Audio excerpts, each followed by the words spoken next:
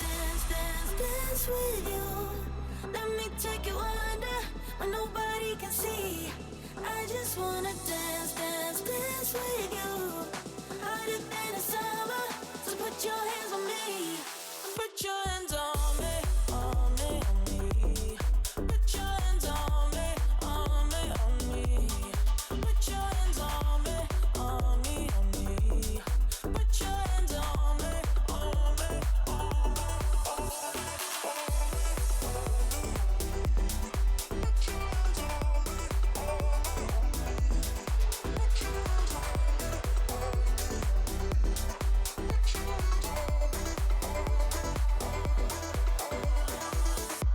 Before you, I was paralyzed, all broken down from heartbreaks. Then you came and set me free. You've taken me to paradise, where nothing is a mistake, where we move so flawlessly. Do you know the things you do to me? Touch me and I'll make you understand. Yeah. Do you know the things you make me feel? I can show you if you take my hand. I just wanna dance, dance, dance with you. Let me take you under where nobody can see. I just wanna dance, dance, dance with you. Hotter than a summer, so put your hands on me. Put your hands on me, on me, on me. Put your hands on me, on me, on me. Put your hands on me, on me, on me. Put your hands on me, on me, on me, on me, on me, on me, on me. Put your hands on me.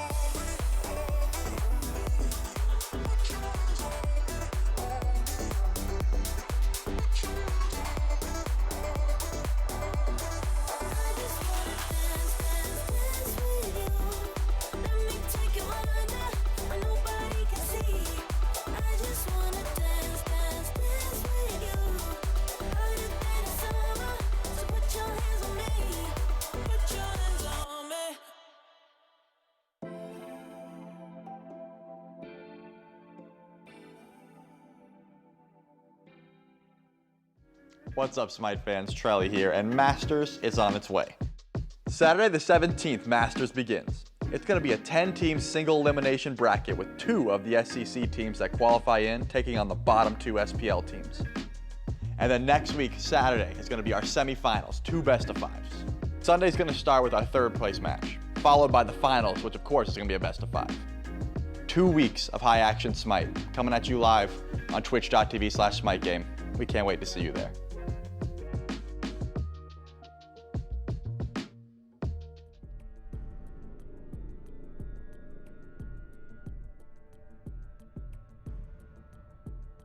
When I was in I think it was like the beginning of the scares, when I joined, when Scream and I joined, I think it was like more of like a building phase, so I didn't really mind being 7th or like 8th, because I think the Vox were 8th, but it was more of like a building phase, and it was just like me getting into the league, so I didn't really mind being 8th or 7th, wherever we were.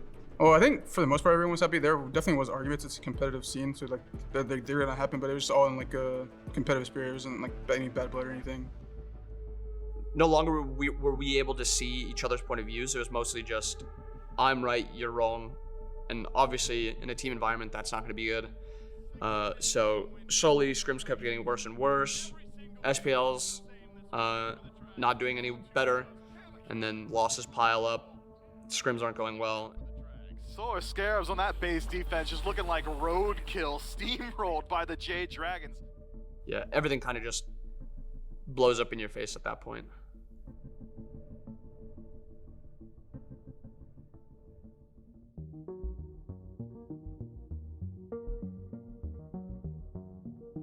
Yeah, so Sot and Layers were not loving our scrim environment. So they both, I mean, everybody, it wasn't just them, like as a collective 5, everybody felt that the environment was off and people really wanted to change. Like Sot was like, I don't want to keep playing if scrims are going to be like this, basically. And Layers was struggling with some other things outside of Smite, and not having a good environment on top of that was making it really rough for him. They were like, I don't know if I want to keep doing this if it's going to keep going like the way it is.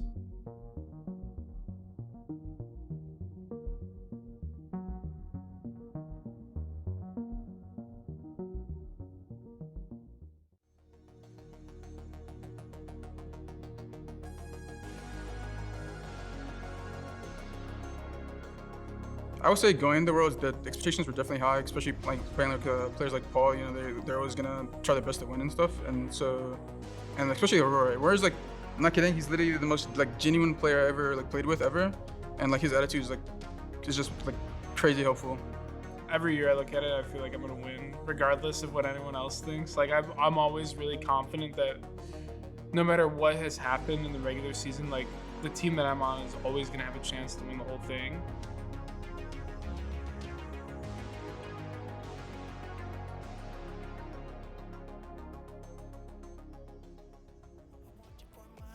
I don't need anybody else when I leave this place.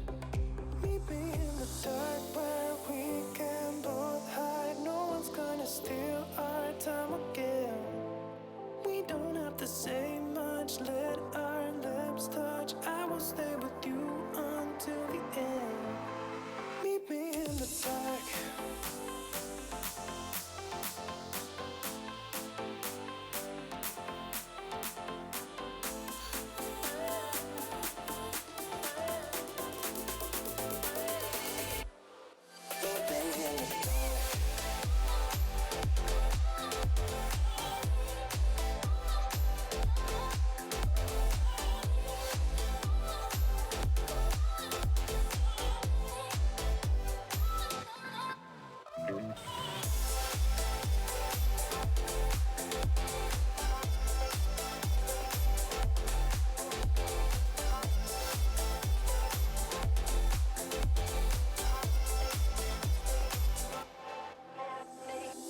I want you close to me. You give me what I need.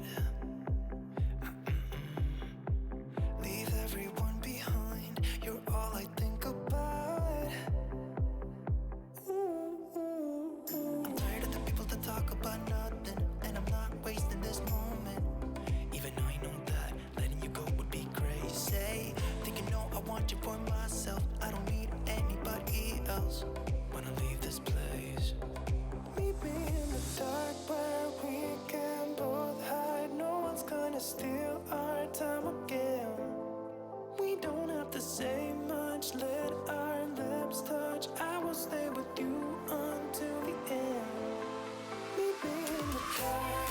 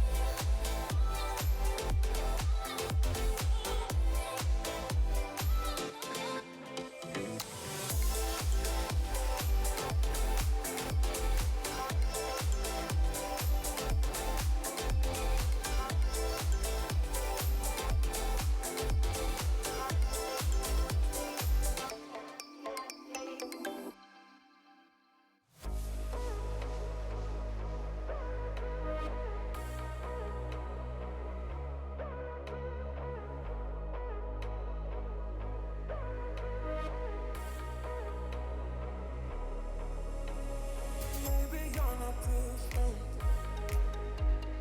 Maybe you're not different. Maybe you're not different. Maybe you're not different.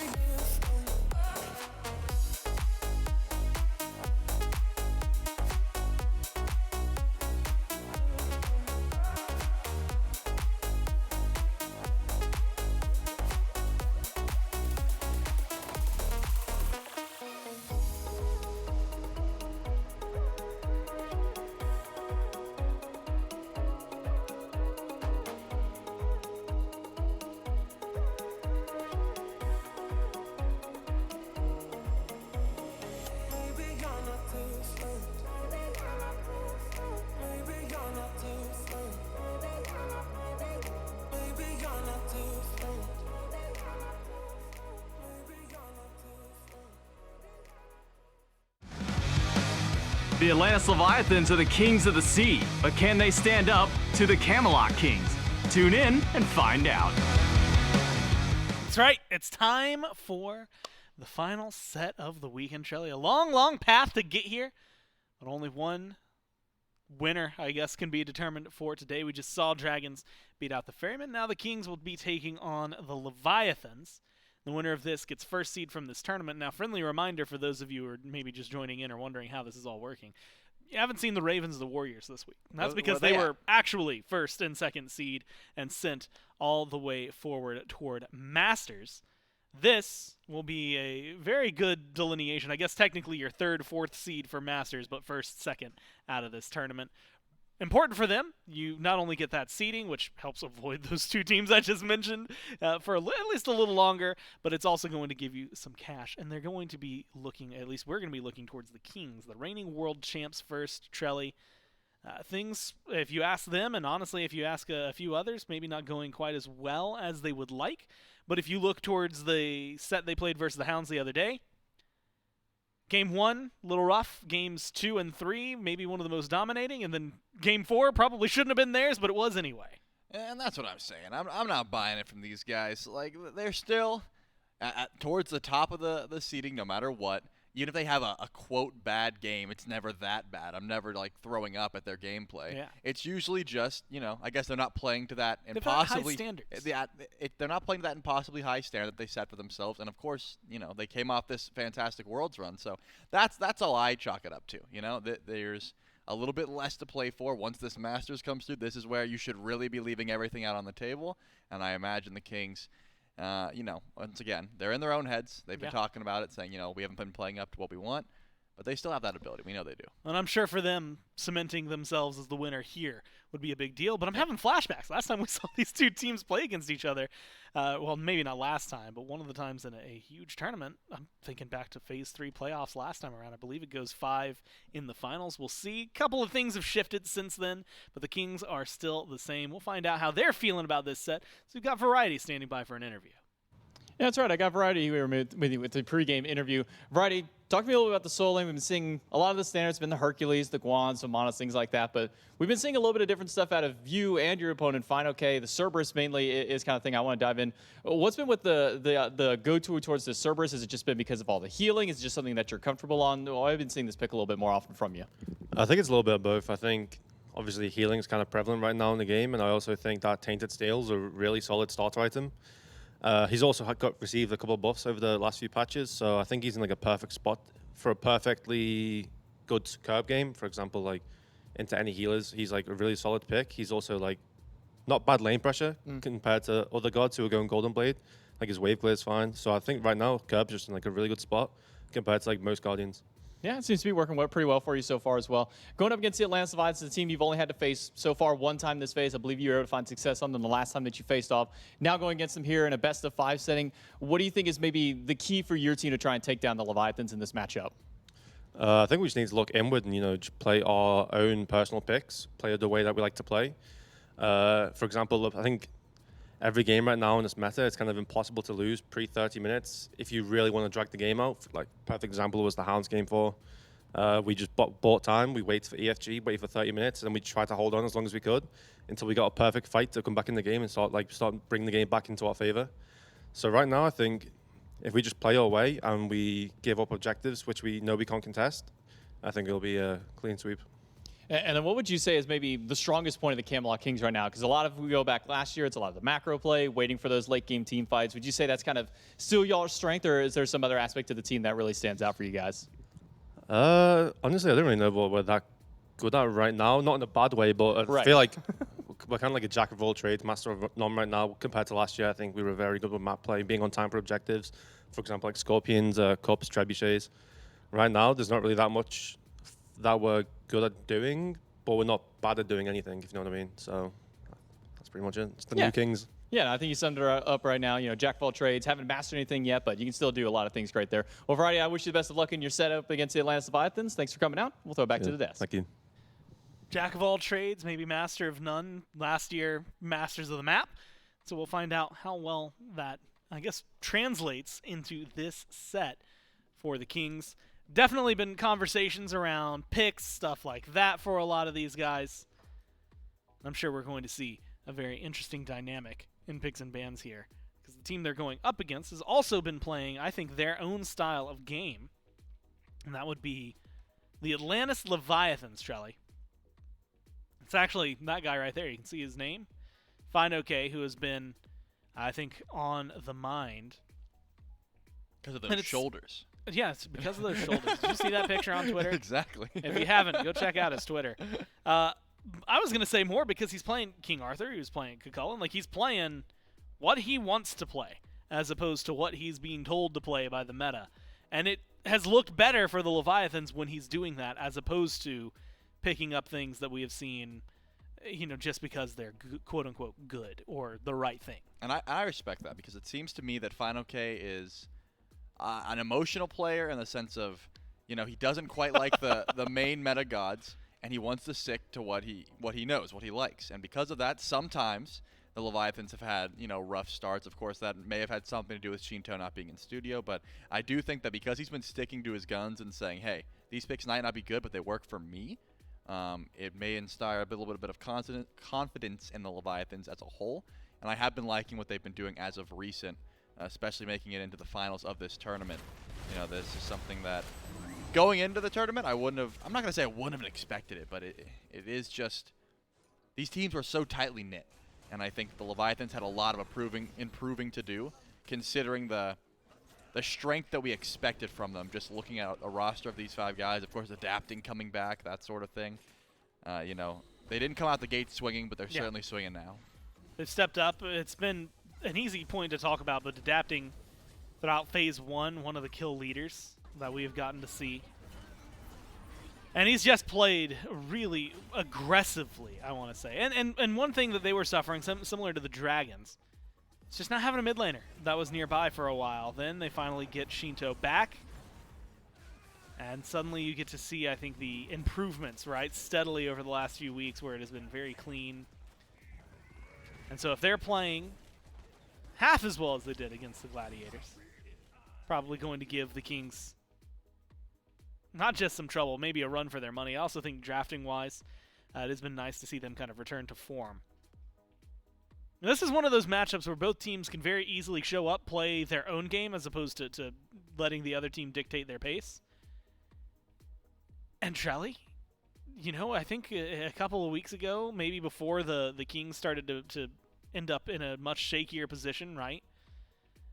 I'm maybe saying that I see this being a 3-0 for the Kings at that time, but now I'm looking at it and it feels like the Leviathans have been on the rise, the Kings have been a little more questionable. This could be a 3-0 for either side. It could go 5 and be a coin flip at the very end. I guess we'll find out. It all starts in picks and bans for Game 1. And that's where we'll start. Leviathans, first pick. So before anything shows up on the board, or at least as quick as I possibly can, what kind of things are you expecting to be banned? What do you see maybe being the focus of the first pick? And that is interesting, because I think that at the moment, the Camelot Kings have been valuing dual lane pressure first. That is what they try and grab, whether that be a pick for, Yarkor just to try and hard carry the lane away, or of course something that Genetics would find. That seems to be their MO, but when you're giving up first pick, in this case the Leviathans have that option, you have to change your strategy. There's some picks that you don't want to let through. In this case, Vamana, usually pretty high up on that list. I think that Adapting has been having a lot of solid games. The Serket comes to mind, of course, the Bakasura, the Susanoo, all picks that he is able to pilot extremely well. There's a reason he's the top of the KD charts. He's got some hard carry potential that the Camelot Kings might want to try and deal with. So with the Baka being gone, the Serket is certainly a possible ban. But the question then becomes, because Yamoja is back in the meta once again, I would argue she didn't really leave, but she just took a back seat. Is that something you want to give over to Wrong Yu? Or even have the potential of giving over to Wrong Yu? And lastly, and this is a pick that no one's banning, but is still super highly contested, would be the Hachiman. I think that that's a grab that Zapman would love to get his hands on. Oh man, I forgot about Marty. Yeah, because he's just usually banned and no one's playing him. That would certainly be something that the Camelot Kings have to consider taking away as well. We also, last set, Serket was a huge topic of conversation and actually banned out here. Makes me feel a little more clairvoyant. That's not the point I was trying to get to. It's just someone that has been looked at and ignored, at least for the last 4 games. Actually, 3 games. It was banned first by the Ferryman in Game 1. Otherwise, devoid. Baba Yaga has also been a pretty big pickup for the Leviathans. But I'm wondering if that was they can play it well, which Shinto did, or more so because it was going to be highly contested for Snoopy. But you had mentioned Marty. He gets through. He gets first picked. And while a few weeks ago it was, I want to see this mid, now we're in that position, especially with the builds and the path for the carries, that he can flex, and Zap has actually really enjoyed picking this up. He certainly has. Hachi Yamoja would be what I would grab here, and I wouldn't even think about it. But maybe the Camelot Kings will think about it. It does not seem they will. So Well, they thought about it for at least a little bit. They thought about it a little bit longer than I would have. It was just long enough to say, hey, Hachi Yamoja's real good, and to have 4 people go, yeah, And then yeah. Yeah, that was the end of that conversation. And so now we have to figure out, are the Leviathans going to go a double healer composition and give this Marty over to Shinto, which we already know that Zap likes it a lot, and I think that is never going to be an issue.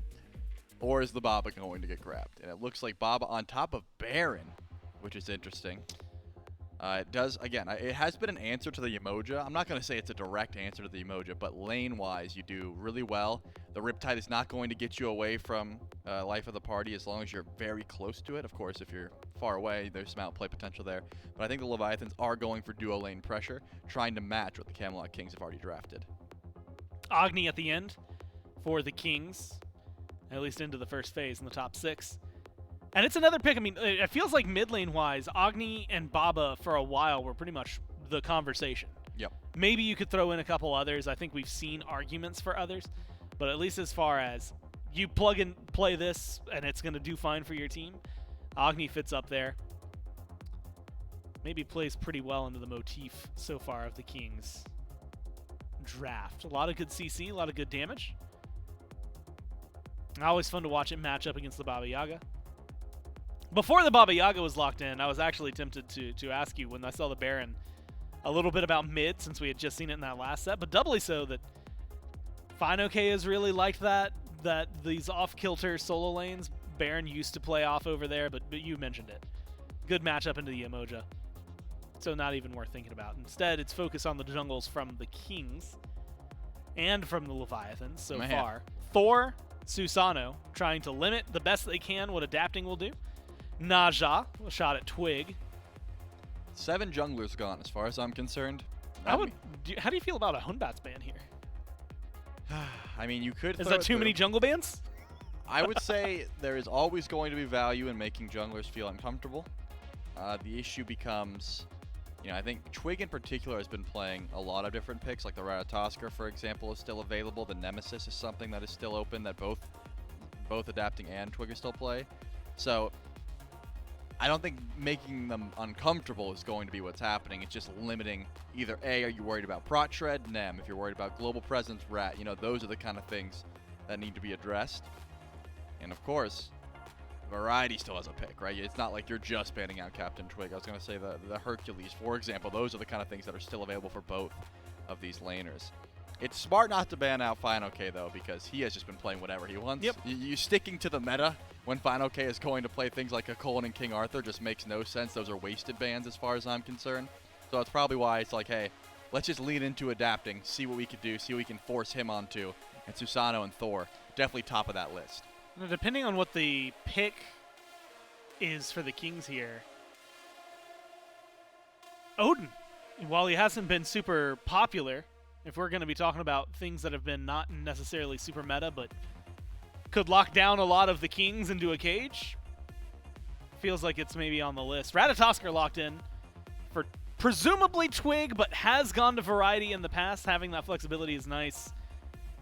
Are you feeling, does Rat solo have the same kind of fangs that it has had in the past, or is it something that should only be in the jungle right now? Yeah, I'm thinking the Rat solo is fine if played properly, but I don't think fine is your bar. There is just... Yeah. Variety's been having a hard time getting camped as is, and Rat does not have good clear for such a long time. Like, levels 1 through, 8, he has to get very up close and personal to even do damage to the wave, and if you're doing that, I mean, I don't know what FineOK is playing just yet, but the gods that he likes to play, sort of scrap and benefit from being inside of that lane. So I'm thinking Rat definitely just going over to Captain Twig. In that case, you have this semi-global presence. You've got the possible burst damage. And you highlighted it. The Odin was a pick that could have been gone to. And no one on the Camelot Kings really appreciates the Odin cage so far. With the tier being locked in, if it is locked in, that's another god that really doesn't love going into the Odin. Forcing out the Lawbringer would be disastrous as well. And that's a troll. There's no way. I've already written off. It's not real. You said that's a troll, and I was like, you were talking about tier. What happened? No. I was looking at it because I feel like, and if memory serves, the King's Hounds set, there was a point where Odin was locked in, I think 2 games in a row. One where they... I read his lips. He said lock Kuzenbo. I saw him do it. He really said lock Kuzenbo, and then they did it. That's crazy. There's 2 things I'm trying to unfold here. One is that Kuzenbo was locked in. The other is that you weren't lying about being able to read lips. I saw it. I thought you were just joking earlier. He said lock Kuzenbo, and then I was like, no, that's not what he meant. And then they locked it, and I was just I surprised Pikachu, and I was like, what? And this is interesting because I think Kuzenbo actually has really good early lane clear, or buff clear rather, because you can triple bounce the buffs if you pull them properly. Yeah. And I haven't gotten to see how much Thorns can do with the Kuzenbo shells in this current meta, because Thorns has gotten a lot of changes. If Variety goes towards Thorns, then we'll get to see. If he's just going for setup, this is going to be a rough laning phase, I would argue, because I think Odin's going to get the better end of the trades unless Kuzenbo pushes someone under tower. That's what you have to watch out for. Level 2 is usually where if we see any solo kills, it's at level 2 and any of the solo matchups. Being pushed through a full lane of minions, canceling out the spears that Odin throws, could just ruin Final K's clear. And he can never jump on the wave either, because if he does, he's going to be pushed underneath tower. So I'm actually very interested to watch this solo lane matchup. Which is weird, because over the last, at least the last set, there wasn't a whole lot to talk about over there until they started getting involved elsewhere. I think there was one solo kill that we ended up getting to see, but it's Kuzenbo, and he's locked in. He's here. We're going to see it. It's going to go one way or the other. Watch it be the most middling game where it's like, yeah, he didn't do great, he didn't do bad, it was just eh. No, we'll see where the Kings end up with that one. This is a team matchup that I've been really excited for, Charlie. And again, for the top seed coming out of this tournament, feels like an important step to get off to the right foot. When you have a Rat, you have a Kuzenbo, you're playing some things that feel like right now they're King-specific. Are the top 3 of these strong? Do the bottom 2 win you over? How are you feeling about Kings as a 5 versus Leviathans full stack? Well, I think that, of course, the Leviathans are sticking to the meta. They're sticking to what works. The Fenrir is the only thing that's like lower on the tier list, not just because of how many bans were sent towards adapting in this case. Yep. So I do like the Leviathans comp on paper, but Kuzenbo is something that I've been thinking could cook in this meta for a while now, just because of look at all the tick damage on the side of the Leviathans. Imagine Marty steps up, you auto him a few times, now he's ticking. You get 3 nays, 3 pushes in a fight. That could be disastrous. The only issue, of course, is that Kuzenbo's clear is bad, and if he gets behind, it is so much worse. I'm really curious. You seem way higher on the Kuzenbo list than I was actually thinking. We'll see if it works out here in game number 1 as we go down to JMac and Mifflin. That's right. It's the battle for first seed going in out of this tournament, then in towards the Masters event between the Leviathans and the Camelot Kings. It's J-Mac, Mifflin, and Doug here to bring you the action for the set now starting up with game 1. Kuzenbo, haven't seen him in a while, Miff. In fact, I believe one of the last times we even have been seeing Kuzenbo was typically when Neilma was playing it in the support role more often than not. Actually, a very close guess between the Twitch chat here, 52-48. In favor slightly of the Atlantis Leviathans, but kind of knocking into this Kuzenbo immediately. You know, some of the at least early woes could come through. Mentioned not the best of clear for a god like this one, but does have at least maybe decent jungle clear early to try and get through those camps to the starting part. But what are some of your thoughts on the Kuzenbo at the moment? I don't really have strong feelings one way or the other. I don't think it's maybe as troll as Trelly does, but I don't think that this is a particularly good matchup for Kuzenbo. When I imagine a meta that Kuzenbo is going to thrive in, it's generally maybe poke mages that don't have great CC immunity options. So you can just get out there, turn into a Beyblade, and you're disrupting a team fight. Up against a long-channeled CC immunity from adapting Shinto, Rongyu, and Zapman. Feels like he's going to go into the watery grave, start spinning up. 2 knockups are going to connect, and any one of those 4 targets will say, all right, I also pressed my ultimate, and then immediately able to either start sinking damage back in or walk themselves out. So we'll see what Variety's got cooking up here. I think that so long as Variety is standing near maybe his own priority targets, it could play spoiler to Shinto. Home Sweet Home is not exactly a choosy ability. You throw out the damage. It's persistent on field. Variety could just stand in it and say, well, maybe don't do it when you're low HP. So we'll see.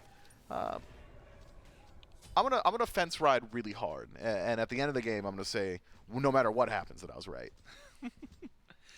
So sit at the midway point, at least for the time being. We'll see how the game progresses for the immediate matchup there. But let's maybe flip to the opposite side of the map here. I know that you've gone on record, even with me, saying mage support's not the biggest fan of. The Hells, the Aphrodites haven't been hitting through there as much. What are your thoughts on Baron for this composition for Leviathans? We saw a little bit mid earlier with the Jade Dragons team, now throwing it into support role for Wrong Yu. He's in a little bit of danger here, just jukes out the stun from Genetics. The bubbles there, needs a little more damage, not going to fall down, at least at this point through, but now that Wrong Yu has a chance to go back to base, what are your thoughts on the Baron support for this comp of the Leviathans? Non-committal initiation, in-combat healing, a little bit of poke. Poke in lane, one of the primary strengths of Baron Zombie, but poke in lane up against Yamoja doesn't necessarily stick all the time. So we'll see how that one pans out as well. I mean, I don't hate Baron Zombie. Of the mage supports that we have seen, I like Baron Zombie a good deal more.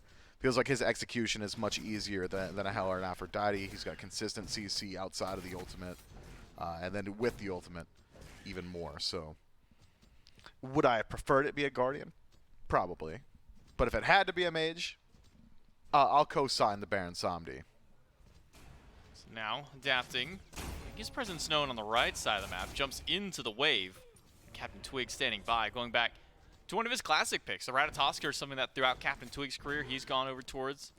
In general, teams with Captain Twig have also had their Soul Laner be able to pilot this for flexibility, but haven't been seeing it go over towards the solo very often. It's been something that really just feels like Captain Twig is comfortable on more than anything. Gives him that semi-global pressure, allows him to get very active to the back line of some of these carries, a very easy in, easy out as well. So what is the Ratatosker, going into this comp, you have Zapman, as you mentioned, jump up into the sky with this Rat Dunks down, Shinto into the home. Is this a difficult to execute draft against this Ratatosker for Captain Twig? Rat is going to have a hard time finding ganks in laning phase, but as far as the team fight is concerned, Ratatosker is very good at chasing out a post-ultimate Baba Yaga, or even preventing Brutalize from being channeled. Captain Twig can play spoiler to that, be one of the dedicated stuns for the Camelot Kings, but seems like the majority of the Camelot Kings have got decent answers already. Of course, Yamoja, EI Jutsu, plenty of options. As Zapman takes a good deal of damage here. No beads on him either. Dunk down in is good for the Camelot Kings. When the river is up, Fortune X pick one through, adapting, grabs one with the Ragnarok, but he's stunned immediately and turned it right back around on double kill for Genetics on the side of the Camelot Kings, but it puts 2 on the board for the team. And that's all facilitated not only by Genetics in the engagement, but also by Genetics earlier on in the laning phase. Forces the beads off of Zapman, essentially in the 1v1 as he's trying to retreat back towards his tower. Keeps Wrong Yu down, sends him back to base, remember that? Imagine if Wrong Yu's level 5 there. Things could have been very different for the Leviathans with access to the life of the party, but instead, it's the Camelot Kings through pressure in lane, facilitating opportunities for Captain Twig. The concern of can Twig gank during laning phase alleviated if you gank pre-5, right? And that's a situation the Leviathans find themselves in. Now Captain Twig can lean back a little bit, start farming up in the jungle, and just nurse the slight lead he already has. All Nold for adapting. Variety will channel his just to get some of those knockups through there. And now we'll push adapting against the wall. One of the great ways to break out of that brutalizer with Captain Twig showing up. It's another Yikes. kill for the Camelot Kings. Captain Twig, credit for that one. And if I'm not mistaken, I believe that was a crit from his Acorn that benefited from that Oh, is it crit Acorning? Okay, Captain Twig. We're going a little different with the build. Generally, it's the additional Acorn Blast instead of the Bristle Bush. Fine, okay. Could mean some trouble here. Dash connects, slows there, has shield available. That should be the end of the aggression. I wonder, though, dedicating your time to crit on Rat could force out some Spectral Armor. Spectral Armor, of course, much stronger than it used to be. Now has that aura that reduces crit damage to allies nearby as well. I wonder, do you continue down the crit tree? You're very likely going to at least get a Deathbringer, but I'd be lying if I said this is the rat build or path that I'm used to seeing or even playing myself. What is Adapting doing so far deep in the jungle? Going for at least a back camp invade. Oh, he misses the auto attack. He's just a little too far away, so he can't steal at least the large of the back camp there. But this man's take one, while Captain Twig will steal away the red buff from Shinto, denying some farm to the mid laner of the Atlantis Leviathans. And if there's any player on the Levi's who knows how to get that extra farm, it is Shinto. So stripping any means of XP is usually a pretty tall task for any team going against him. Yeah, Shinto always keeping afloat. And, you know, I believe it was Paul that had said that he hates playing against Shinto because it's almost a different game where it feels really bad to fall behind, and Shinto's willing to sacrifice his junglers, he's willing to sacrifice his allies in order to establish a lead for himself. Big Man Ting's doing a good job staying afloat as of now. And that jungle presence from Captain Twig starting to bleed into other roles. Shinto missing out on the red farm, adapting about 2 levels down already, Variety benefiting from these rotations. And this is a Captain Twig back in form already, just 6 minutes, 7 minutes into the game. Twig, self-reported, feels like he's been playing in a slump. I tend to agree in that he's just not playing to his full potential. Not necessarily poor games, but certainly not the standard with which he has set for himself and the rest of the Kings. Gank to Shinto, stun connect. Shinto holds on to bead, but Captain Twig just does so much damage and gets just a couple of extra crits to make sure to knock down Shinto. 2 on the board for Captain Twig. And maybe trying to make it a third one. Adapting has to leap away. But Captain Twig is in the back of enemy territory. What was that, 4 crits from Captain Twig? 25% crit chance, man. Captain Twig, Lady Luck's on his side today. We'll see if he can burn through the Gold Fury with it as well. I mean, this is a fast pace from the Camelot Kings. It's something they've always been capable of, just expediting the process. They don't necessarily need to be that slow, methodical team that waits for objectives in 5-on-5s, not with Captain Twig. Onto as fast a start as he has been. This rat, keep your eyes on him. And as he finishes up this next item, I mean, maybe it is just an immediate Deathbringer there. This is going to happen very quickly. And even looking at the builds across the board, it's Transcendence first slot for Final K, so good luck surviving if Captain Twig can finish up his item in a timely manner. Adapting's no defense, Shinto no defense, Gauntlet of Thieves just now starting to stack up for Rongyu. This is going to be a field day for the jungler of the Camelot Kings. Rongyu's already invested his gold into Phantom Shell, fully upgrading that one. That way he doesn't get caught out in maybe one of Genetics' ultimates again. Just like we saw earlier in the dual lane, once that level 5 hit, that was the gas pedal, the go button for Genetics and Yarkor, both of them double ulting to start things out. Captain Twig getting that rotation too, and has now been a part of all 4 of the kills that the Camelot Kings have on the board. 2-0-2 to start the game out for Captain Twig, and a pace and a momentum setting that we haven't seen from the Camelot Kings in some time. I mean, we're already nearly 3,000 gold up for the Kings this early in the game. Even Genetics going so far as to stealing purple away from Zapman. This is breakneck for this team. It is, and fortunately for them, having done the Gold Fury so early, the Camelot Kings will have the opportunity to just jump on Pyromancer as it spawns. And if they can keep those neutral objectives desynced, the lead will continue to grow, and the Leviathans won't have too many opportunities on map to start mounting their comeback. It'll have to be in the fight. And if that's the case, you're really reliant on Shinto and Adapting to start finding some priority damage. Shinto, of course, are in a good spot, finishing up his second damage on him. It is Rage, you're right, for Captain Twig. So a man who's already luckier doesn't need to be as lucky now at upwards of 50% crit chance, even off of just that second item. This will delay the Deathbringer pretty significantly. Likely that he'd build some penetration in next slot. But I'm not so concerned about it. Damage is already pretty good. He's already found himself a few lucky crits in some of these fights.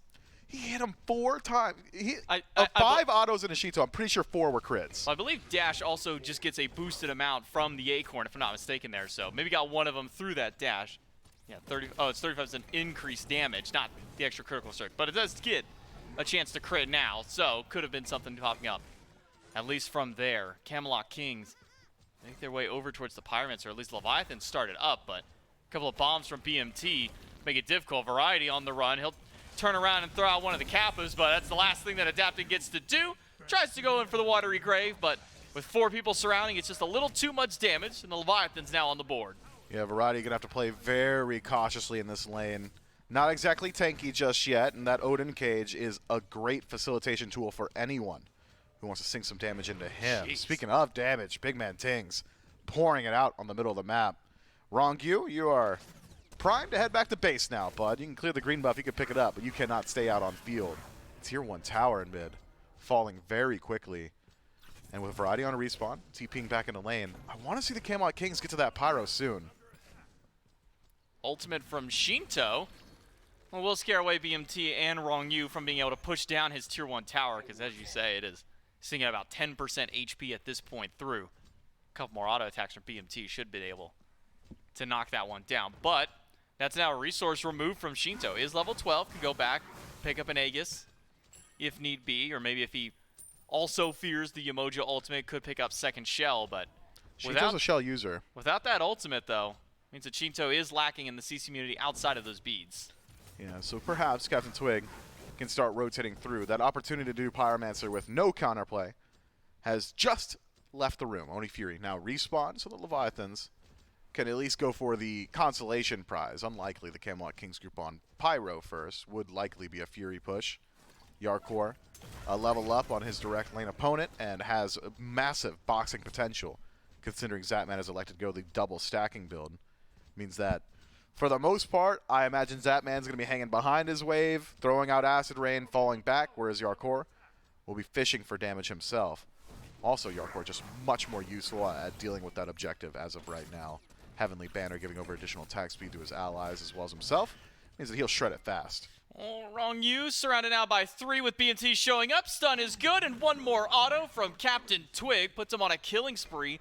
5 on the board for the Camelot Kings, 3 in the pocket of the Ratatoskr. The Camelot Kings striking hard, striking fast, move over immediately towards the mid lane. As soon as the wave steps in, Shinto loses out on tier 1. Yeah, Yark's made the rotation, so it will be Pyromancer. You keep Captain Twig on the left side of the map. He can defend Gold Fury if the Leviathans decide to move in towards it, and he would be privy to it with all those wards. Pyromancer taken by the Camelot King. Shinto just a moment too late with that potion toss to threaten steal. And the Kings, I mean, this is just different from them. Early rotations from Yarkor, Captain Twig getting active on the map. Big Man Tings made a few rotations as well towards these side camps. Rongyu really struggling to find his footing on this Baron Samdi. Have not seen an impact play from him just yet either. Not even certain we've seen the home sweet home. Need the Leviathans to find something that they could play around. Maybe it's adapting. He's finished his Blood Forge, so he can stick around in the fight for a good long while, but who's going to box up against the Fenrir? Who's going to allow that to happen? I'm not sure that it's anybody on the Camelot Kings. Leviathan's waiting for an error. Camelot Kings will at least get some vision inside of the Fury Pit. Picks up the Oracle Harpies for himself. And it's a 2-level lead for Captain Twig on the Ratatoskr. 3-0-2 to start things out. 1 level up for Big Man Tings versus Shinto. Not something that happens too often as Shinto falling behind in farm, but this dual lane has had a bit of a struggle. Genetics Goodness. with a hefty lead over Rongyu, and you can see Genetics starting to abuse that lead that he and Yarkor have over Zatman. Down to a 3rd HP on the Martzikros and forcing a rotation from adapting just to secure his purple buff. Fortunately for Zatman, Soul Eater though, will put in the work on the resustain. A couple more waves, and he'll be back to 100%. That's just a nasty combo from the Camelot Kings. Genetic stun from downtown, long-range auto attacks from Yarkor on follow-up, and with kin size already, those auto attacks really starting to stack their damage. The Kings have got a few options here. I'm surprised, really, that they haven't just been jamming into this Oni Fury. Instead, perhaps more interested in knocking down the structures that tier 1 and mid. A good starting point, but don't let off the gas, not while you're as strong as you are. Captain Twig similarly hits a massive power spike with his 3rd slot. Serrated Edge already finished. A little bit of lifesteal, a little bit of movement speed, a little bit of penetration. Just about everything you could want. And so now we'll see where Captain Twig gets active. BMT under fire, attempt to be pulled back into the coffin. A long beads by BMT, he's gonna get pulled right back in. Doesn't get stunned by him, and now the team has showed up. The cavalry of Captain Twig of Genetics, it's enough to keep BMT alive. The shell, not quite enough through. But now it's fine, okay, dropping the cage to lock in 3, but Variety is broken through, will continue the chase forward, and the Camelot Kings surging with it.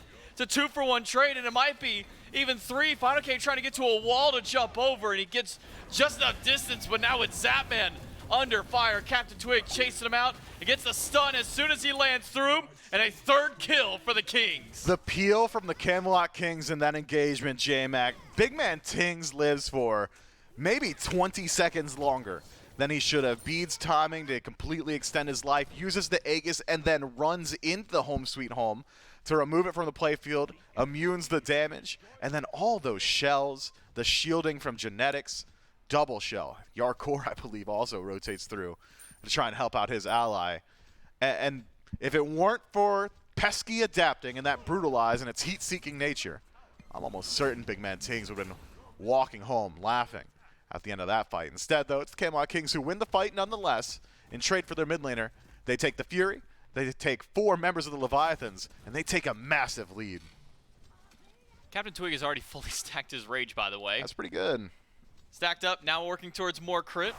Gotta imagine probably, as you were saying earlier, Deathbringer on the mine for 45% crit chance. Add to the 25, quick math, that's 70% crit for Captain Twig. And if he was hitting 4 out of 5 with 25%, he's gonna be hitting probably 9 out of 10. 90-ish crit. Yeah, let's call it 100. Let's call it 100. Caps him, actually. Does it? Oh yeah, Deathbringer's it's been buffed so many times throughout the years. Oh, I know. That item has gone through so many adjustments in its power and its crit chance, how much bonus crit it does. But it's now landed into a nice little home here for Captain Twig, assuming he goes over towards that slot. I don't see any reason why not to. If you're going this heavy into crit and you're already hitting this hard, why not just make it a little bit more of a win more situation for you? And Dart getting the additional damage on top of the crit as well. I mean, you're talking about potentially quadruple digit numbers here on the dash. Yeah, adapting 8 Dart and said I would not like to do that ever again. No. Dropped down to about 10%, sent back to base in a TKO. And the Camelot Kings moving fast. They've been doing it the whole game. Fire Giant. Is this an Oni Warriors game? Am I watching a Warriors game? No, don't be fooled. No Warriors here, just the Kings.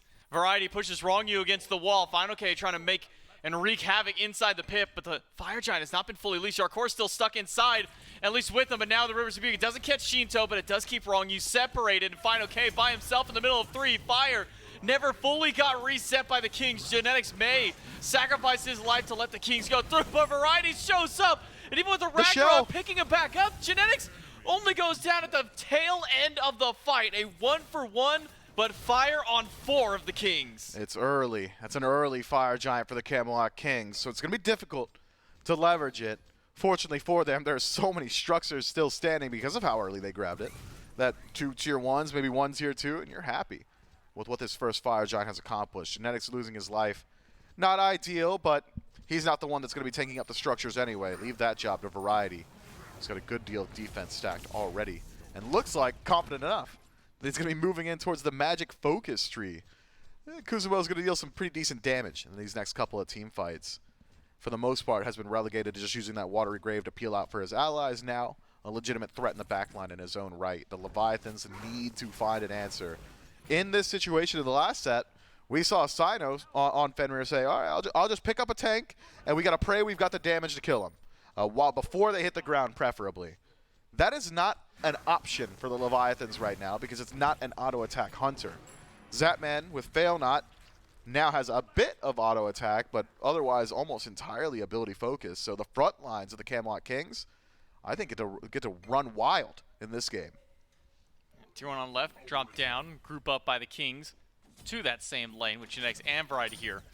To tank up the damage for your core means that Tier 2 tower will go down just as quickly as they can for being this early in the game. I mean, Yark's only level 18. This is a fast Fire Giant for the Camelot Kings. Response by Leviathans is to work on a couple towers on the opposite side of the map, but with Captain Twig standing by and the amount of damage he does, the fact that Deathbringer is now up and available to him as well, and nearly a 5,000 gold lead already for the Camelot Kings, making it difficult for Leviathans. A pick on Captain Twig would be great, but therein lies the problem with trying to take down Twig, is he can just jump right to the sky. He'll get a bit of damage from the Odin Cage that followed him all the way through, but he's got no worries and no threat. Did Zap and Wrongu just not notice the Fury got started, or maybe they just now heard the channel of it by the time they realized, oh, it's too late, the Kings get gold? I'm not sure that Zap or Wrongu have any horse in that race anyway. Not in the 2v3, not into a Fire Giant team. So maybe even just grabbing the neutral camp, the best case scenario for them in that exchange on left. Camelot Kings have done a good job pushing their lead. They've already done everything I'd asked for, which is at least one tier 2 tower. They grabbed the Gold Fury as well. And with only 20 seconds left on the Fire Giant, they'll victory lap, grab a tier 1 on right. Gold lead now starting to spool completely out of control at the 20-minute mark. Experience means a little bit less as the game goes on, is what I would normally say post first Fire Giant, but experience still very significant because we are only 20 minutes into the game. 3 levels away from adapting, leveling up his starter. 2 for Final K, needs the Tainted Amulet. I mean, even 2 levels for Zapman as well. And the Camelot Kings, they are not letting go of this pressure. Fire Giant be damned, push into the tier 2 tower anyway. Zapman and Shinto team up left, while the Camelot Kings will pivot right. Aside from Captain Twig and BMT, they're going to stick around in the middle, adapting.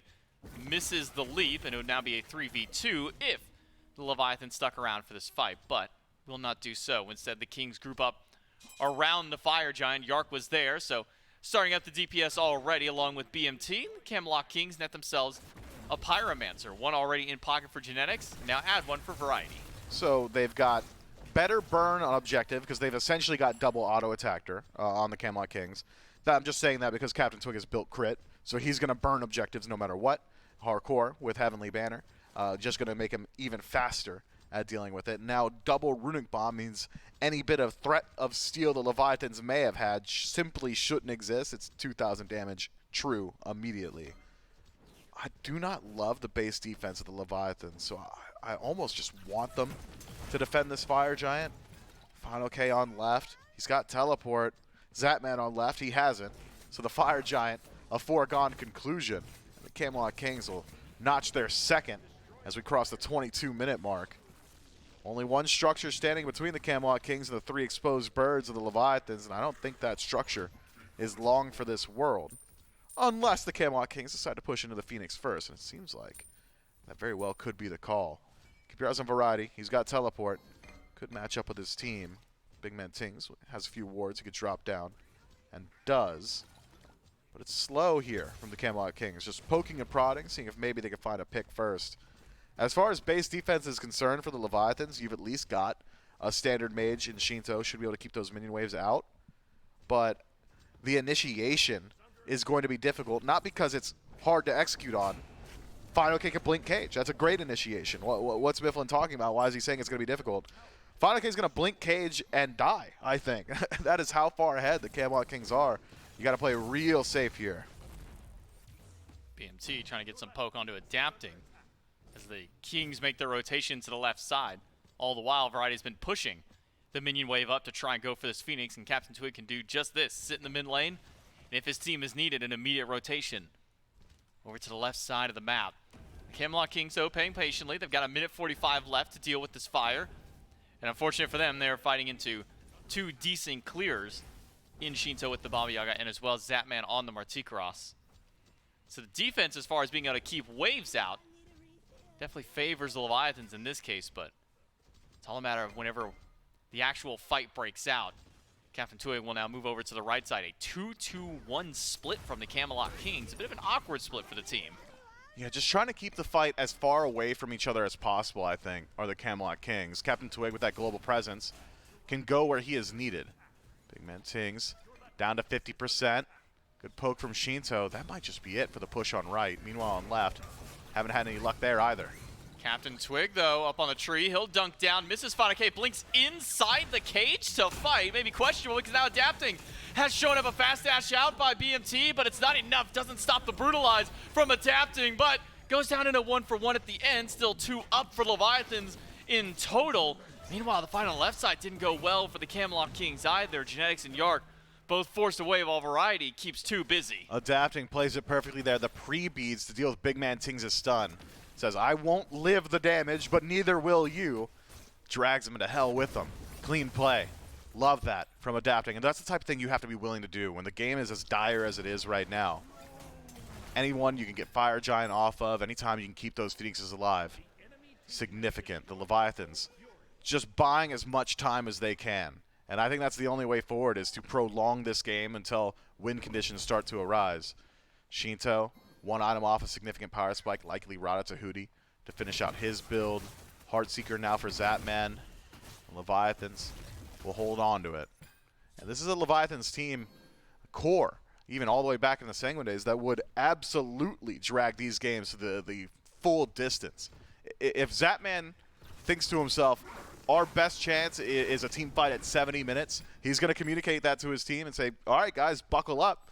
We got 50 minutes to ride out. And they'll do it if they think it's going to win them the game. That said, that difficulty of breaking the base for the Camelot Kings will be alleviated in just about 4 minutes. Enhanced Fire Giant's going to do a lot of work.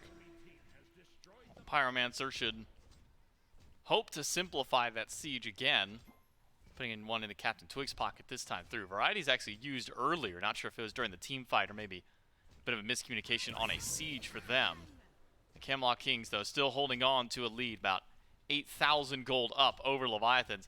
And I think what you're saying kind of harkens back to a little bit of what Variety was mentioning in the pregame area. I said, you know, where do you think your team is strong? He said, well, we are a team that if we need to, we can just kind of drag this game out. We can't really lose a game if we don't want to early on. We can force the teams to get to these 30, 35-minute moments whenever we feel more powerful. It seems the Leviathans are buying into that mindset at least a little bit here, keeping this game alive for themselves, but still down as far as team fights. Are the sieges, though, for Leviathans maybe the strongest point of defense for them? Would you like to see them step up to these Fire Giants? This Fire Giant, I think, feasible to step up to, but do not overcommit, especially if you have no idea where Captain Twig is, and as of now, how could the Leviathans have any idea of it? Final K is towing a thin line, too. It's not an easy job that Final K has here. Do I want to go into the backline and initiate? Who do I cage? Who can my team follow up on? If I'm not there to peel, how is my own backline going to fare? So difficult in decision-making, if not execution, for the Odin here. Adapting as well. You do not want to 1v1 Captain Twig. Don't necessarily have the easiest time diving to the backline either. If his beads are down, they're not now, but if they were, brutalized, just a non-factor. So, keep your eyes on Adapting and Final K. I think those two, the most significant, those are going to be the swing players here for the Leviathans. Shinto's job is relatively easy. Throw out your damage from range. If anyone gets close, make sure they pay for it. Big man Tings. Hit by a bit of CC. Fire Giant down to half HP while Variety tries to zone on the left side. It's Final K and Wrong You inside the pit, pushing the Camelot Kings back, but now Wrong You's getting shoved closer to the Camelot Kings side. The Fire Giant still has not been lynched. In fact, the Leviathans have a chance to try and take this one away if need be. The Kings get the Fire Giant. Wrong You stunned out, and Captain Twig up on the tree, landing down to bail out Variety. Nearly eliminates Zapman, but it's Yarkor with an instant double kill off the Cavalry to do so. 3 for 2 trade for the Camelot Kings. Fire Giant maintained on 3. Hardcore still healthy as well. No minion wave for him. And Big Man Tings on the chase. Stun off the mark. Good blink from Fine. Okay, that should be the end of the chase. Don't really see a world where Agni can kill him. He can prevent the back. And maybe that's just the call there. Yarkor, you're not so tanky though. 2 abilities from Shinto down to half. 2 more might just kill him. Okay, still isn't allowed back. 2 bombs now, this time by BMT. He's really doing his best to keep Final K in combat, not allowed to back. Yarkor, a couple more autos would do it, but does he have the threat of Shinto might just be a little too much. Pump the autos right back in from range. Yarkor, 1 shot away by Shinto, and he'll take him down. Now that's 3 without the buff. I like the idea from Yarkor there. I'm not going to outrun Home Sweet Home. I have to turn and burn. Unfortunately for Yarkor, minion wave spawns just in time. Shinto able to hide behind that for a few of those auto attacks and turn around the damage immediately afterward. No shell for genetics and not a whole lot of Omi to play with. And so, Yarkor falls with nothing to show for it. Right side Phoenix survives at 10%, and the Leviathans can let out a sigh of relief once more. Okay, we've stopped 1 more Fire Giant push. We've got a couple of minutes, 2.5, until it respawns, and the base is maintained. Every single time this happens, the fight becomes just that much more even. I mean, even anecdotal evidence. First Fire Giant goes down, Leviathan's nowhere to be seen. Second one, they're starting to step up. Have health on Fury. Variety there to play distraction, but it's 5 Leviathans to take down a single turtle. The Leviathans get their pick, but Captain Twig with a runic bomb in pocket will go ahead and try and knock down this Phoenix. It doesn't do as much damage as he was hoping. Barely gets it in time before the teleport from Fine OK, and the Camelot Kings will trade a Fury on the left for a Phoenix on the right. Yeah, Crypt build real good at PvP, not so much at dealing with structures. Captain Twig, fortunately, has just enough damage. I think if that Final K teleport actually makes its way through, Captain Twig likely would have still knocked down the Phoenix, but also would have paid for it with his life. Instead, now a much more favorable map state for the Camelot Kings, breaking the base just once, even if it is the least valuable Phoenix, the hardest part. Now the Camelot Kings will be naturally winning on map state just by existing, so long as that Phoenix is down. It'll be easy for the Leviathans to defend those waves and the Fire Giant at the same time. But this fight now has a little bit more weight on it. If the Camelot Kings can grab fire, reset, and not lose out on too many members, or if you do lose anybody, make sure it's at least genetics. Just have your support trade out. It's so much easier to push down that left and mid Phoenix with the right gone. Now the Leviathans grouping up. 1 minute till Fire Giant comes back up. Camelot Kings have taken 3 so far this game, and their biggest showing is now grabbing a Phoenix immediately after the fact. Thanks to the help of the Runic Bomb by Captain Twig. New one in pocket for Genetics. So he can hold on to that for maybe the next fight, next siege that can come up.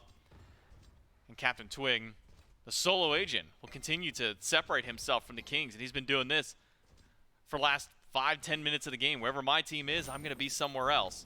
Whether that's clearing out camps in the jungle, pushing up minion waves, Captain Twig, late game, refuses to stick by the team.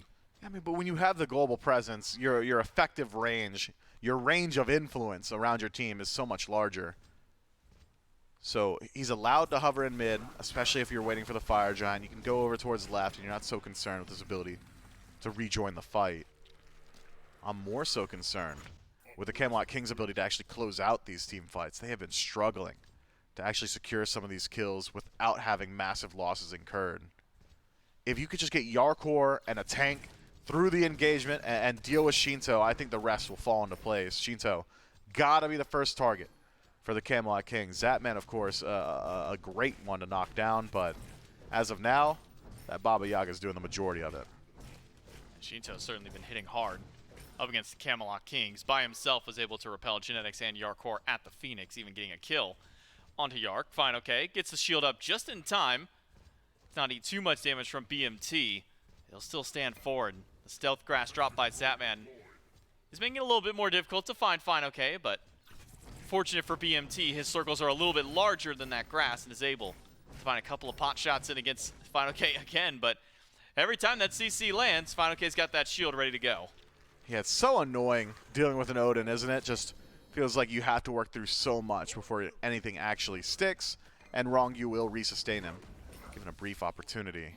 Fire Giant pulled by the Camelot Kings, but it's the fight they want. Zatman barely gets up into the sky in time. Variety and Captain Twig ready to chase down the Marnia. Dunked down by Twig. Does get the beads and the Aegis away from Zap. And now Twig versus adapting. He's losing that because Shinto's there to help bail him out. A pick for the Atlantis Leviathans, and now a resurgence in the fight. Ultimate drop by Genetics. That separates the two teams out because Variety is so low in the fight. But BMT and Yarkor are both still healthy to keep the fight up. It seems like Adapting got his spectral armor, so Captain Twig not exactly doing the most damage when Fenrir is around. A tough situation. Adapting can just hang out with Shinto, share the aura, or try and take the 1v1 now. Up against Twig.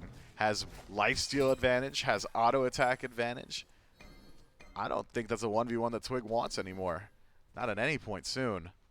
Fire Giant still hovered by the Camelot Kings, but it's 20 seconds on Twig's respawn, and the only one low is Rongu. Variety. Oh no, he just barely gets through to the back line here is Fine OK, but now Fine OK able to help force out Yarkor. Ultimate from Zapman and from Adapting diving in will chase out Yarkor. The Leviathans have turned this game around in one fell swoop. It's a double kill for Adapting to add on to the third that his team got just earlier on.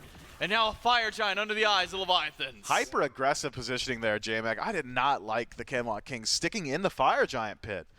4v5. The Leviathans, sure, they're slightly behind, but that gold lead that you've been nursing for the last 35 minutes has depreciated over time. The economy not looking so good for the Camelot Kings, and Fire Giant to the Leviathans puts them in the driver's seat. Only 2 Tier 2 towers standing. Got to close up some of the gold. Camelot Kings will get done what they can on the map. But things are really starting to swing in favor of the Order side. Base siege. How does the siege look? Base defense for the Camelot Kings is not poor. Variety disruption. Big Man Tings will keep the minion wave out. It's not as easy as it is for the Leviathans, who just had Zapman throw out Acid Rain, and that was the end of any minion wave story. But with Enhanced Fire Giant, all 5 members, feels like the Leviathans can almost take the play straight out of the Camelot Kings book and split the map, have it be a 3-2 or maybe a 4-1, and then every individual member will have threat regardless of minions. You can't leave anybody unattended, or you'll just lose out on your structures. Leviathans are taking it slow though, aren't they? 3 starting to work their way down the right, 1 in mid. Final case, solo agent has teleport to join his team, but he'll reveal himself soon. Camelot Kings, if they were grouped a bit harder, maybe could have tried to take an engagement on the right-hand side, especially with Variety locking eyes with adapting in mid. But instead, it's the Kings pulling back the pace a little bit here, slowing it down and waiting for an actual opportunity. Variety to keep adapting busy. Adapting only has a couple of tools in his pocket to be able to stop a channeled teleport from Variety if need be. Assuming a fight does even break out on either side. Leviathans, though, haven't really done a whole lot with this buff just yet. They're grouped up as 3 to the right. Final K has been split pushing to the left side. That'll be stopped by Captain Twig here just momentarily. And Variety has, at least for the time, kept adapting busy over in mid. Final K drops hold on Captain Twig. I don't think Final K realizes BMT is here. Just jumps over the stun in time. And a forfeited tier 2 tower on the right. Yeah, Captain Twig is not nearly as effective now as he was before. Maybe needs some more penetration in the build. Has to pick up that Magi's, though. Concerned with all that CC on the side of the Leviathans. Speaking of the Leviathans, tier 2 tower taken on right, as you said.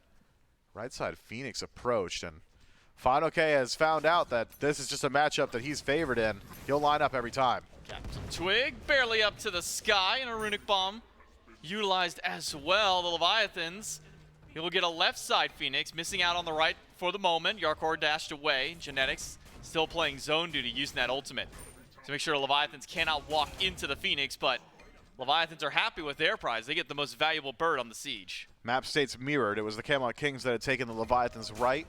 Now it's the Leviathans that take the Kings left. This time, though, it is just the Leviathans who will be benefiting as that right side Phoenix has respawned. The more valuable of the two, to be certain. Those enhanced minion waves are going to make it difficult for the Camelot Kings to step up to the Fire Giant pit. I think they still will try. You really don't love how that base defense had gone, so neutral territory engagement, much better for the Camelot Kings. Variety's just got to be disruptive in the back line, close gap on Ashinto, prevent his damage follow-up, have Captain Twig get as far away from adapting as possible so that those crits actually start to work. Excuse me. Nope, wrong. You's also got Spectral, so no crits for you. Not this time around, Captain Twig. I don't know. It's kind of too late to re-itemize as well. Just got to hope that you can catch Zapman slipping.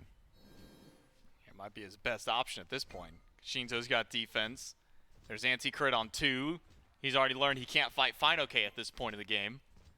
So Zapman seems to be the only option, but the last time that we saw Captain Twig dive on a Zapman, he got Beads and Aegis away from the Marty instantly.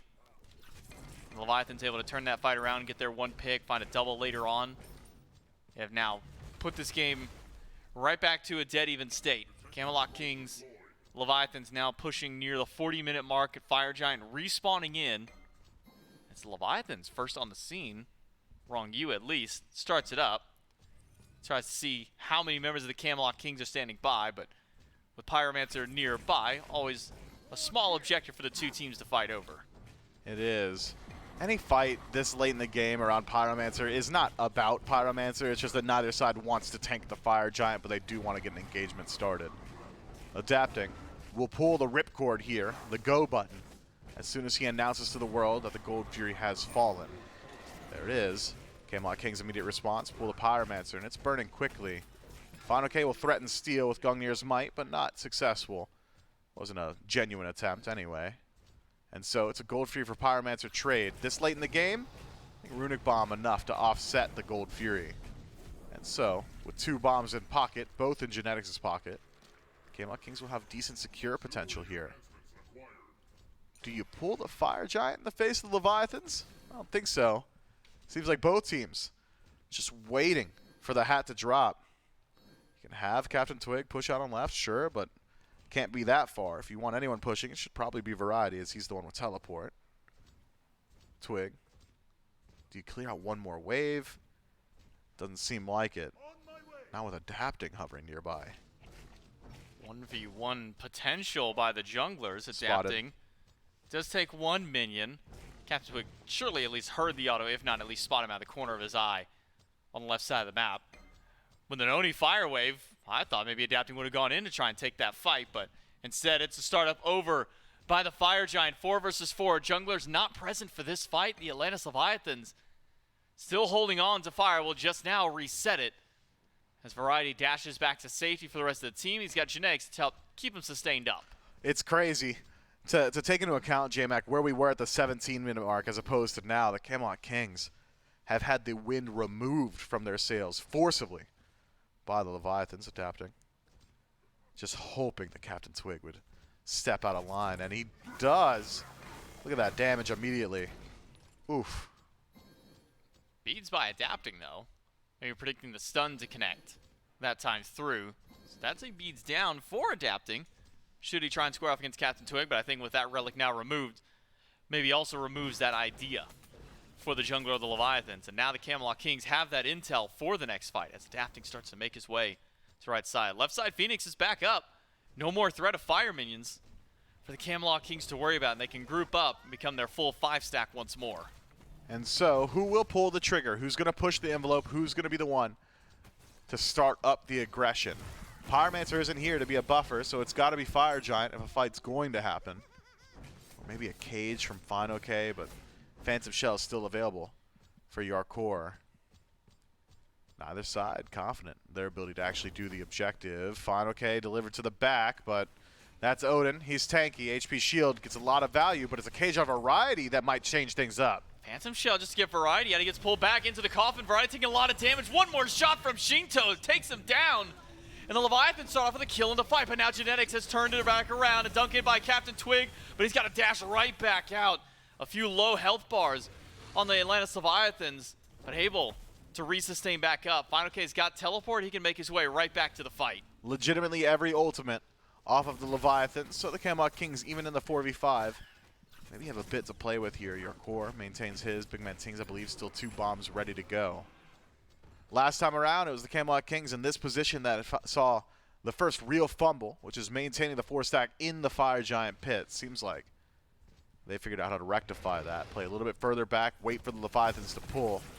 There it is. What's the response? Final K off to the right. Cage momentarily back online now. And a blink is there. Final K will lock in 2 inside the cage. It's Yark and BMT. They can't get to the pit. And instead it's a collapse in by the Leviathans. Yark is gone. BMT runs for only a few more feet before being knocked down by Adapting in the Leviathans. And now, immediately back to the Fire Giant goes the Levi's, and the Camelot Kings have nothing they can do to stop this. Man, I know Variety's at the top of the damage charts for his team. I am not super impressed by the space creation from Kuzumbo. He's dealing good damage, sure. Damage that's not sticking, though. Mid Phoenix knocked down by the Kings. A smart response. Need to get back to base quickly, though, as you've got 5 members of the Leviathan starting to work their way in. Is Twig going to base race it? No, he's got to go back because there's 5 Leviathans inside the throne room. Variety and Genetics. Genetics will throw up the ultimate. Variety trying to bail out. Shinto nearly taken down. If Captain Twig can get there to help out and take him out, he will do so. The Leviathans losing out on the team fight at the very ending of that siege through. It felt like the Camelot Kings were just on the cusp of holding out. They were. Leviathans were hot on the retreat as we get back into it. Titan. Wait, Variety still alive there. The Titan does go down at the end. The Camelot Kings, even in their 3-stack and a revive there at the end, still just not quite enough. The Atlantis Leviathans turn it around to take game number 1. Well, I was a little off the mark. Doesn't take 70 minutes. Only, what was that, 35, 40 some odd minutes there for the Leviathans. A comeback victory where the Camelot Kings break the mold throughout the early game, absolutely dominating the pace. A Gold Fury at the 7-minute mark, a Pyromancer at 11, then back to gold, but weren't quite able to close it out. Actually breaking the base of the Leviathans proves a bit too difficult, and, well, Leviathans did not share in that difficulty up against the Kings. Now the Leviathans just completely took exactly what Variety was saying on the Kings. Said, hey, we don't want to lose this game. We don't want to go down in 20, 25 minutes. They bunker down, they hold out, and they're able to drag the Kings to 30, 35 minutes of play. And they just kept waiting for that one misstep, that one error from the Camelot Kings, whether that's Captain Twig jumping into the back line by himself into the middle of 2 Spectral Armors. Oh, I can't fight these guys, I'm dead. And a turnaround there for the Atlantis Leviathans. They're able to grab themselves game number 1 to start off this set and really just take that from the hands of the Camelot Kings. Man, it's a couple of issues, I think, for the Camelot Kings. The crit from Ratatasker is what facilitates the early game lead. That's why you're able to get as many objectives as they did. That's why all those kills are rolling throughout the early. And then 2 Spectral Armors happen, and all of a sudden Captain Twig doesn't have a game anymore. Also, the Kuzenbo holds its own in lane, buys some time, but it was not the level of space creation. He was not matching output with Final K. Yeah, I feel like it's a little lacking late game for the Camelot Kings. Atlantis Leviathans able to hold out and hold firm to take themselves game number 1. Can they bring it to a 2-0? We'll find out in game 2 right after this break.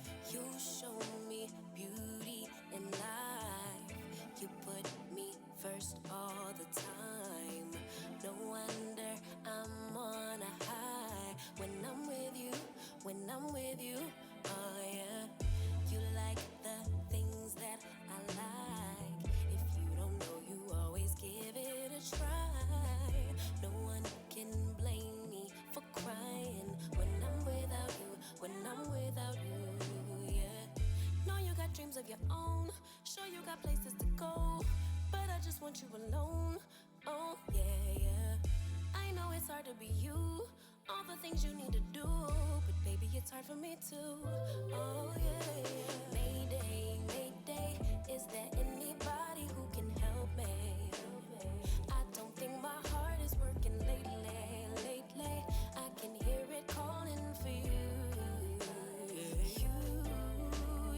Mayday, Mayday, tell me you'll come home and be my baby. I've been losing sleep, I'm going crazy. Only you could save me. Only thing I need is your love. You say I'm one of a kind. You know, you ain't never lied. Fact is, you're one of one yourself. 'Cause you can love me like no one else. Don't get up and leave me hanging, let's just sleep today. Stay right here close to my heart and take my breath away. Let's make the most of our time. 'Cause I can love you like no one else. Mayday, Mayday, is there anybody?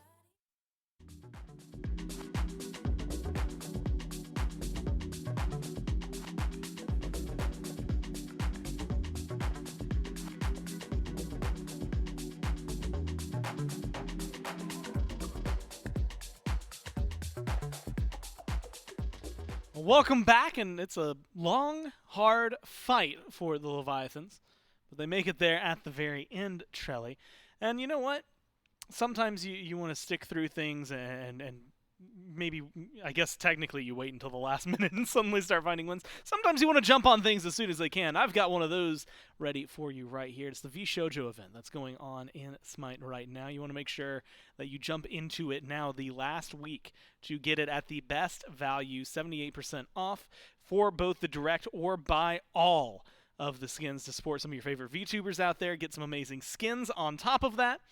It is absolutely worthwhile, and this is the last week to get it at the best value that you will be able to find it at. Next week, prices start going up. A couple weeks later, start going up, and then eventually you won't even have a buy-all price. You're just going to have to go through each individually, and it'll cost quite a pretty penny to pick those up. So if you want to get your V-Shoujo skins, make sure you do it now. Support them. They've been playing a lot of Smite. It's been a lot of fun to watch them, and of course, when it's fun to watch Smite, you also have the SPL here, and Trelly, that one, I think lives up to that. I mean, you get a lot of very fun, interesting games from that. Or games? Just plays. Back and forth, Kings with a pretty massive lead early on, but scale comps like to scale, and that's what the Leviathans did. Yeah, it seemed like the Camelot Kings were really banking on ending that game a bit earlier. I think Captain Twig commits to the crit acorn super early on. Yep.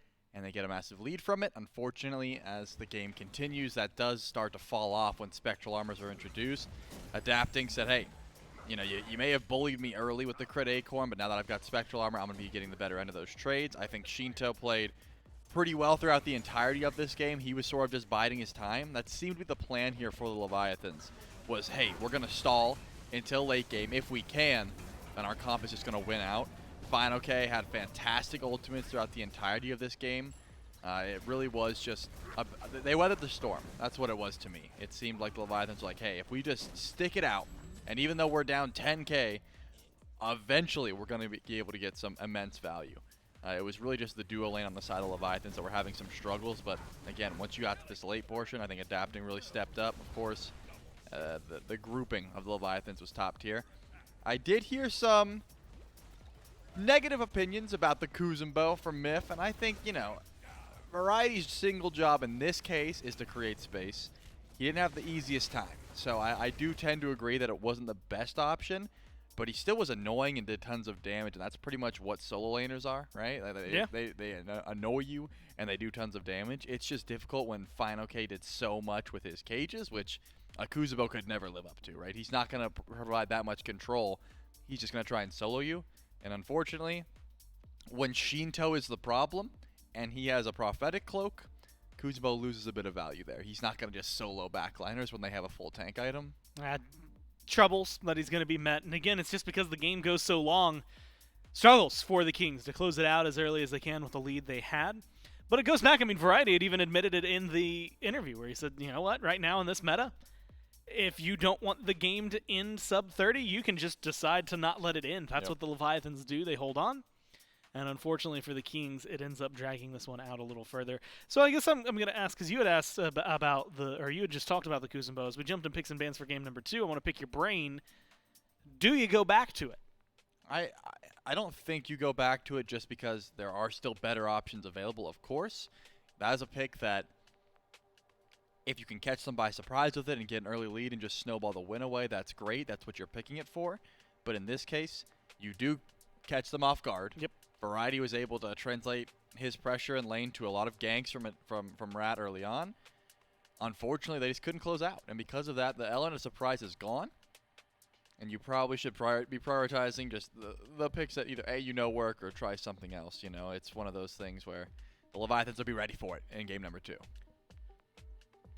Ban so far for the Leviathans, Bakasura Hebo, same as last time. Guan Yu was the third there, and they're going to go for that one. It was Hell Vamana for the Kings last time. And Trelly, they're changing things up drastically here. Vamana, then Hell.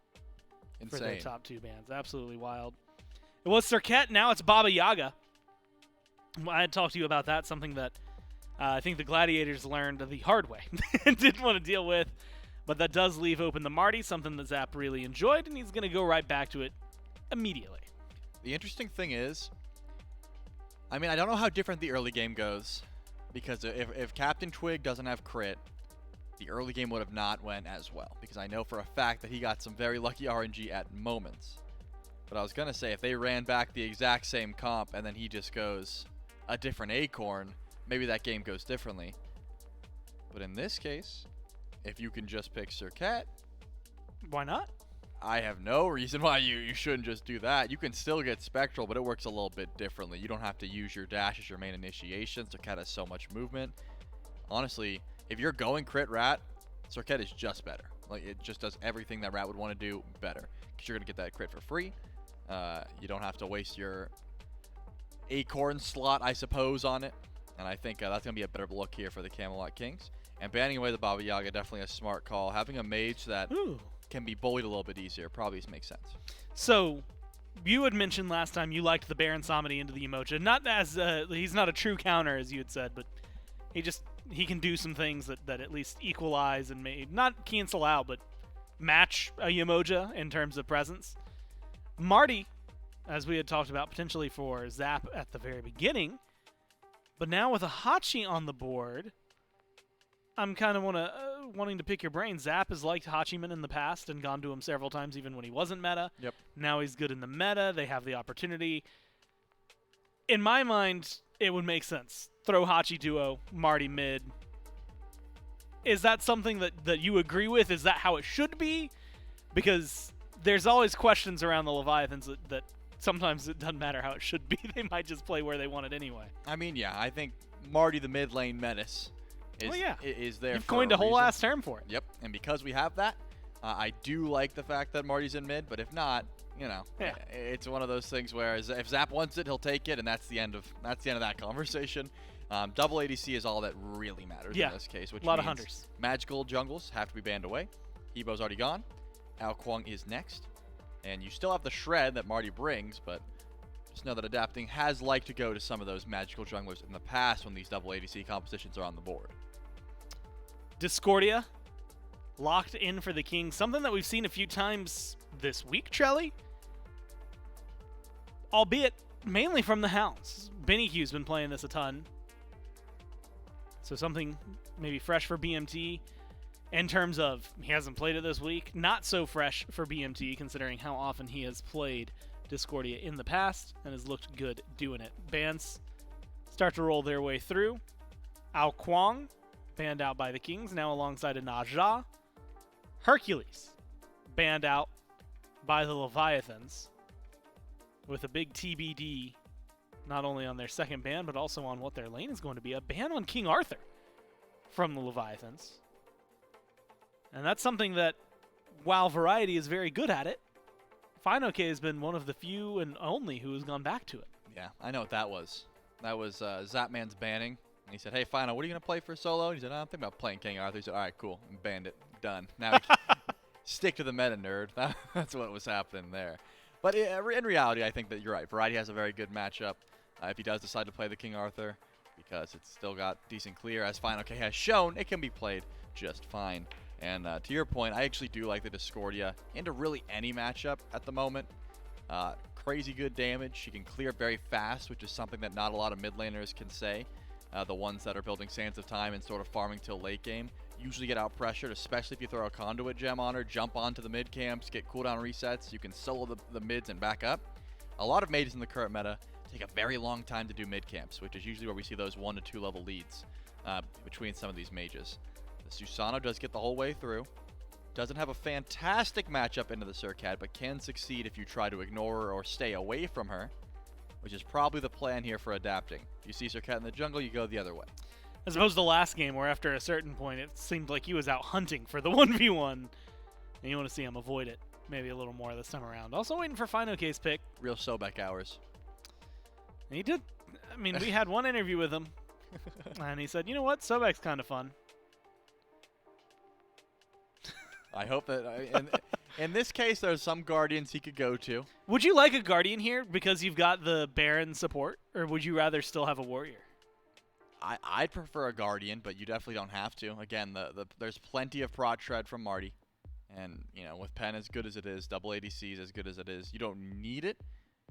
It's just, do you want that extra level of CC? And the last time we talked to Fino, when he was in the interview, he said that he might play Sobek. But in this case, it will be a Guardian, not the Sobek, but the Cerberus. He wanted to take that one away from Variety. He said, hey, you're not allowed to play the Cerb today. And that means that Variety's going to have to go one step deeper into the God Pool. We played the Cerb the other day against the Gladiators. And you'll never guess it. That was a win. One of the 3 gods he had played, King Arthur, Cucullin, and the Cerberus. A lot of good CC, and like you had said, good frontline presence. And I think, you know what? This is the fun of when you get 2 really experienced solo lane players. We had like a whole synonym list for variety so that we didn't have to say the variety of variety. No, not like variety, but the 2 of them was what I was gonna say. But we had like a whole cinnamon list. Tier gets locked in for variety, so it doesn't even matter. I was thinking he was gonna go for something a little more wild, matchup wise for Cerberus. Do you like the tier into Cerberus or tier into the comp that Leviathans have, or do you truly wish he had gone for something wilder? My guess is he hovered Hades because Cerberus is Hades' dog. So he's like, hey, if I hover Hades, like, hey man, look, I'm your whatever. So yeah. that was the idea. He realized pretty quickly, I don't want to get camped. That is Variety's kryptonite. He gets camped. Sometimes the ganks just come through too much. And he said, you know who doesn't like getting camped is Tier. He can at least bully a Susanoo if he rolls up on you. And he should be able to go relatively even with Servant Lane as long as you're able to, you know, knock up the ghastly breath of Cerberus, which is his best lane clear.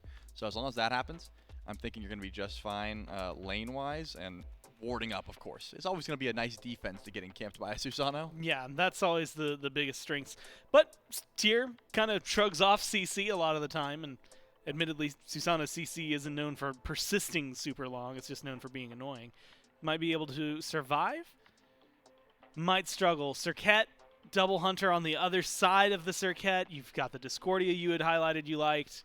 If you're jumping into this one, you saw what we just watched between these 2 teams.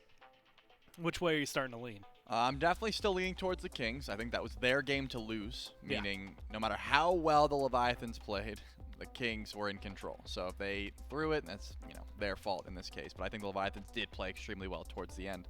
I think they've ironed out some of the problems their previous composition had. You know, you're committing to a Surcat who I think gets in and out a lot easier. Captain Twig, once he dove over the back line, at times when his damage started falling off, when the crits weren't coming through as much, he got stuck and he would die. So I think that's a big issue.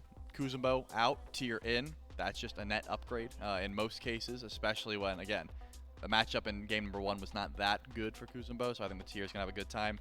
But of course, you've still got double ADC, Susanoo late game, which can be very nasty if given the opportunity. If the Leviathan's plan is just to get to level 30 or minute 30 and just hope that they're only 10,000 gold behind and just try and come back, that's a definite possibility here. It's a risk, though. Yep. We'll find out whether or not that risk could pay off for him. Game 2 between the Kings and the Leviathans starts now. That's right, Leviathans snagged game number 1 away from the Camelot Kings in a couple of late game team fights, but now it's back up to the Camelot Kings to say if they can reclaim a win for themselves, be able to win out here in game number 2, or will Leviathans put them on set point? It's J-Mac, it's Mifflin, it's Doug. Here bringing the action for game number 2, and the Leviathans still going to be getting that Marty, still going to go for that Baron Samni, but this time putting the Marty in mid in Shinto's hands, sets themselves up for a double Hunter composition. Yeah, I much prefer this to solo Hunter Marty. It feels like when it's just Marty in his own, you're really lacking for auto attack damage. And if you're lacking for auto attack damage, it means it's really difficult to look towards those neutral objectives. And so, an adaptation I'm happy to see for the Leviathans. It's high pressure out of mid. Shinto likely won't be struggling too much up against big man Tings. Can clear wave, fall back, rinse, repeat, clear out your own camps, this, that, or the other, right? So late game, or mid game rather, when it's team fight time, then you start to see the primary strength of the double Hunter draft, which is Marty defense shred, Zatman HP shred. And I'm expecting to see a good deal of that throughout this game. Whereas the Camelot Kings, on the other hand, I mean, it's a good composition. It's a great composition even. Very standard smite, top to bottom. Mage, Guardian, Assassin out of the jungle. What was for a long while the next up, or if not just best Hunter in the game, CERN, who has fallen pretty far in that priority list. But Surcat was completely absent in the last set, J-Mac. It was wild. It was wild. But you got to think it was for a reason, right? So for some reason, just one set without Surcat, I'm a Fairweather fan. I've lost the thread. Maybe she's not as good as she once was. I'll be keeping my eyes on Captain Twig there and see whether or not it was the last set and they were tripping, or maybe it's Captain Twig. We'll have to see if there still holds some relevancy for this style of pick. I mean, you're right, Sammy. The fact that we didn't see it at all, not banned, not picked. It'd be one thing if it was, banned and nobody wanted to deal with it, but there was no pick, no ban for the Surcat in that very first set of the day. Yeah, the pro Discord, they just figured out a counterplay for Surcat, and they're just sharing it with each other, not us. I feel like they just gentleman's agreement in the Discord just said, you know what, guys? No Surcat this time. Camelot Kings, though, didn't get that same memo, and neither Leviathans, so we've been seeing it picked and banned for game 1, and now picked up in game 2. Camelot Kings, at least for there's Sano adapting. He's going to make his way over. Puts a little bit of priority over towards the left side of the map. Meanwhile, Captain Twig kind of hanging out over towards the right, dealing with that cooldown buff, trying to get that extra little bit of farm for himself. So shield for one side, cooldown for the other. Take a peek at the relic selection. It's blinking first slot for variety. So if Final K can send him back to base, you're going to get a whole lot of value on any TKOs. Could be that adapting decides to rotate over just to generate some pressure, make variety miss out on some farm. Similarly, Captain Twig has elected to pick up Blink, whereas adapting himself has picked up the beads. That's dangerous. Dude, I'm freaking out anytime I see somebody dash in. Dash in on wave, but Genetics didn't have any Omi. All right, I'm not gonna hate on it. Keep your eyes on Captain Twig. Surcat with Blink in first slot, either gonna dominate the map, or against the CC that the Leviathans have, be it Stygian Torment, Typhoon, Life of the Party. Feels like some of those could make it difficult to exist as a Surcat. Also want to note, we don't really talk about the relic shards very much because a lot of people either just go the cooldown or they go sometimes the movement speed. Occasionally you'll see maybe the tank go towards the Carapace, get that extra prot shred. Yeah, there's 3 that we see, you're right. But we don't really see the damage one very often. We don't really see this shard pop up, but it's on both sides of the field. The claw shard here for the Leviathans, duo of that mid 2v2, adapting and Shinto both pick it up. Same for Captain Twig and Big Man Tings. Curious as to why we don't see maybe at least the mid laners move towards the cooldown, and we've been seeing a lot of jungle usually go for the movement speed. Look, I'm a simple man. I am a very simple man. I've been described as simple by many people. I like the red shard. You hit the button, you get some ability lifesteal, you get a little bit more damage, and all of a sudden, maybe what wouldn't have killed previously does now. And looking at how the damage lines up for Big Man Tings, you could have it for the second pop of the golden apple. You could time it well so you know you're getting the damage, or Strife pop it Unruly Magic. So maybe where you aren't really, for the most part, going to be able to leverage multiple abilities with the Horn Shard, Claw Shard will help you out and give you additional damage, as well as Discordia just has CDR built into the kit by standing in the stealth field. So perhaps maybe not necessary there. As for why there's 4 of them in this game when we're so used to seeing none of them, couldn't tell you. Could not tell you. Trying some new things, maybe. Are the two teams is remember these guys seating up for Masters. Final K. CC chained here by Captain Twig and Variety. A dunk in with the ultimate, but it's going to be a double pickup now from Final K. Stuns him. No, that just misses under the tower. Final K, not enough damage. And with a stun just off the mark, doesn't get the value he may have been hoping for with that ultimate and adapting too late to the party. He doesn't want to fight Variety? Variety doesn't have ult. He's right there. He's like, what? What? What? You can't break yet, man. It's only game 2, what? man. He's like 5 feet away. He could have typhooned him. He already used the dash. He didn't have. Okay. All right. What? Okay. That's fine. That's fine. That's fine. Good play by Captain Twig. CC chain. Obviously disgusting there. Ultimate from Circuit immediately into the Fearless from Variety. Just not allowed to stand anywhere in that lane is fine. Okay, nearly able to turn it around, though, wasn't he? The double push in the tower. If the stun were just a little bit better placed, might have just been a legacy moment for Alec Fonzo. Could not tell you why Adapting decides not even to attempt for Variety. He uses some of his kit trying to close gap onto maybe Captain Twig. I see you hovering the blink, Doug, okay? I see the blink. I understand. I understand he has blink. But force the blink. I don't know. Like, get the relic off him. Could have helped. Makes it a little bit easier. The next time you want to go around, then he won't have it, but Adapting does not decide to pull the ripcord there. He's going to let it sit idle for a while. Atlantis Leviathans.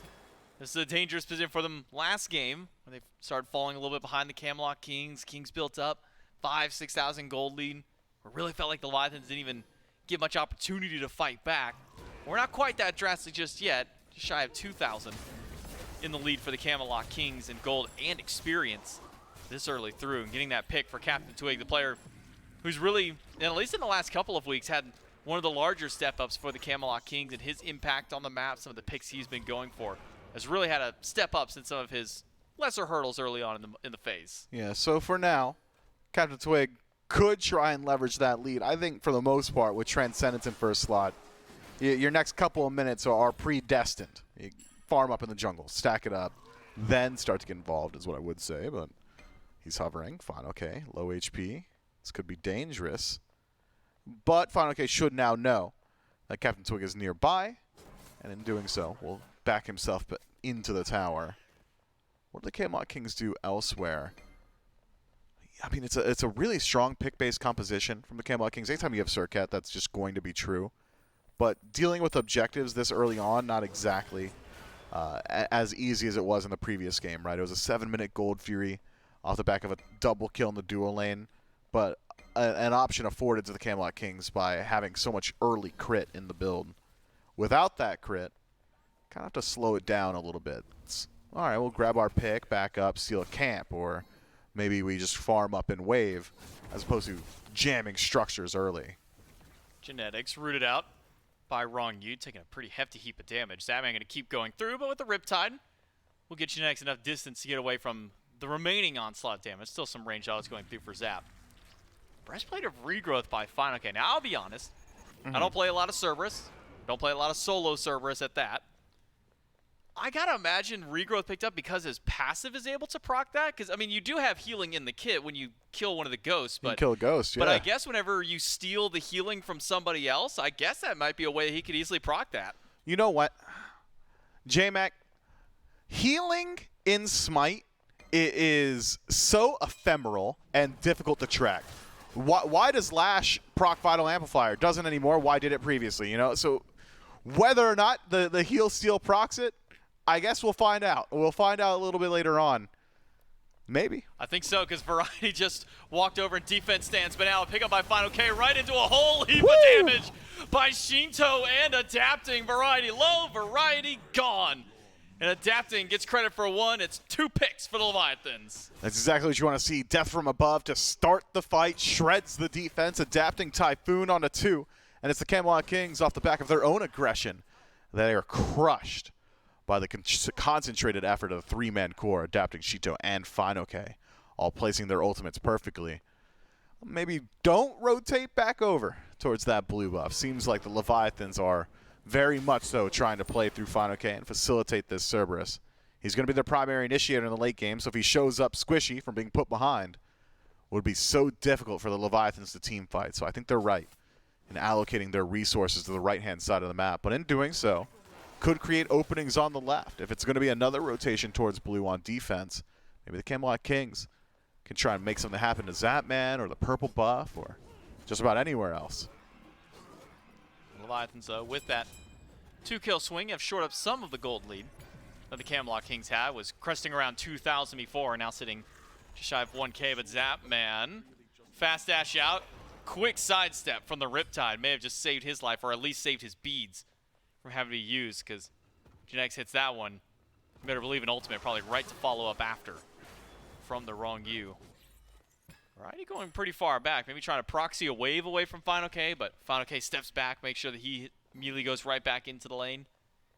Keeps things interesting, at least over in the solo lane. We see that the Leviathans are now willing to group up on that right side if that blue buff becomes a threat. And now fight over on the left side. Ultimate used onto Adapting and Captain Twig, but the Rivers are there to help lock in Adapting, but Captain Twig runs right into Zapman. Needs one more shot, and Zapman's got it for the 1-for-1, but Genetics makes it a 2-1 trade out. Heal connects through by wrong U and allows Zapman and himself to now bail back out to the tier 1. Clean play. Early beads there from Adapting. Means that Typhoon goes the direction that he does not want. Captain Twig influences it, sends it the wrong way. Gold Fury pulled.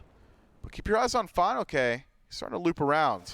I'm wondering where Variety even, what path he took to walk in. Doesn't matter. He's going to go right back in with his own ultimate. Pushes wrong U right back into Shinto and Yark. Ultimate there by wrong U, but it delays the inevitable as Yarkor puts him down. Still better than losing the Gold Fury. If Rongyu's got to die to keep that Gold Fury alive, Rongyu's going to die. So I like the idea. The Camelot Kings punish him well. And with Final K roaming around behind that Gold Fury, I think it was pretty unlikely the Camelot Kings would have been able to grab it regardless. So target selection clean. You're not shutting down the Cerberus. You are certainly shutting down Baron Samdi at least before he's able to stack up that Gauntlet of Thieves or Prophetic Cloak in the next slot. So it's a squishy target, one that will likely struggle against the CC lockdown of the Camelot Kings. Speaking of, we've got a second item Abyssal, or Binding, excuse me, from Captain Twig, and fine, okay. He keeps delivering them to the tower, but not going to get a whole lot done, is he? Used the stun a bit early, but maybe sets up for Adapting to go in. Typhoon does connect, and just enough damage from the Susanoo to take him down. Another kill for Adapting, but maybe a pick back on a wrong U, caught out in the middle of the jungle. The Pyromancer is not a safe place for the support of the Leviathans. Yeah, this is something we've seen a good deal from Baron Samdi support, just the immobility. Trying to get involved with the team, rotate to the fight. Oh, whoops, walked into a couple too many people and you cannot walk out. It's the Camelot Kings that pull the Pyromancer, see that their damage isn't great, immediately reset it. Just heat check, see whether or not the Leviathans are awake at the wheel, and they are. Defense would have been there. So it fizzles. A little bit of damage into Final K, and both sides reset back to neutral.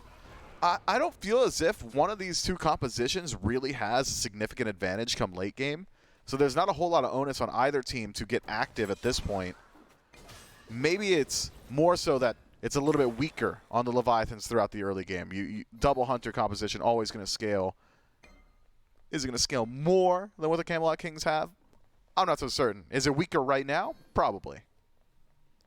Gold Fury at least looked at by the Camelot Kings, but now Leviathan's going to show up. D-Ward, the backside of the jungle, and Genetics going to fish to see if he can find any lone stragglers from the Leviathans to try and lock down inside that ultimate of his. It's hard. It's not an easy task. Inside the jungle maybe makes it a little bit easier, all those extra small little walls around to try and cut off some of the at least couple of exit points that you do have, but with vision in the pit, at least in favor of the Leviathans, granted to them by those Oracle Harpies, Camelot Kings hesitant to try and start the objective.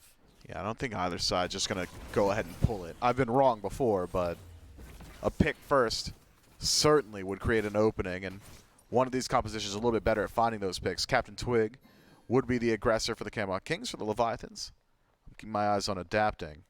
Power spikes shortly for Shinto. 3 stacks away from that Soul Eater. Would really want those before you take a fight around the Pyro itself. Seems like both teams just leading each other around the map by the nose. Okay, are we going to group up on the Pyromancer? You guys ready? Camelot Kings respond, yes, we're ready.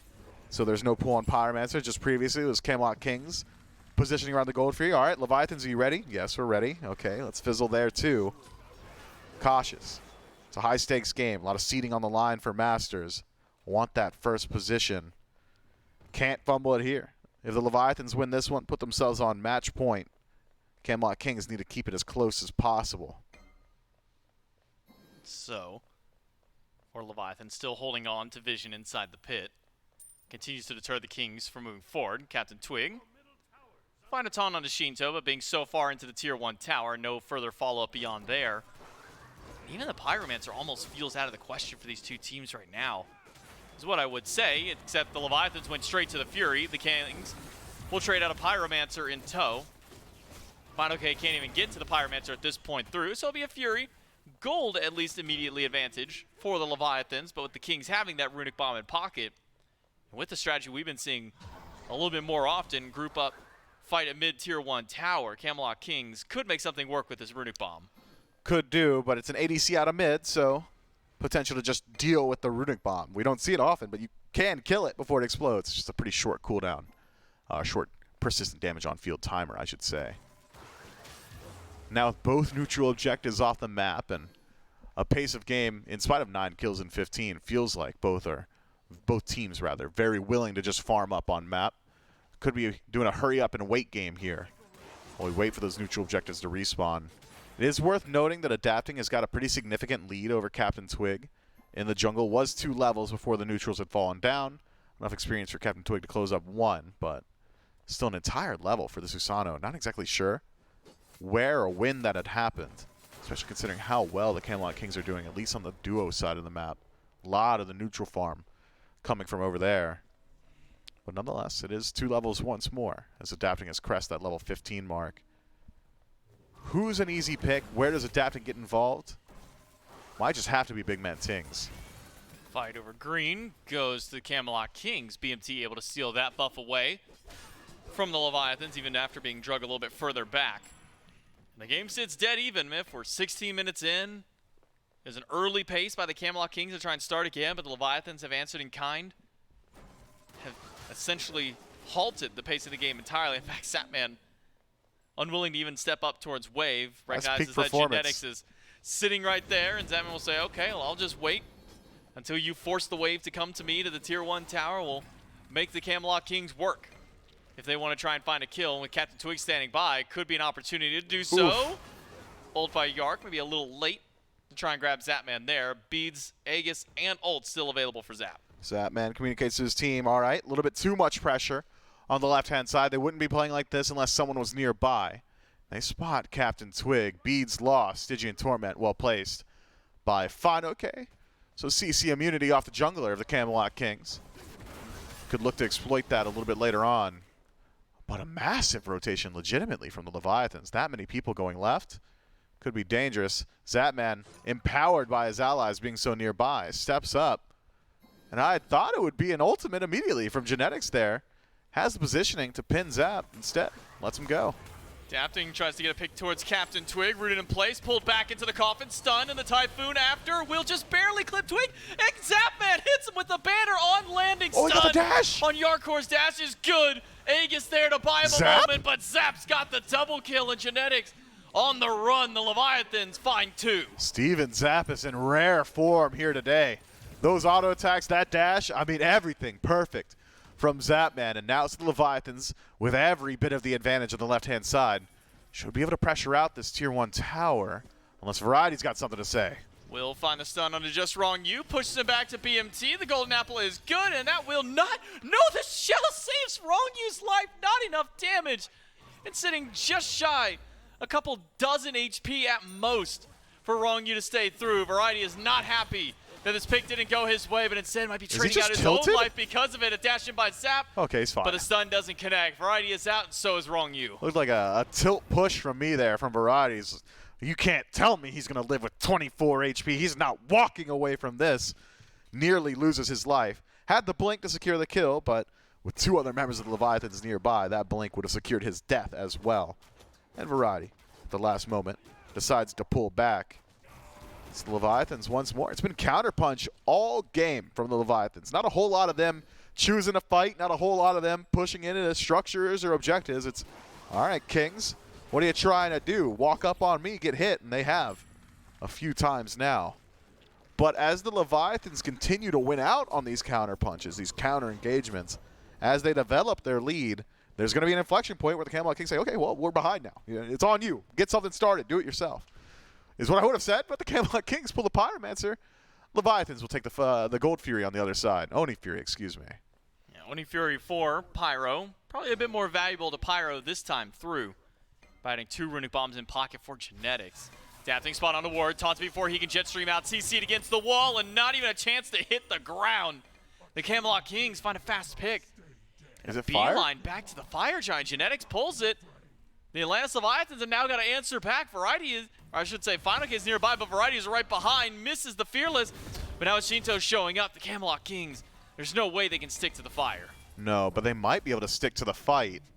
Not a whole lot of ultimate pick potential here. Captain Twig's ult, so important for it, but Variety's been getting a lot done on this tier. Delivers Wrong You to the back line. Loses his own life, but can you get the support as well? Yes. Genetics takes down Wrong You, and now Zapman falling to Yark. It's only 2 left alive for the Leviathans, adapting back up in 3 seconds, but the Kings have found the picks they were looking for. What started as a 1-for-1 trade spirals out of control, and the Camelot Kings, they go right back to the fire. Shinto's still full HP. Final K's on the way. He can jump right back in. This is a risky Fire Giant. And Final K will immediately crash in. Doesn't get the stun on the BMT. Captain Twig dashes away. But the Typhoon off the mark by adapting. Repulled. Leviathans have picked it back up, but now have dropped the fire. Repulled, reset. A juggling match of the Fire Giants aggro. Leaves the Camelot Kings headed back to base to lick their wounds. Zapman on respawn. And now we're back to an even state once more. The Camelot Kings have done a really good job of following up on CC. The initiation has been great. It's Captain Twig finding individual targets, Variety. That is one of the most impactful 0-3 and 5s you'll ever see. His Fearlesses have been connecting. His ultimates have been clean as well. It's for the most part been Wrong You suffering at the hands of the tier, the Lawbringer from the Camelot Kings. But if my eyes don't deceive me, I would call this just about a dead even game. So it's not as if the Leviathans are far enough ahead to pull the Fire Giant. It's not as if the Camelot Kings are either. So it should be a reset to neutral. And neutral objectives, a good ways off respawn, means we've got time to wax poetic, J-Mac. Late game team fight, the answers need to be, for the Leviathans, stop Captain Twig. Captain Twig has been playing haphazardly with his life here, blinking in aggressively, leaping to close gap to find these taunts. If you've got just a little bit of CC ready for him, a stun from Fine OK, a pull from adapting, you could really disrupt the Camelot Kings flow. Otherwise, big man Tings needs to be a target, needs to be soon. 1-0-5, 6 out of 8 affected kills. For the Camelot Kings, the answer is simple. Anybody who gets afflicted by a CC dies. Fearless onto Fine OK, onto Wrong You is just a death sentence with all the damage and lockdown on the tail end. Strife, Golden Apple, true damage from Captain Twig. It's a front-to-back team fight for the Camelot Kings. Well, Leviathans may have got caught slacking a little bit. The Camelot Kings pull fire. Final K's here, but the river is up. Final K's got to go through the wall to steal this one, but the Kings get the Fire Giant. And Leviathans can't do much about this one. Final K throws out the ultimate, doesn't grab anybody this time, and Captain Twig will jump right in, and the CC chain can begin to his demise. The Camelot Kings get fire and a pick. Man, the Camelot Kings, it's been this style of play all game. Are you guys ready for the objective? We're checking. Leviathans, for the first time in 23 minutes, didn't show up. They were tardy. They were absent. Truant, even, and the Camelot Kings punished them greatly. Fire Giant to the Chaos side. And with Adapting showing himself in mid, this now reveals itself to be a 5 versus 3 on the tier 2. Camelot Kings grouping up. Variety blinks in, gets the push onto Zapman. Not the direction he may have wanted it to go. Will immediately pull back to the coffin, get a heal through, but the damage from Shinto just out of range. Variety a bit too fast on the tier for Shinto to close out that kill. But meanwhile, Adapting could find the wraparound. The rest of the Leviathans chasing forward, but a little bit slow on the trigger to jump back through, and it seems Adapting will give up on his attempt. Yeah, Adapting also gives up on his attempt on tier 2 in mid with Captain Twig showing face Does Adapting put himself out of position, though? I believe he had spotted Captain Twig. Seems incorrect. It's a reinitiation. It's the Camelot Kings in first. Pyromancer taken. Typhoon for disengage. Kings, worse for wear, will disengage themselves as well. But it's the Pyromancer stolen. It's a Runic Bomb in pocket for variety. And plenty of towers that he could use it on. And Tier 1 tower for the Camelot Kings. Now reclaiming the lead they started the game with. But where does their siege continue forward?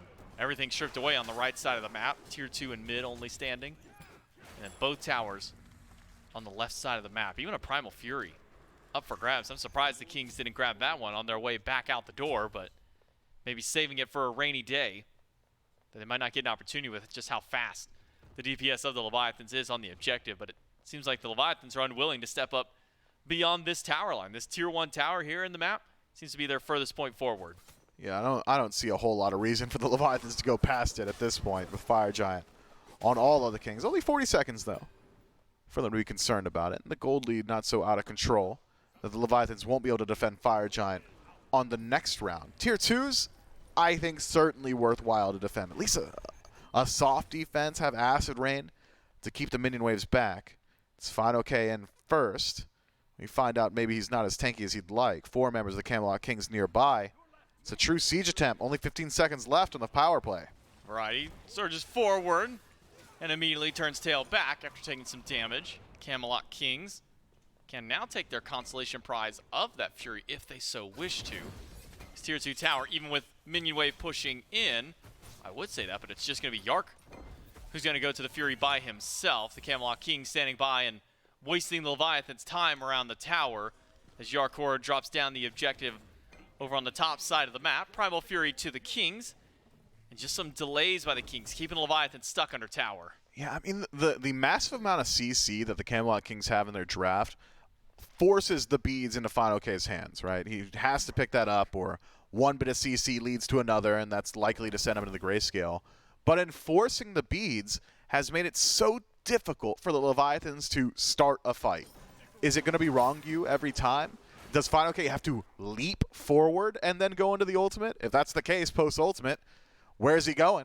He's just stuck there. You have to be so choosy with the Stygian Torment. You have to be so choosy with the CC on the Leviathans. And if that's the case, who's burning the beads? Who's getting through the CC immune ultimates? The Camelot Kings have just not had a whole lot of threat on their relics this game. So even in situations where it looks like the Leviathans are going to start running away with a team fight, I almost forget as well, wow, they still have beads. How are they walking away from it? The Camelot Kings reign of field. When you're allowed to be the one to choose every single fight, you only choose the fights that favor you, and the Camelot Kings have done a great job of it. So now the Kings grouping up around Fire. Captain Twig on the way. So for the moment, only 4 for 4. As Shinto, he's got to make his trek back as well. Now full stack of the Camelot Kings at Fire. Variety zoning through as the Fire Giant goes down to half. Pushes Final K against the wall and tries to keep the Cerberus busy. A pullback on a Variety, but now it's Captain Twig who jumps into the backline, gets half of Adapting's HP, and it keeps the jungler back at bay. Final K will eat the golden apple and is being zoned out by the Kings. Variety dunks in and grabs the beads away from Final K, and now with the frontline weakened of the Leviathans, the Kings go back to Fire. It's a pretty long fight, and the Camelot Kings come out on the other end with every set of beads still available. It's a pull onto Captain Twig. Beads finally used, but it costs Rongu his life. Shinto raining death from the sky, but not enough damage to BMT. Final K is back with his teleport, but it has to go all the way to the backline. Finds 3 with the ultimate, gets him 1 set of beads, but Final K dies as soon as it wears a wave. Even Variety falling low. Jetman, not enough healing in kit to stay alive, and the Camelot Kings will take down 3. There's just enough CC on the Leviathans to burn the beads, not enough to do anything with the burnt beads, and not enough sustain to drag the team fight out long enough that the guy who burnt the beads can make use of it. Final K, essentially, as far as I can tell, needs to get 2 Stygian Torments off in a fight if he wants to hit pay dirt, and it just has not had a fight go long enough. So it's the Camelot Kings once more. Fire Giant, all 5. Tier 2 tower. Still standing in mid, but for how long? 20 seconds on Zapman and Final K's respawn. Got to make it happen quickly. Shinto, so far forward. That's a free pick. Beads gone. Aegis, not even going to be used this time through. Golden Apple thrown out by BMT, but Not going to matter there. Camelot Kings find a pick on the mid laner. Final K just now off of respawn. Zapman rejoining the fray, but the mid Phoenix is down. Right side will go just as swiftly with the Runic Bomb used by Genetics. That's 2 birds for the Camelot Kings. And now, can you make it out alive? Yes, the answer is yes. Yeah. Nobody on the chase from the Leviathans, who are once more just trying desperately to find an answer to this Camelot Kings composition. Camelot Kings got a little bit of time to play with. A full 2 minutes on the Fire Giant power play, 80 seconds on their relics. Those beads so significant for the team fight. Takes about 15, 20, 30 seconds to walk across the map, so that puts you about a minute left on those timers. I'm not certain that the Camelot Kings have got enough in tank to actually deal with this last remaining bird, but if the Leviathans misstep, if anybody falls down, might not just be the bird, could be. Camelot Kings can push for the end. Go ahead, grab yourself a Fury on the way. Got time to play with. Leviathans, where they're standing on the map, that's about as far forward as they can go. Unless you're fine, okay? And adapting on the right-hand side, knowing full well there's not a single Camelot King member over there. Then you can feel confident leaving your Phoenix line. Yeah, but Variety's going to keep the Atlantis Leviathans at that Phoenix line for the time being. We'll push up some fire minions to help his push over in mid. Right side, the minion wave is pushed very far back. It'll be a moment before those can start to put some threat to the Leviathans. Variety's going to sit in the back line at this point through, and who's going to stop him? Absolutely no one. Final K is not enough of a threat. In fact, it's all thrown right back at Final K. The Leviathans, now with only 1 Phoenix left standing, are forced to defend their only remaining bird. Minion wave starting to leak in through mid. Right side's got a little bit of leeway thanks to the efforts of Final K. Wrong U, the first target, thrown back, dropped low, removed by true damage. Captain Twig strikes first. Golden Apple slams 2, and Shinto just dies in an instant to BMT. Variety's going to chase out Zapman, but the ultimate has been used, and now it's Zap adapting and Final K to defend. 3 versus 5, couple ultimates still up, and Final K is going to surge right through, gets the breath, nearly takes out BMT. The Typhoon won't be enough to do it. Final K pulls them all right back to him, and Zapman goes down. A deicide triple kill for Yart, and Leviathans lose out on game 2. It's the Kings who tie it up. The Camelot Kings, it's a different version of this team that has shown up to the event today. Game 1, unbridled aggression constantly throughout the early, nearly nets them the win, but can't quite close it out. Game 2, constant attempted aggression. They're always grouping up on these objectives, heat checking the Leviathans, and the Leviathans, to their credit, are able to fight back. That counterpunch works out a few times. But if you're not able to get anything done of your own volition, if you have to wait for the counterpunch every single time, eventually one of these punches is going to land on you. The Camelot Kings, I mean, it was a stolen Fire Giant. No, excuse me. Stolen the wrong word. They sneak it away, but stolen under their noses, essentially. Yeah, I mean, it really just felt like, as you were highlighting in there, the Leviathans couldn't do anything to take beads away, and then if they could manage to get them, there was nothing else after. Final K dives into the backline, hits 3 with ultimate, gets beads, but there's nothing more beyond there. Leviathans lose out on this one. The Camelot Kings come out on top to tie up the set and take us to at least a game 4. Before we get there, we got game 3 coming up right next.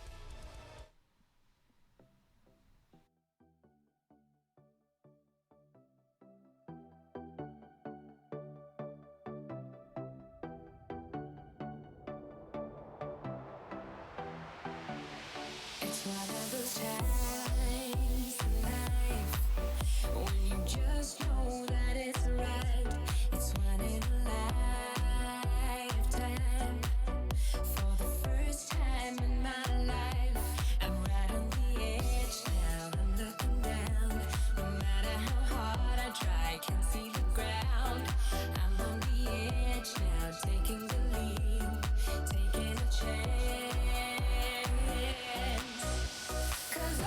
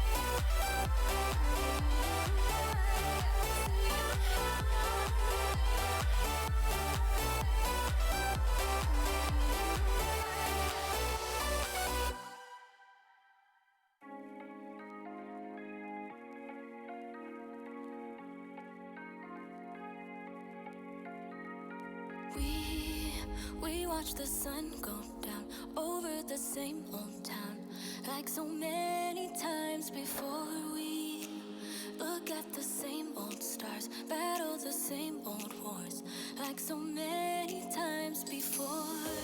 And I know that we're not perfect, but I'm gonna miss all that we had. Yeah, I know that we're not perfect, but I need this night for the last time.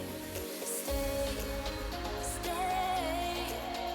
No, you're gone in the morning, but I'll be okay if you stay. Stay. No, you're gone in the morning, but I'll be okay if you stay.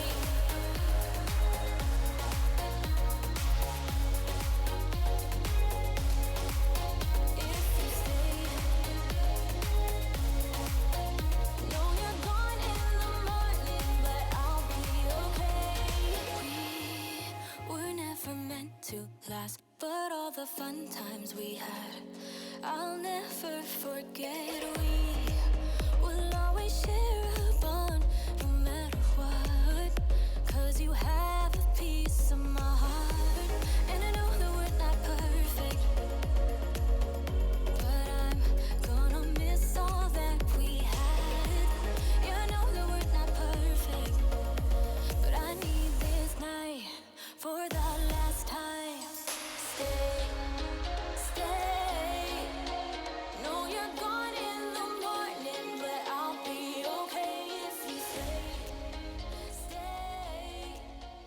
No, you're gone in the morning.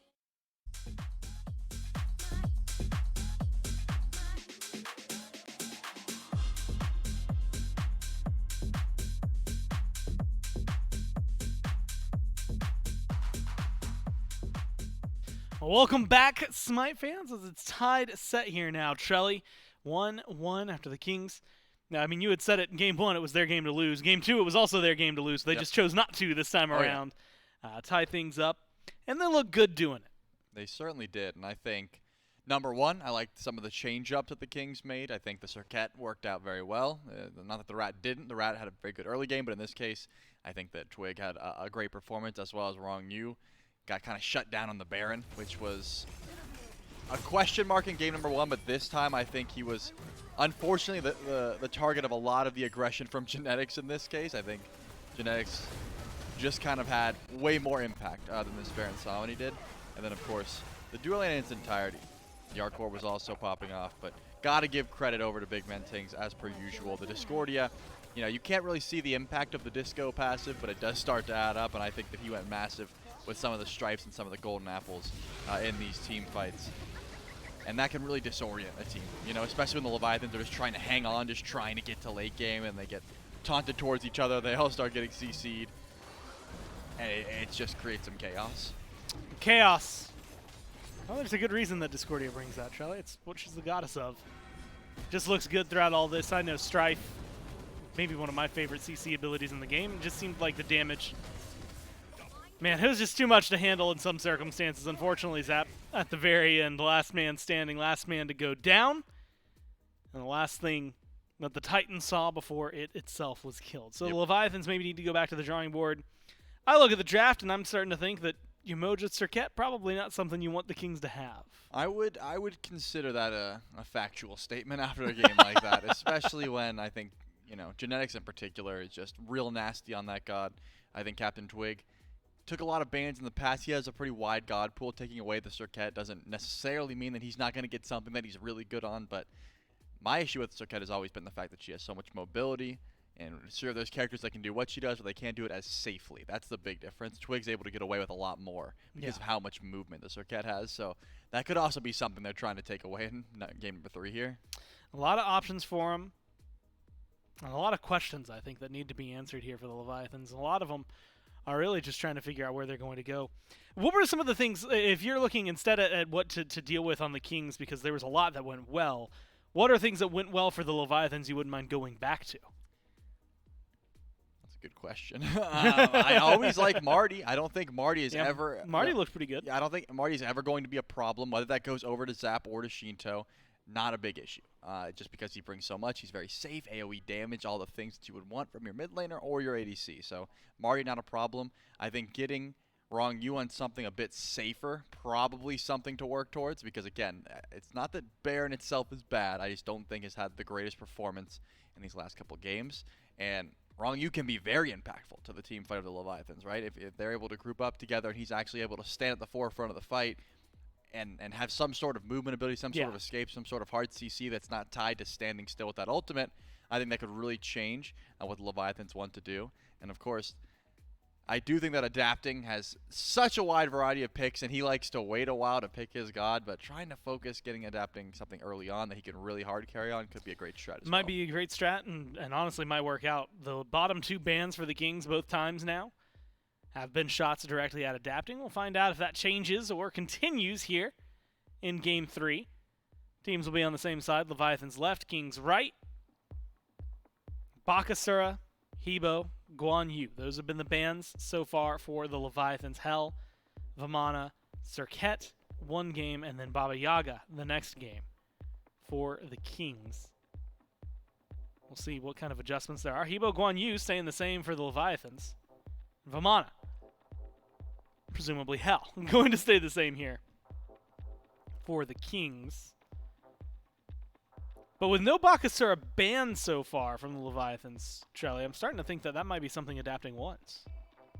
Certainly could be.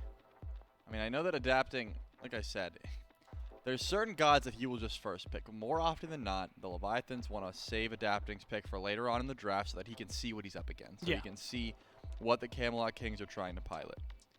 And because of that, I take away the Yemoja. Definitely a smart look. Don't want to give that over to genetics if it's not something the Leviathans are trying to first pick. They clearly have something in mind. Whether that's the Bakasura or the Serket, not too sure. But they are banning accordingly. They are leaving some of these junglers open. I think it might be the Baka, to be honest.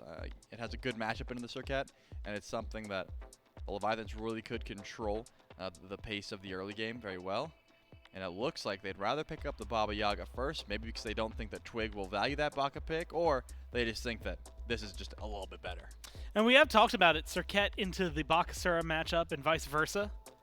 Something that has been, I mean, at this point, this week specifically, highly scrutinized, looked at, seen. Baba Yaga, as you had mentioned, first pick, something that Shinto has loved and done really well on, to the point where the Gladiators, in the attempt to deal with it earlier this week, they let it through once, and then I think the Leviathans banned it the rest of the times just to make sure that Snoopy couldn't play it. Is there a mid, if you're choosing against a Baba Yaga, is there like a mage that comes to your mind immediately as that's going to be someone who can find a lot of success against her, or at least match the presence? Anubis hard counters Baba. It's just hard to make Anubis work. Because if she goes into the pot, you wrap her, she loses her dash, she dies. If she goes into the house, you just ult her. She's a huge target, and you just do more damage, she dies. The so issue, what you're saying is Twig should play jungle Anubis this game. Yeah, the issue, however, is that you're Anubis. Yeah, you're Anubis for the rest of the game. If it was duel, yeah, you'd frag her. The issue is that it's not just a 1v1. You have to deal with everyone else. So yeah, not the greatest idea. In this case, Merlin Aphrodite. Interesting. Not what I would have expected from the first two. I really thought Bakasura would be a little bit highly prioritized. Not necessarily for Twig, but something that Adapting wants to go to. So I thought they might grab it just to take it away. And they decided against it. I really like the top 3 here for the Leviathans, especially if they lock in that Terra. It seems like, they got a lot of what they would have wanted. And number 2, they changed up some of the issues I had with game number 2. Being, Adapting's got good pressure early with the Baka. And now Wrong You has a lot more mobility on this Terra pick. I think the Kings were waiting to see. Serket, as we mentioned, looked really good in set 1 today. Was mostly ignored, despite the presence she can bring to the table. Game 2 looked phenomenal, but skipped over here in favor of the Naja. And I guess, is it the Naja into Baka, or is it Naja with the Merlin? I mean, where does the Naja come in other than the fact that Twig has a good Naja? Considering the draft so far, I think it's just because Twig didn't want to get 6 bans coming his way towards the next end of the drafts here. Naja can still sash during the cripple goo, so he's not really limited in that regard. There it is. He can sort of wait for the CC immunity to wear off on the Baka ult and then just sash him. And if he starts blink, take him up into the air. If he starts beads, you might want to ult away. But, you know, if you're picking gods that do not just get a terrible matchup into Bakasura, Naja's definitely one of them. You can just ring bounce on the, no easy way to say this, the thrown up minions and just throw the ring on them and run away. And that sort of thing means that it's a decent matchup in the 1v1, but I think it's just a pick that Twig likes to go to. Works well, plays well. Bans from the Kings to close out the bottom two, Odin and Heimdall. Leviathans banned out Kern, and I was starting to scratch my head because I was really confused, wondering where Hachi was, and lo and behold, they banned it afterward. Rom and Shibalanke still available.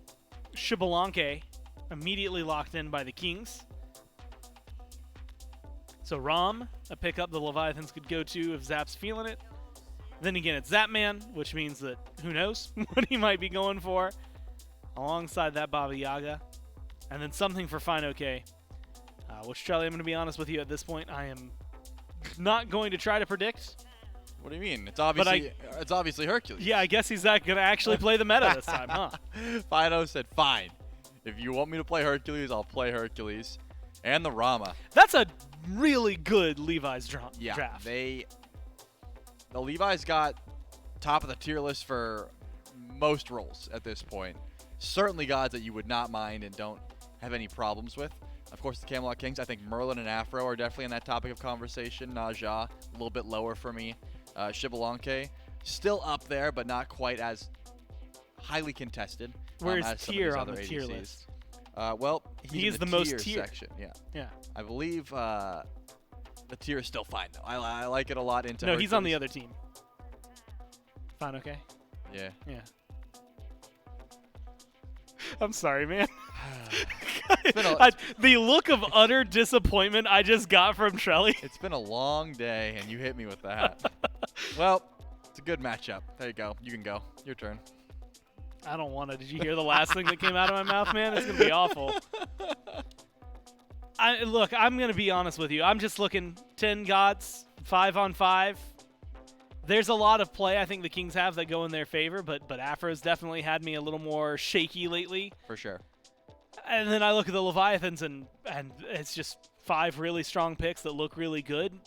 I need to convince me who's coming ahead here. And if it is the Leviathans, is it just because they've got the tier list running for them? I definitely think the Leviathans have a lot going for them. The only thing, because whenever we have an Afro, I have the same. I sound like a broken record, but I look towards hard carries, right? Like, are you going to be attaching to Captain Twig while he just 1v5s? I don't think so. Nope. Not as Naja. Are you going to do that to Merlin? Probably not as well. So your options now become, hey, I'm going to kiss Yarkor and just hope that he hard carries, which he can on the Shibalanke, but it takes time. It's all about safety. It's all about getting the value from Undying Love. I think Genetics is going to get big value from it, especially if he's just trying to defend against the Bakasura, for example. You say, hey, oh, you're crippled. Okay, I'm going to use the ult. You just auto-attack away. Hopefully we win that trade. But Afro has a problem with getting focused. She can be the first one that dies in a fight very easily if she's not in the right spot. And if she is in the right spot, sometimes there's not enough CC in that composition. Who's burning beads for Captain Twig? Hopefully Variety. That's the end of that conversation. If Variety's going big and getting lots of beads, then yeah, Captain Twig can go in. If not, he's going to be losing the 1v1 versus adapting every time. Definitely some troubles that he's going to be running into. I mean, look, Naja, we've seen it sometimes, and I pull Sino into the conversation because of it. And same as Twig, where they lock in the Naja and they just decide we're going to win. They lock in the Naja and it doesn't do too much. We saw a couple of those earlier today. So it's TBD what kind of game we're going to be getting out of Twig. Remember, all of this right now for seeding going towards Masters. There's a little bit of money on the line as well for these teams. Big degrees of separation. And definitely something that, I don't know, it sparks excitement. This is the first time I think going into it. At least game 1, Kings have a lot of control, fumble that lead. Game 2, Kings have a lot of control, win that game. Whoever wins here gets the leg up, Trelly. We'll find out who it is in Game 3 as we jump down to J-Mac and Mifflin. Thank you so much, Gore and Trelly on the desk. Game number 3 between Leviathans and the Kings. One that will put them on match point and put them one step closer clinching that first seed out of this playoffs and moving in towards the Masters. It's Jay McMiff and Doug back for game number 3 to keep things going. And honestly, with the drafts that have been kind of pulled up from here, maybe the most out-of-pocket thing is seeing Final K back on what we call a quote-unquote meta or normal style of solo laners after seeing things like Nike, Kukulin, and all these other maybe oddball picks out of him, seeing him back on a pick. That just works so well across the board for so many different teams. Might be the most glaring thing that at least kind of pops out here for Leviathan's composition. For the Leviathans composition, sure. Right. I'll agree. On the other side, I hate, and you know what I hate. Oh, yeah. I hate mage Naja. support. Oh, no. Are you serious? No, I was messing with you. I'm not sure that you were. Miff, how many games and death segments have we had so far this weekend together? All of them. Pretty much. And how many times have you told me you don't like mage supports? God, I hate mage supports. Every single one that we've been on. So, Wrong, you gonna try and take this one away. Doesn't do so. A little slow on the wall, a little slow on the punch to take that buff away there. But, I mean, Genetics on the Aphrodite support. Now, I will give Genetics credit. He's one of the few supports in the league who has found a win with the Afro. Final K gets the pickup onto Variety. 2 autos or a push is all that he needs. Blink pass for Variety. Break his ankles and keep himself alive. All right. That is one perfect pathing from Variety. He was pathing so strange, I got lost. I thought he was retreating towards his own tower originally. Instead, was just trying to get into range for his Blink, which is why I suppose he's been going towards Blink in first slot. As to why I'm not a massive fan of Aphrodite in support, it's just so lacking in CC. The healing feels good, but is it that much better than like an Earthen Fury burst heal? At least that one's AoE. You have to be very choosy about who you're linking to in these engagements. The ultimate is amazing, but you are not self-sufficient whatsoever. Aphrodite is completely reliant on having allies nearby. And also, it's like a 20% win rate in the league, which is it's not great. It's probably the primary reason, but I felt like I had to come up with other reasons besides just quoting stats. I feel like that's encroaching on Gore's territory a little bit. I mean, maybe right to do so. I mean, the only player in the league who has found nothing but success on the pick was Awesome Jake. He was winning almost every single game, if not every single game he had it. Most other supports in the league were finding maybe one, but more often none as far as wins on the pick. So it hasn't been looking great unless you're Jake. If your name ends in 408, Aphrodite, sure. Keep going for it. It's been working out well for you and the team, but maybe that's just a byproduct of the team style of play that the Oni Warriors have, is that full run-it-down mentality. You don't have to wait till maybe you're useless late game through there. Final K, though, pushed against the wall. This time it's a turnaround gank towards him, but not much going forward. In fact, he gets a push on a Variety under the tower. Now Adapting can show up. He eats one of the minions through. Variety heals, uses his second dash. Now he's got no ability. Sash lands onto Adapting, and it's a double push by Final K, and a first blood served up nice for the Atlantis Leviathans, and maybe a chase continuing through. Adapting jumps in. We'll try and keep up with Captain Twig. Blinks past, but it's a blink for Blink out of the jungle. And I'm not sure Captain Twig can really try and out-secure this one. Minion should be back up for Adapting. He's just taking a couple of them away. Sash lands through, but Adapting will consume the blue and back himself away with Final K around the wall. Captain Twig, don't step too far forward. Boulder is online for the Herc. Yeah, I wonder. Captain Twig really was on the chase there. He didn't have Sash for like another 8 seconds. Should have been concerned about that rotation from Final K. Maybe he just assumed that Final K had either gone back to base or had already started his blue buff on his own. Either way, nothing ventured, nothing gained, and nothing lost there for Captain Twig. I am loving Final K on the Hercules. Something I know that he himself, not a fan of playing, just doesn't like the gameplay loop, I suppose. I believe it was a tweet maybe about a month ago where he had talked about 9 straight Hercules games in scrims and how he would never scrim again or something along those lines. But I could see why the Leviathans might encourage some Hercules selections if he's going to be playing at the level that we've just seen over the last 4 minutes. Been bullying Variety in lane and has absolutely been landing every single one of his abilities. It's a good facilitator. It's good at getting the aggression rolling. It's incredibly difficult to shut down, even against a composition that is well suited at dealing with the front line. That's one of the primary strengths of Naja is doesn't matter who you take up into the air, they likely land into their death. At least it seems like that's been the case recently. And I am glad that you bring up the Oni Warriors and Awesome Jake's success with Aphrodite, because Aphrodite is very good at one thing in particular. And I know no matter what I say right next, Twitch chat's going to type, it's healing. She's good at healing. She's good at winning harder. She is very much so. Just really good at continuing aggression, topping off your HP bars, making sure that even after a fight, if you're limping away from it, you can roll into an objective. Or if a fight starts to go well, utilize the additional movement speed that she gives to your allies to chase out. Or you can utilize her ultimate as a Beads Aegis just to continue getting aggressive. She is so good at chasing down, using back off on your ally, applies a slow and a field around them. It is very good when things are already going well, but often Aphrodite is not the reason you start winning. You kind of rely on everybody else to get the ball rolling. And that's why we tend to see things on kind of hyper carry early games for players like Panatom or Pagon to either just outright win out in mid or even just completely Lador wide open in the jungle. Blink from Captain Twig. He'll take adapting up to the sky. Where's the follow-up? It's all surrounding now for the Camelot Kings. Double Fearless sets up a kill for the Kings. Now FineOK on the run. He's got Boulder, but the chase in Variety just off the mark with the Fearless, but another sash by Twig, a push against the wall. Genetics showing up to try and slow him down, but he doesn't have a connection target. Gets it just now. Stun on a Fino under tower, but the Hercules lives on.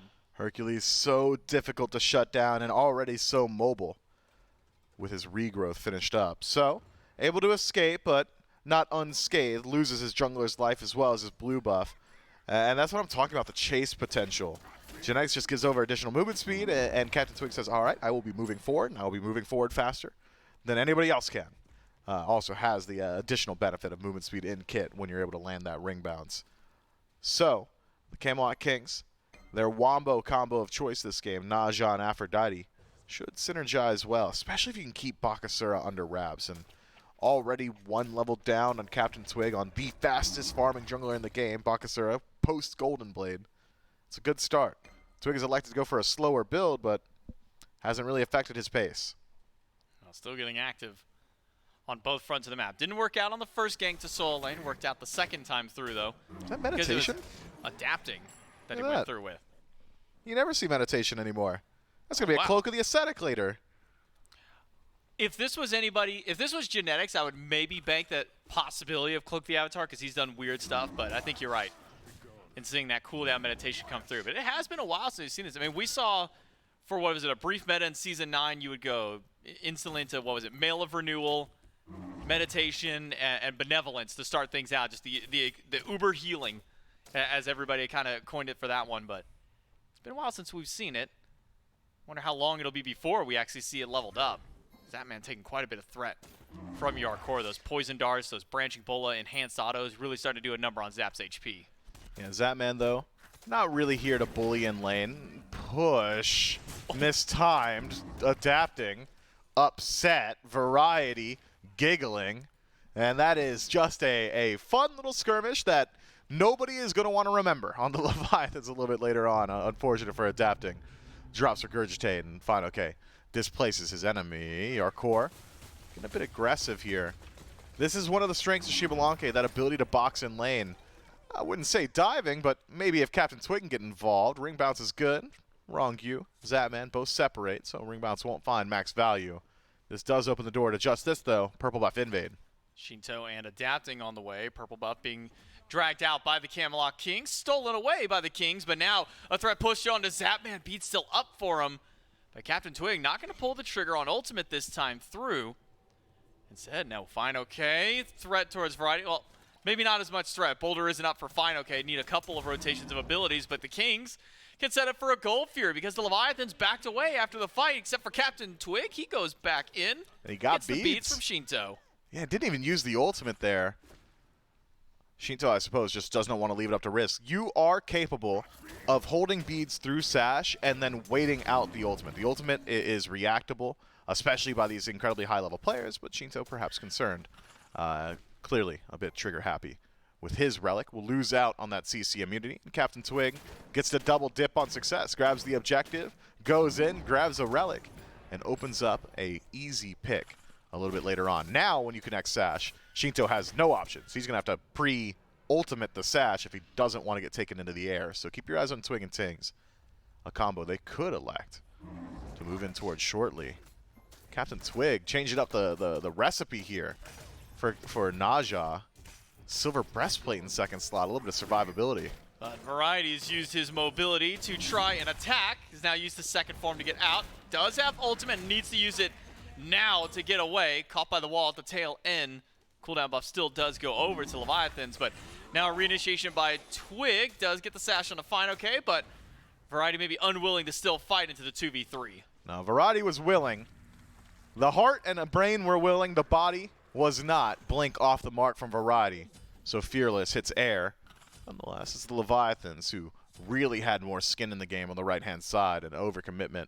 Adapting and Fine OK both dropped their ultimates, really trying to shut down this tier. And in doing so, forced back to base, TKO'd. It's a Pyromancer pull. Oh, it's stolen away by Shinto. Just Classic. that easy for him. Walks up, throws one potion, throws one magic shot, takes it away, and jumps to the ultimate, just the celebration. Walks up, clears the wave, and he can now make his way back to base, or maybe just pick up one of the camps that's about to respawn, as Shinto is so privy to grabbing as much farm on the map as allowed to him. We'll grab at least that chest camp and keep up his farm. But Leviathans are able to steal that pyro away. Fine, okay. Sashed by Captain Twig.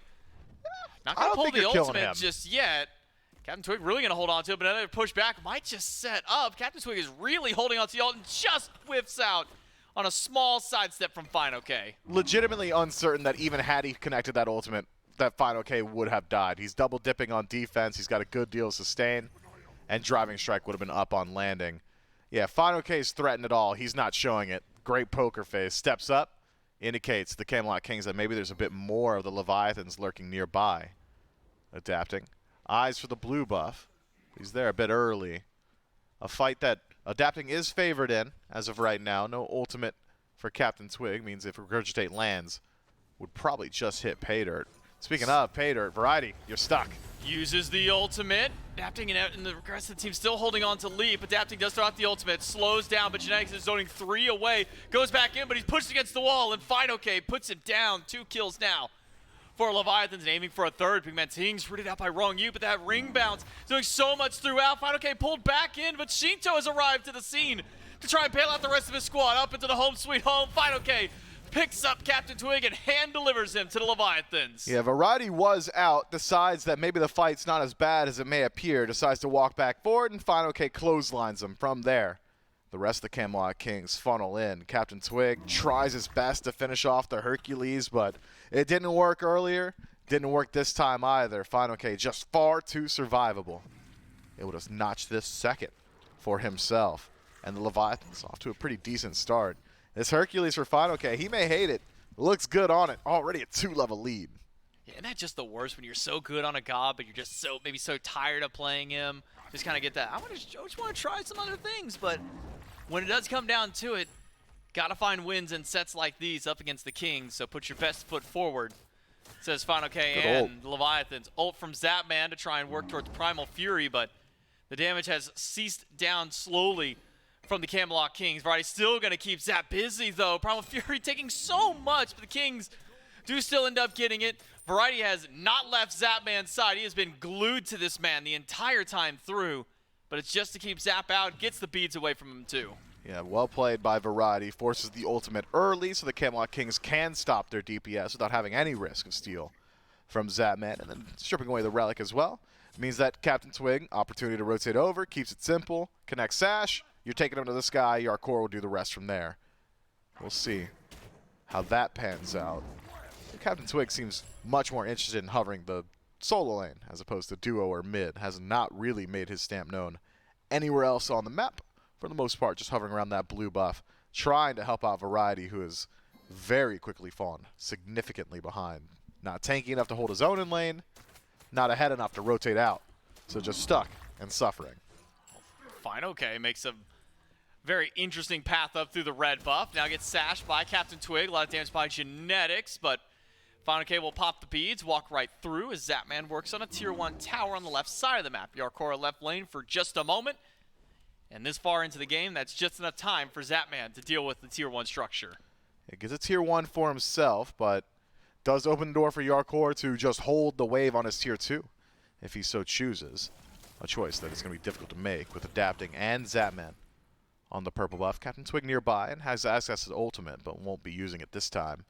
So the Leviathans take a small win on the left-hand side. Wrong you. Finds a stun on Variety. He's now pushed against the wall. Quick Fearless out and a heal from Genetics. Try and top Variety's HP back off. But for now, the Camelot Kings still playing very aggressive. Captain Twig going for sash after sash. Maybe because he's not getting the relic immediately with the sash, hasn't been going for the ultimate, but it feels like he's been very, very cautious on how often that he wants to use the ultimate. I believe only 2, maybe 3 times total so far this game, given the amount of opportunities he's been granted to do so. But for now, it'll be the Leviathans taking a Pyromancer for themselves, keeping themselves just ahead of the Kings. Man, Captain Twig wants to be a support so bad. Builds Transcendence, says, all right, that's enough of that tomfoolery for me. It will be defense and defense only from here on out. Renewal, then likely a Wingblade in this next slot. There's a good deal of slows on the side of the Leviathans. So the passive of Wingblade would find a good deal of value and help him out on his chase. But even if he makes contact with anybody, it's not as if he's going to be hitting all that hard. Could be that he just foregoes the crit build altogether. No Deathbringer, just Titan's Bane. And would still make his ultimate deal decent damage. Genetics nearly pulled back in there by Fine OK. Escapes it by the skin of his teeth.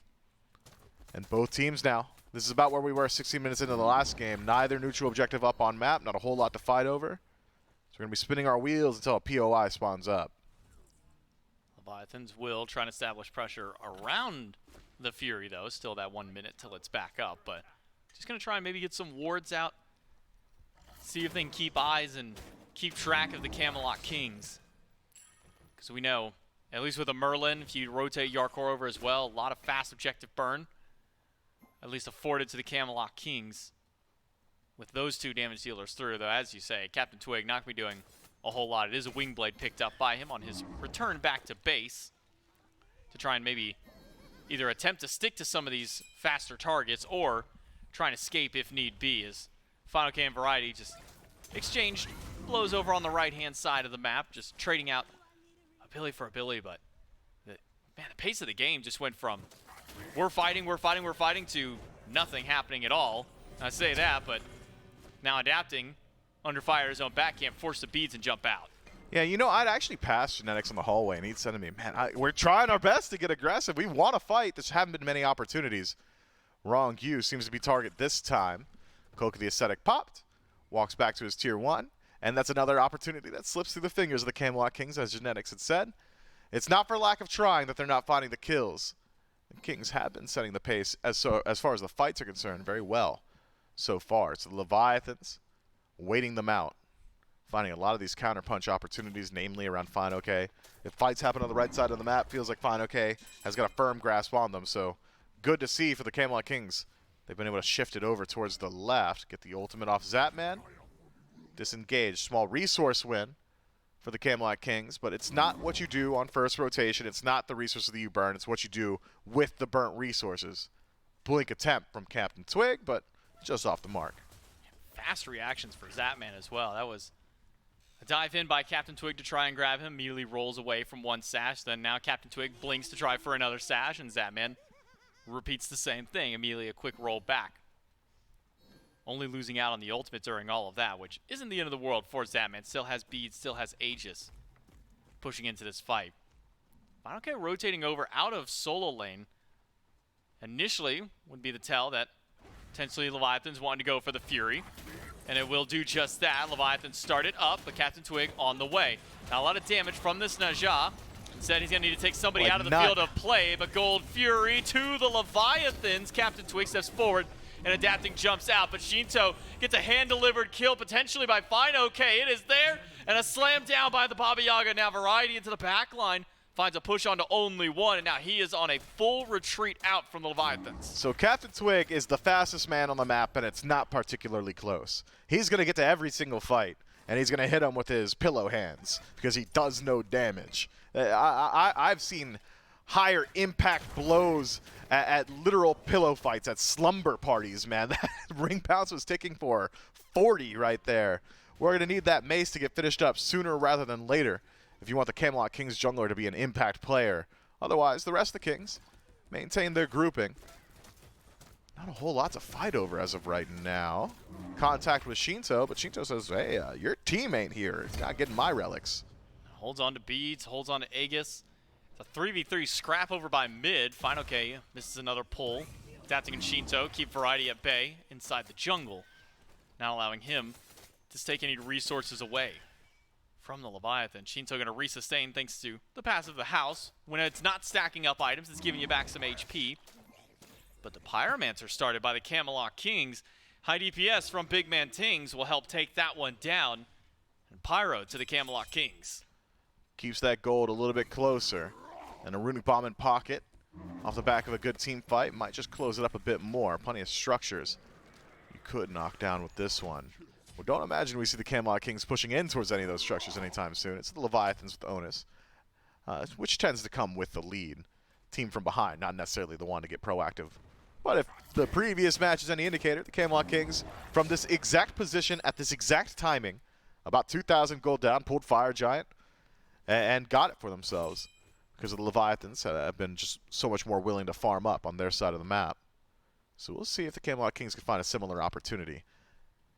For now, though, I think the Camelot Kings likely do want to just take a play from the Leviathan's book, get some farm into Twig's pocket, get some farm into Big Man Ting's pocket as well. Finish up what could be a Soul Reaver in 5th slot and a Titan's Bane in 5th slot for Captain Twig. Otherwise, take a peek at the relic selection. Maybe it's a clear decision. We don't need Twig to build damage because we've got double Sunder. We'll just shred all defense, make it a bit easier to find damage elsewhere. Make that one target a little bit easier to hit.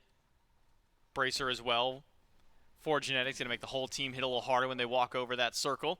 But Zapman rolls in aggressively at 3. He's got backup from the team to allow him the luxury to do so, but this feels like we're watching some old school Zapman with how aggressive he's been playing just these last couple of games. We saw nearly net them some pretty big wins, at least earlier on in the set. He's diving aggressively on that Hachiman just earlier, but hasn't had a whole lot of fear on the ROM and hasn't really had a whole lot of necessity of that fear. He has been, aside from when Variety was literally next to him for about a solid 20 seconds of gameplay, hasn't really been under much threat. No rotations from Captain Twig for the most part. I believe 1 or 2 over towards the dual lane, but Rom, with both relics available and his allies just 15 feet away in the jungle, likely will play with a bit of aggression. The Leviathans now still starting to move their way out of base. I imagine it's the Primal Fury first, but this late in the game, you got to be concerned about a counter Fire Giant if you leave yourself exposed to it. Faunake, good push on a Genetics, but Genetics is Aphrodite and just incredibly tanky. So, displace him, and Genetics will re-heal it very quickly. Zapman moving in towards the Fire Giant. Yarkor shows himself on left. Big opportunity for the Leviathans.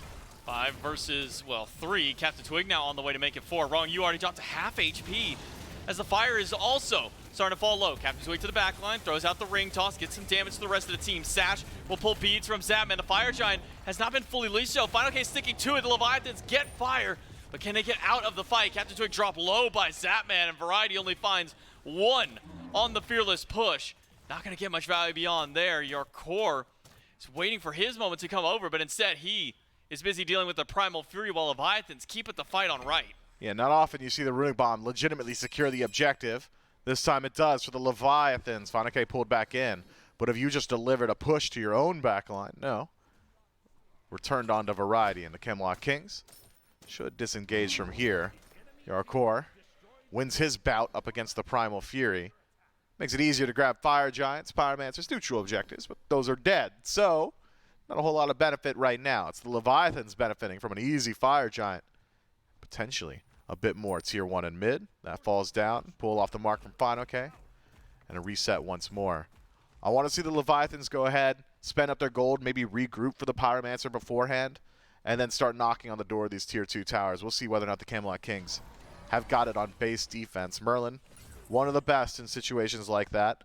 But when I look at the CC, If it's not Variety, I don't know who's starting your fight, because you got single target in Captain Twig, and you've got single target in Genetics, and even the single target from Genetics.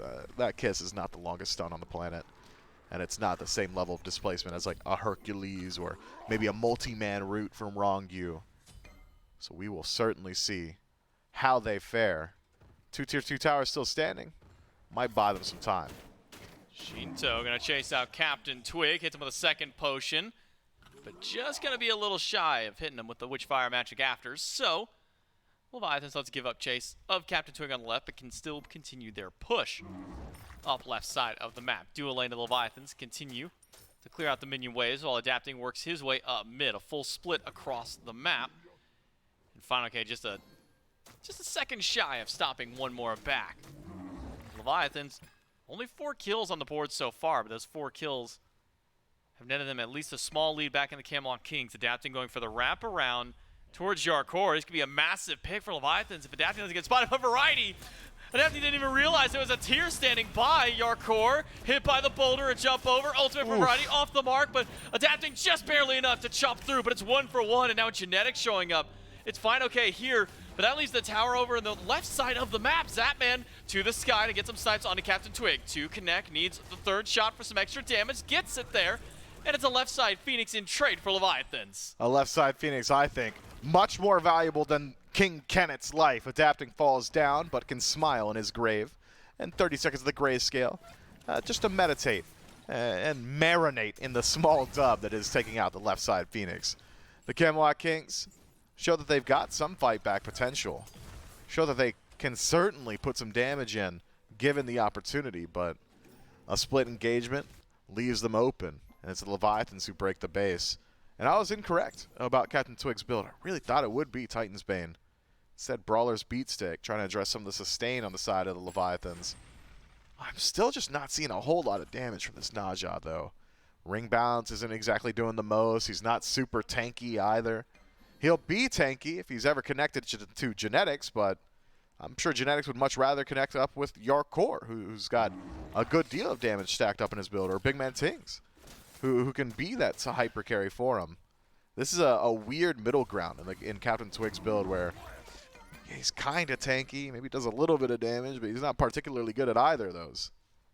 He's sitting right about that halfway point of the damage chart, just slightly above Yarkor, about 1,000 damage up on him, but is still pretty far behind even his next one. It's 3K above him, Variety, on the tier. And maybe no surprise, leading the damage charts is Shinto on this Baba Yaga. But now at the Fire Giant respawn, first one went to the Leviathans on a 5 versus 4 bout around the objective. Now, with the full force of the Camelot King standing by, with the entirety of the Leviathans through, you can put us to maybe our first real 5v5. Variety pushed back. We'll be fine for the time. Final K giving a little bit of chase over, but with Genetics standing by, unlikely he'll be able to pull Variety back in. Man, just watch Final K. He is going to be able to start up just about every single engagement. Not a whole lot of concern. Woof. That is not great, but maybe Zapman can fix it. Oh, Captain Twig, he misses the sash. He stands in place, and that's an easy setup then for Adapting. And Zapman now about in the jungle. Wrong You moves forward. The boulder does end up tapping to Genetics low.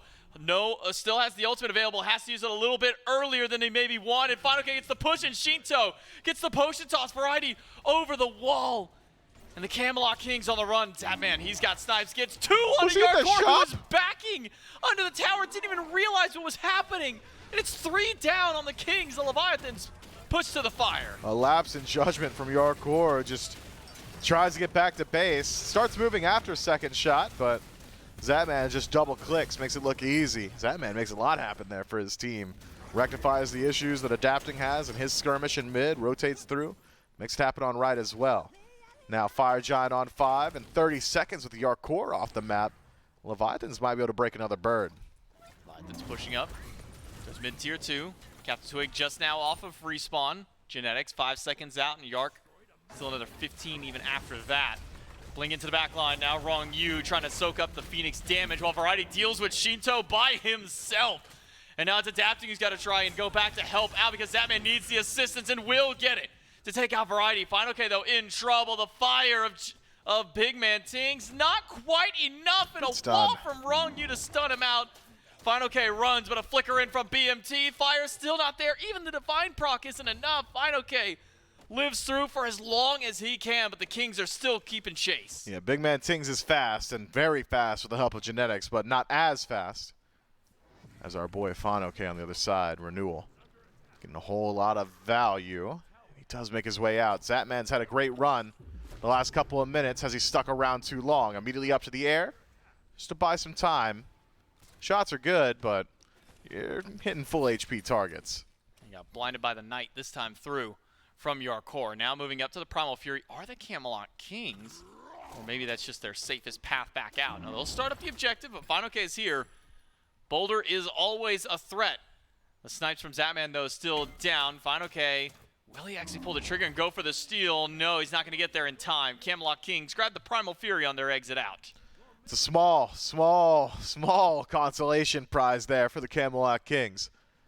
Maybe the biggest advantage to them is that they maintain their left side bird. Only one more enhanced minion wave to contend with. I'm sure they'll be able to deal with it pretty easily. Looking in the pockets, there are no runic bombs in play, so if the Leviathans want to play around this Fire Giant on 4, they'll have to take it out in the next minute or so. 50 seconds. Positioning as it is, Final K on the way back to base. I'm no genius or fortune teller, but I'm willing to bet that we're going to go to the next Fire Giant. That's where the next fight's going to be. Camelot Kings, much better look at a defense this time without having to contend with that enhanced minion wave on left. Captain Twig has already made short work of that. And so, once more, right back to neutral territory. Still 30 seconds before the buff even wears off for Fire, and the Firemans are still going to be roughly that same time frame of the respawn of Fire, so plenty of time for the Leviathans, for the Camelot Kings. Kind of mosey around the map, get some ward coverage out, especially around that Fire Giant pit with left side Phoenix back up. Not a whole lot of threat for the Camelot Kings, at least towards their throne room. Still a tower standing in the soul lane as well. That one did not get knocked down in the push by the Leviathans last time through. But now Fire Giant wearing off the waist. It's up to the Leviathans and the Camelot Kings to decide who's going to be the one who has to pull the objective. But with the lead the Leviathans have, they can take all the time that they need. Yeah, looking at relics as well. Every relic available in 2-1. Zatman's got beads back. We're at full strength for everybody. Ultimates all there. Builds just about 6 slotted for everyone. Genetics and Wrong You, the only one still concerned about that. Starters upgraded across the board. Power potions on both sides. 6,000 gold's not looking like a whole lot. Seeming like a dead even game as of right now. Anyone's game. A clean team fight on either side could very well just be the end of it. But it's the Leviathans who have slight advantage in wards on map. Camelot Kings have to fight into those wards. Slowly taking a peek at pockets. 3 sentries in pocket for the Camelot Kings. They should be able to get the vision back. Captain Twig, though, used his ultimate in an escape from Final K and adapting, so they now have at least the cooldown timer on there with Fire back on the map. Does give a 1 ult at least advantage now to the Atlantis Leviathans. Pyromancer started up by the Levi's. Camelot Kings not able to take that one away. A little slow on the trigger by BMT. Variety pushing forward. Does get slowed down by the Baba Potion from Shinto. All the while adapting. Keeping vision on Captain Twig inside this mid lane. Keeping the minions pushed up. Man, that poke from Shinto is just gross. Variety down to half HP. Adapting just behind. Adapting's been having a real hard time this game doing any damage. Could come up massive for his team. Should he be able to get involved. Won't have many opportunities to fight Captain Twig with Courage Tate, of course. Going to proc that Wing Blade every time. Hitting Variety. He'll get the Lawbringer out. And that is the ultimate from adapting. At about 437 damage on from it. And that 437. You do that quick math in your head. Yeah, there. It was 7K before. Oh, right at 7K. Yeah. Okay, that's an easy one to do the math for then. It hasn't been a whole lot of damage from him since the early stages of the game. Ultimate's just missing out on being able to grab anybody. He's got damage in the build. If he starts hitting someone, I mean, they'll get hurt. He's got to hit someone though. Zatman that's caught the out roll. of dash. He can't get to the sky. Twig and Variety start out the fight strong. Now for the Camelot Kings, It's a one-man advantage for the Kings to push up, and now they head right back to fire. Yeah, with the ADC off the map, there's just about no way the Leviathans will be willing to actually take the engagement. It'll be a steal attempt, maybe. Variety forward, off the mark, but does get the ult. Does take away Shinto's ult. Now half HP on the fire. Captain Twig finds Fine OK, but no one's keeping eyes on adapting to the backside. Ultimate not up just yet for him. Could just walk into the pit and try and take this one away, or start of a fight after Wrong U is low in the middle of 5. Gets the dash back through, but goes down to the damage of Yark. Adapting, trying to chop back through for as much as he can, and he isn't able to take down Freddy, who's one hit away. And ring toss bouncing between Shinto and Fine OK will slow them down. And Captain Twig and Variety surge forward. Variety had no HP, and he's willing to go back in with the team. Fine, okay. Are you able to make it out of here alive? Big Man Tings takes up the tower, and it is perfect aggro trading between each of them. The Camelot Kings fight at 10%, but they fight together and come out on the other side clean. Yarkor, the only one to fall, but in trade for 3, I'm sure a trade he's willing to take. You can see it in the player cam smiling, happy with what his team's able to accomplish. Fire Giant, gotta be the target here. You haven't got your ADC, but you do have a Merlin, so maybe there is enough burn that the Camelot Kings can go ahead and just pull it out. Kings will start to make their way towards fire, except for Variety. He's heading over to the left side lane. Deal with some of the minions over there, but still 3 down on Leviathans for a while. Zatman's back up, though. That's the important part for the Leviathans. They've got the ult to try and steal. Adapting is here as well. Zatman goes up a bit early for the steal attempt, with Adapting standing by. Not much to be done for the Fire Giant. Zatman thought for a moment he would walk up to try and take this one out, but it's a Fire Giant to the Camelot Kings, and just in time with Yarkor's respawn. Timed perfectly. So now the Camelot Kings get to try to siege themselves. Siege pretty decent. We've already talked about Shiba Blanca. He can auto-attack Phoenixes from outside of range, and with an enhanced Fire Giant, you're not worried about backdoor protections whatsoever, so Darkest of Nights just a threat to structure on its own. Otherwise, Big Man Tings, very effective on this Merlin in the enclosed spaces that are Tier 2 towers or Phoenixes. I didn't even realize we're 37 minutes in. There are 3 Tier 2 towers still standing for the Leviathans. Done a great job maintaining their map state for the last half hour. But the Camelot Kings, this late in the game, even with their damage light builds, they'll make short work of what remains for the Leviathans. Base defense from the Leviathans, I mean, it's okay. Baba Yaga keeps the minion waves out. Zatman can poke before the fight with his ultimate. It's a play we've seen from Rama a good deal. If he can just land all 3 shots on a Big Man Tings. Could try and make it so that Tings can't stick around for the fight. Genetics will go ahead and stop that line of play, though. He's already connected up. Blocks out a couple of autos with the wards, but the damage from Yark from outside the Phoenix is a bit too much. The bird is gone. Fine OK finds 2 on the push, but the Kings are going to try their best to get out. Snipes are through. Needs the last one from Zabin. It won't connect to Yark. Instead, it's adapting to get the job done. Variety goes back in deep to the back line, but that may have been a mistake. You jumped in the middle of 5. The damage isn't there. The boulder just enough from Fine OK to close the gap at just enough speed to keep going. But now Wrong U blinks forward, finds the stun on to Genetics. There's no ult for this Aphrodite. Root is good. Potion pops from Shinto. Not quite enough damage. Genetics lives. Big Man Tings at full. And Captain Twig keeping 2 busy. Twig still got his ultimate, so should be able to rip cord. He's keeping Adapting guessing on the direction. Adapting steps up. Wrong way. Forced to disengage, but Fine OK keeps connecting. Shinto does too. These potions are slamming through. Adapting on a killing spree. Captain Twig takes up 1 to the sky. It's probably the best one he had a chance of killing, and he doesn't even have that much chance. Zatman gets 1, and Fine OK gets a boulder back. The fight went for so long, he gets 2 separate kills with 2 different boulders. Yeah, 2 different boulders, and the first guy still hasn't even respawned. So, the Leviathans now 3 dead for 50 seconds. Yarko and Variety will be alive for defense. It's a 4-man, call it 3-man actually, in mid. Now Shinto joins his team. Rongyu's so low, Zatman's so low. I don't know that you could stick around here. Adapting, the last to catch the memo, would love to fight, but he's the only one healthy, full HP and mana for the jungler of the Leviathans. So it's a mid Phoenix in exchange for a left Phoenix and all of the Fire Giants of the Camelot Kings. I don't know if one team legitimately can lay claim to the title of victor on that trade. It against Fine. Okay, you got 2 boulder Well, kills. yeah, Fine OK can. I said team though, J-Man. Okay, Come team. on. It's gotta be the Kings. The left Phoenix is just so much more valuable than the mid Phoenix, but you gotta take into account when it happened. Mid Phoenix goes down way later, so there's gonna be more effective time that the Camelot Kings will have to play without their bird. I guess the victor writes the history books, right? So whoever wins this game, we could just ask them if they felt like they won. That's going to be at least one more game beyond here.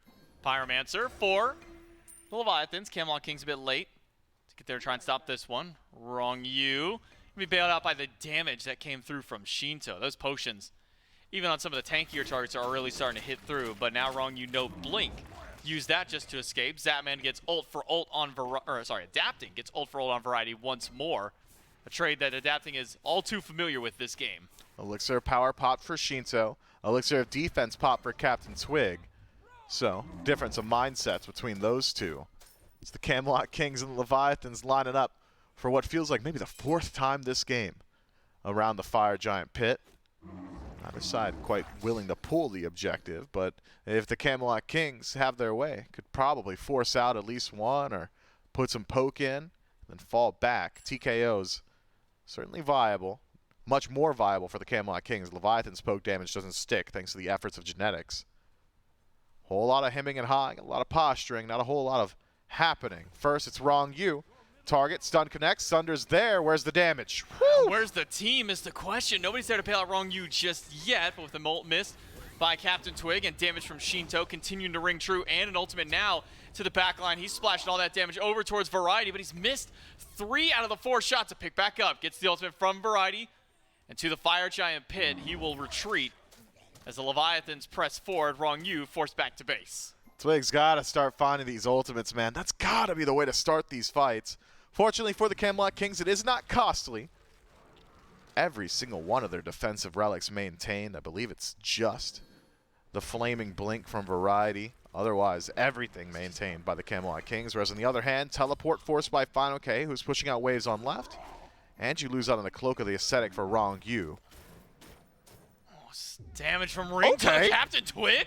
Where did that damage come from? May have gotten a crit from his second ability to help him out there, but Zapman now off the map for 60 seconds. That opens the door for the Kings to go to the Fire Giant, but Final K is going to try and disrupt that opportunity. Wrong you stepping forward. Boulder a bit early from Final K, and a Runic Bomb not going to get this. It's the Kings with the Fire Giant. The Kings with 1 kill. The Kings trying for their second one, but Shinto trying to even the odds for the Leviathans, but just doesn't get the damage from the ults that he was hoping. Leviathans do lose out on left side Phoenix, but Adapting, he's going to push forward. Might not have realized that Captain Twig went back. And how could he have? Instead, speed buff for Adapting. It may not be a winning play, but it's going to hurt the morale of Captain Twig on the other side. Camelot Kings knock down the right side bird. Adapting's going to have to get back to base sooner rather than later. If the Camelot Kings are willing to move in towards the base here, Twig starts channeling his own back. Maybe he's just worried about a back door? Oh no, Shinto, he gets caught by the stun of the ultimate. Aegis a bit late for him, and Yarkor puts him down. Boulder from Final K will not get the value he's hoping for. Adapting knocked down, and the Camelot Kings take game 3. A roll of the dice puts the Camelot Kings into a favorable position. It took a whole long while, but finally Captain Twig gets a bit lucky. A crit on the Zapman, finds a pick on the ADC, and from there, the Camelot Kings pick apart the Leviathans. Sometimes in matches as close as this, that's all you need is that one lucky crit, that one stray ability that slams through. And unfortunate for Leviathans, their best steal potential, maybe around that fire.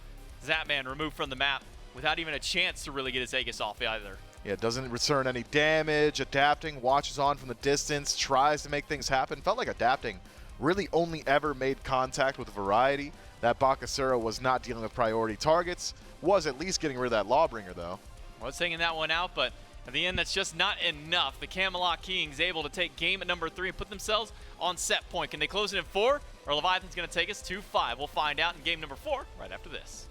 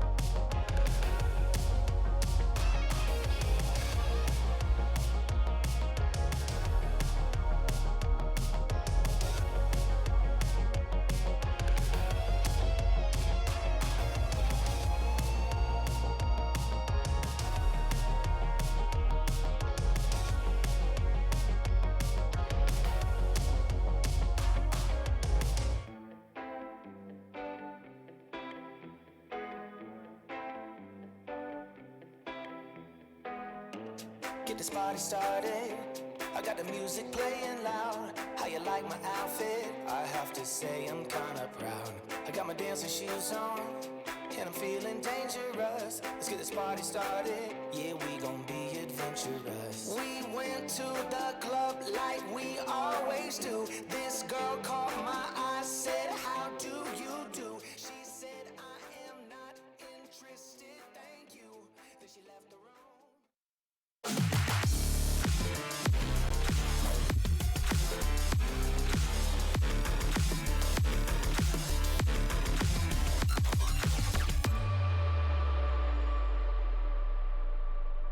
Well, the Kings take a 2-1 lead after a very, not even, like say, a combat averse and then combat heavy game there in game number 3. And of course, if you like Smite, I've got great news for you. Not only is there more to be played today, not only is Masters coming up in just a couple of weeks, but next weekend we have some slatted up as well. If you are wondering what to do next Saturday and Sunday, well, the SCC relegations are for you. Starting at 11 a.m. right here where you're watching right now, you're going to get to see the top SOC teams, that's the open circuit teams, take on the bottom SCC teams to see if there's going to be any swap-ups as we go into Phase 2. So will we have new teams who will be joining us? You can find out alongside us at 11 on Sunday and Saturday. That's kind of backwards, but still the same days next week. So make sure you're tuning in. And of course, make sure you continue watching Trelly as we jump into game 4 here in just a second. Oh, I will. Between Leviathans and the Kings. These two teams played very cautiously for quite a while in that game. Yeah. And then it feels like floodgates open. Healing is really good for the Kings. Kills are there. Sometimes there. That one fire giant where unfortunately Zap, there's no vision, so he tries to go for a steal and then is just kind of left awkwardly hanging around. There's just a lot of moments like that for the Leviathans, it feels like. As far as I'm concerned, whenever a game like this happens where, it's back and forth, one team's commanding, and then once you get to like 35 minutes, it's relatively even. Yep. We just throw the early game out. It's pretty anything much sub 30 minutes at that point doesn't mean anything. Exactly. You have got to an even map state. The gold is relatively even as well. And the only thing you have to go off of is, hey, 2 Phoenixes are down, but ours is a little bit more worth. And I think the Camelot Kings in this instance were able to find the better last fire giant fight, and that's sort of what won them the game. I mean, I believe it was Twig where he got a bunch of damage onto Core rather, and once he started that fight, it just seemed like, they were just going to run forward. I think that Zapman just, unfortunately, did not expect this much damage. This was the exact one. Yeah, crit, sash, and I guess only 1 crit. Wow, I thought it was more than that. It was just the original crit to start that fight, but that was enough to just delete Zap, and the team just surged forward after that. And that's kind of the kind of plays that can break a game wide open. When you're 40 minutes in, it's just 1 pick. Yep. And we've seen that countless times. I mean, Variety said it in his interview. Sometimes, if you don't want the game to end sub 30, you just don't gotta let it. And that seems to be the way that both of these teams are playing. Again, you saw some of those highlights. 4-1 for the kills, 5 total, and that was 25 minutes in. And so very risk averse early on, then very risk heavy. Good investments. And as you mentioned, sometimes it's just the 1 pick, the 1 fight. And the longer the game goes, that's all that matters. I mean, 70 minutes in, 40 minutes in, you'll have the exact same kind of moment. Hey, I got the pick. Hey, we're going to fight. Can they get the defense? The answer here, unfortunately, for the Leviathans was no. And as such, they're now down 2-1. Now, if Kings win this next one, they are first seed coming out of this tournament, which is going to solidify them a lot going into Masters. Again, a lot of these teams, if you're looking actually at the Glads and the Hounds, are going to be playing in, essentially a qualifier little bracket against some of the SCC teams. That is going to then qualify them into the main bracket there for Masters, whereas everybody else here is trying to determine their seeding in that main bracket and what exactly it is going to mean for them. Plus, there's some cash on the side as well, so it has to feel good to be winning, and it needs to be 1 more before the Kings seal the deal. We'll jump into picks and bans, see what the Leviathans have to offer us, and if they can give us the first and what would be the only Game 5 of the weekend, or if they're going to give us the 1, 2, 3, 4, 5, 6, 7th, 4th 4-game set of the weekend.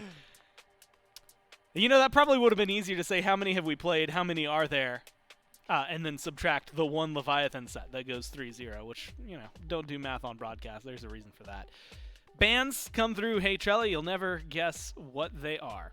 Hebo, Guan Yu, Yamoja, Vamana, Hell. Last time it was Marty banned out by the Kings. I would have guessed those. You wouldn't have.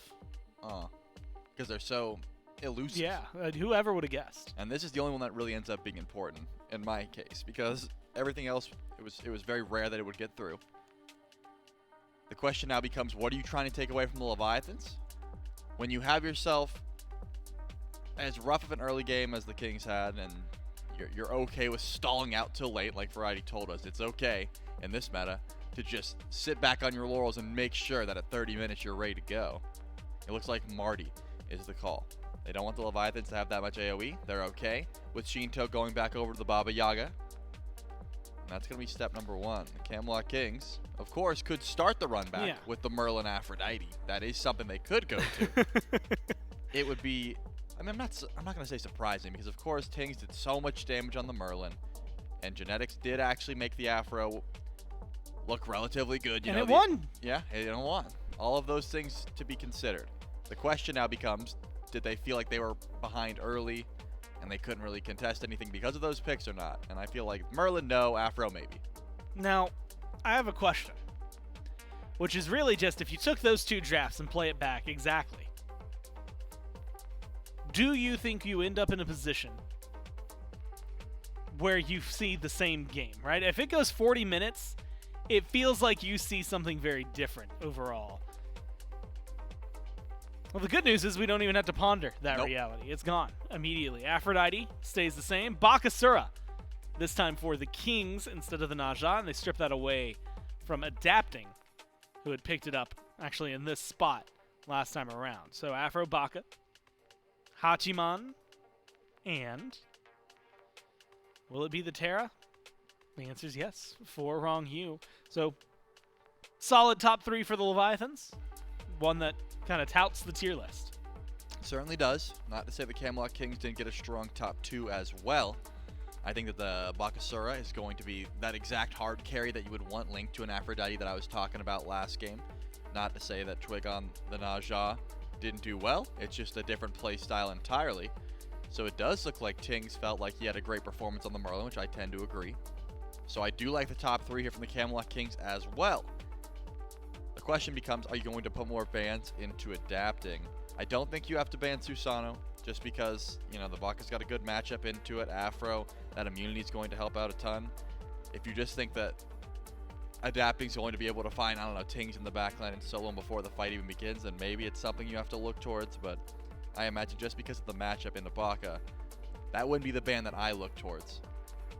Sorket could also be something, so it looks like they're just going to say, hey, we want to focus out the Nem, and we want to focus out Fine OK on the Odin pick, which we know why. The one win the Leviathans have gotten so far this set was because of some great cages from Fine OK and team play around that cage. So I do like the bans here from the Camelot Kings as well. Now, last time it was Odin Heimdall. This time, Odin Nemesis. Tyr, Kernanos on the other side for the Leviathans that have been banned out. So the Kings still wanting a carry. Rom is still available. Triple-Anke still available. Both have been very prominent picks over the last few days. You have to imagine, unless something crazy happens here, one's going to go to the Kings, Leviathans will grab the other. I do want to ask, and this is something, Trelly, that is going to pick some meta from across the board. But there was a time long ago where there was a triangle of carries. Yep. And it was, I want to say Season 2, Cupid, Shibalanka, and Artemis, where they would each have something that just made the other feel worse. And I was hoping they were going to lock in Shibalanke so that point would have been way more relevant. But I guess just, hey, how about we reminisce about that? Izanami gets locked in here. And that is something that we have seen from Hardcore a few times. We've seen more from Netroid. But how do you feel about the Izanami here? I think that Afro Iza is some great hard carry potential. as well as the clear is going to be pretty nuts. You should be getting early pressure. And because of that, I like it. It will find, depending on what the jungle is, I will say. If you have the jungle from adapting and he's able to camp the Iza and build Crusher pretty easily and just follow her after stealth, then that could be a problem. But as long as there's an Aphrodite around, you're usually going to be pretty safe. And because of that, I think that the Leviathans will probably draft accordingly. The Wheelix would find a great matchup into the Baka and the Iza. This is that same style of pick I was talking about that could really make Iza's life annoying. Erendite or Crusher, either one, is going to make sure you can follow after the dash, and of course, Iza can still be pulled. But those are the kind of picks that I think could make the Iza a little bit scary. We finally get to see the adapting Thor once again, and that is going to be... Wow! A Bologna as well? What a treat! Now, Pro League aside, if I'm ever thrown into solo lane, which is this is, again, a personal opinion. It's my nightmare. I hate it playing over there. I always like going Bologna. She's just been one of my favorite gods since she released. Now, jumping into the Pro League aspect of things, Trelly, we don't see her a lot. And I especially haven't seen her a lot lately. FinoK has been playing some of these older picks that have worked well in the past. We have yet to see what it's going to match into. Now we know it's going to be a King Arthur. So how do you like the Bologna? And double down on that, how do you like it into a King Arthur? Well, unfortunately for Bologna, I think that auto-attacking warriors at the moment are just not looking too great. The Death's Toll buff possibly makes her a little bit higher on that tier list if you're going to be building Death's Toll. Because of that, maybe she looks fine, but still definitely not towards the upper echelon of solo lane picks. Yeah. You're going to be needing to build some movement speed in a meta like this where Baka and Afro and Merlin and Iza are all going to be attached to each other and just running away as much as possible. But lane matchup wise, they both just clear well and probably ignore each other. This is one of those solo lanes that I don't expect to see too much until the junglers come through. But they both have kill potential because, of course, you can use the Eagles Rally set up for Thor, or you can use that King Arthur ultimate to say, hey, I got them locked up in the air, make sure they land in the cripple goo, and we just try and run them down. Not crazy long ago, she got some buffs to her ult that I think we saw like 2 or 3 games after. She has just not been around too often. But if you look at the other 4, Baba Yaga, Hachi, Terra, Thor, you'd be unsurprised to see that is a very solid composition around it. So Bologna aside, the Leviathans still have a lot of wins. King Arthur, that has been something that the Leviathans have gone to a few times. Izanami, I think of the Warriors when I think of this god, so it's definitely a good look if you're going to try to mimic that. The question, Trelly, as always, is in the 5-on-5. Well, I guess there's 2 folds of this. Are we going to hit 40 minutes? And if so, then the second question might not matter. Right. The second question is, in this game, can the Kings win it out here? Are the Leviathans pushing us to 5? You say, can the Kings push it out? Or Can will they win? they? Will they win? Can they win? Yeah, of course they can. That's an easy answer.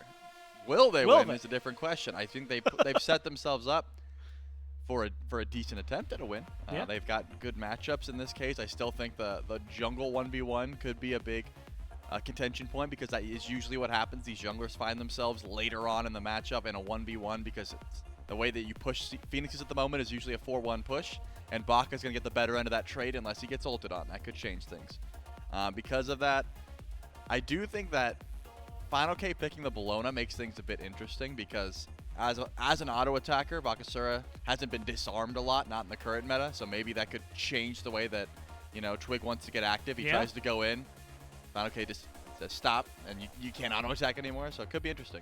I've also been told, at least historically, it's really good usually to put faith in adapting on Thor. We'll see if that works out here as we jump into game number 4. It's do or die for the Leviathans here against the Kings. Yeah, well, the Leviathans push it to game number 5, where the Camelot Kings going to close it out with a 3-1. Well, those questions will be answered here in game number 4. It's J-Mac, Myth, and Doug back to bring the action one more time in this set.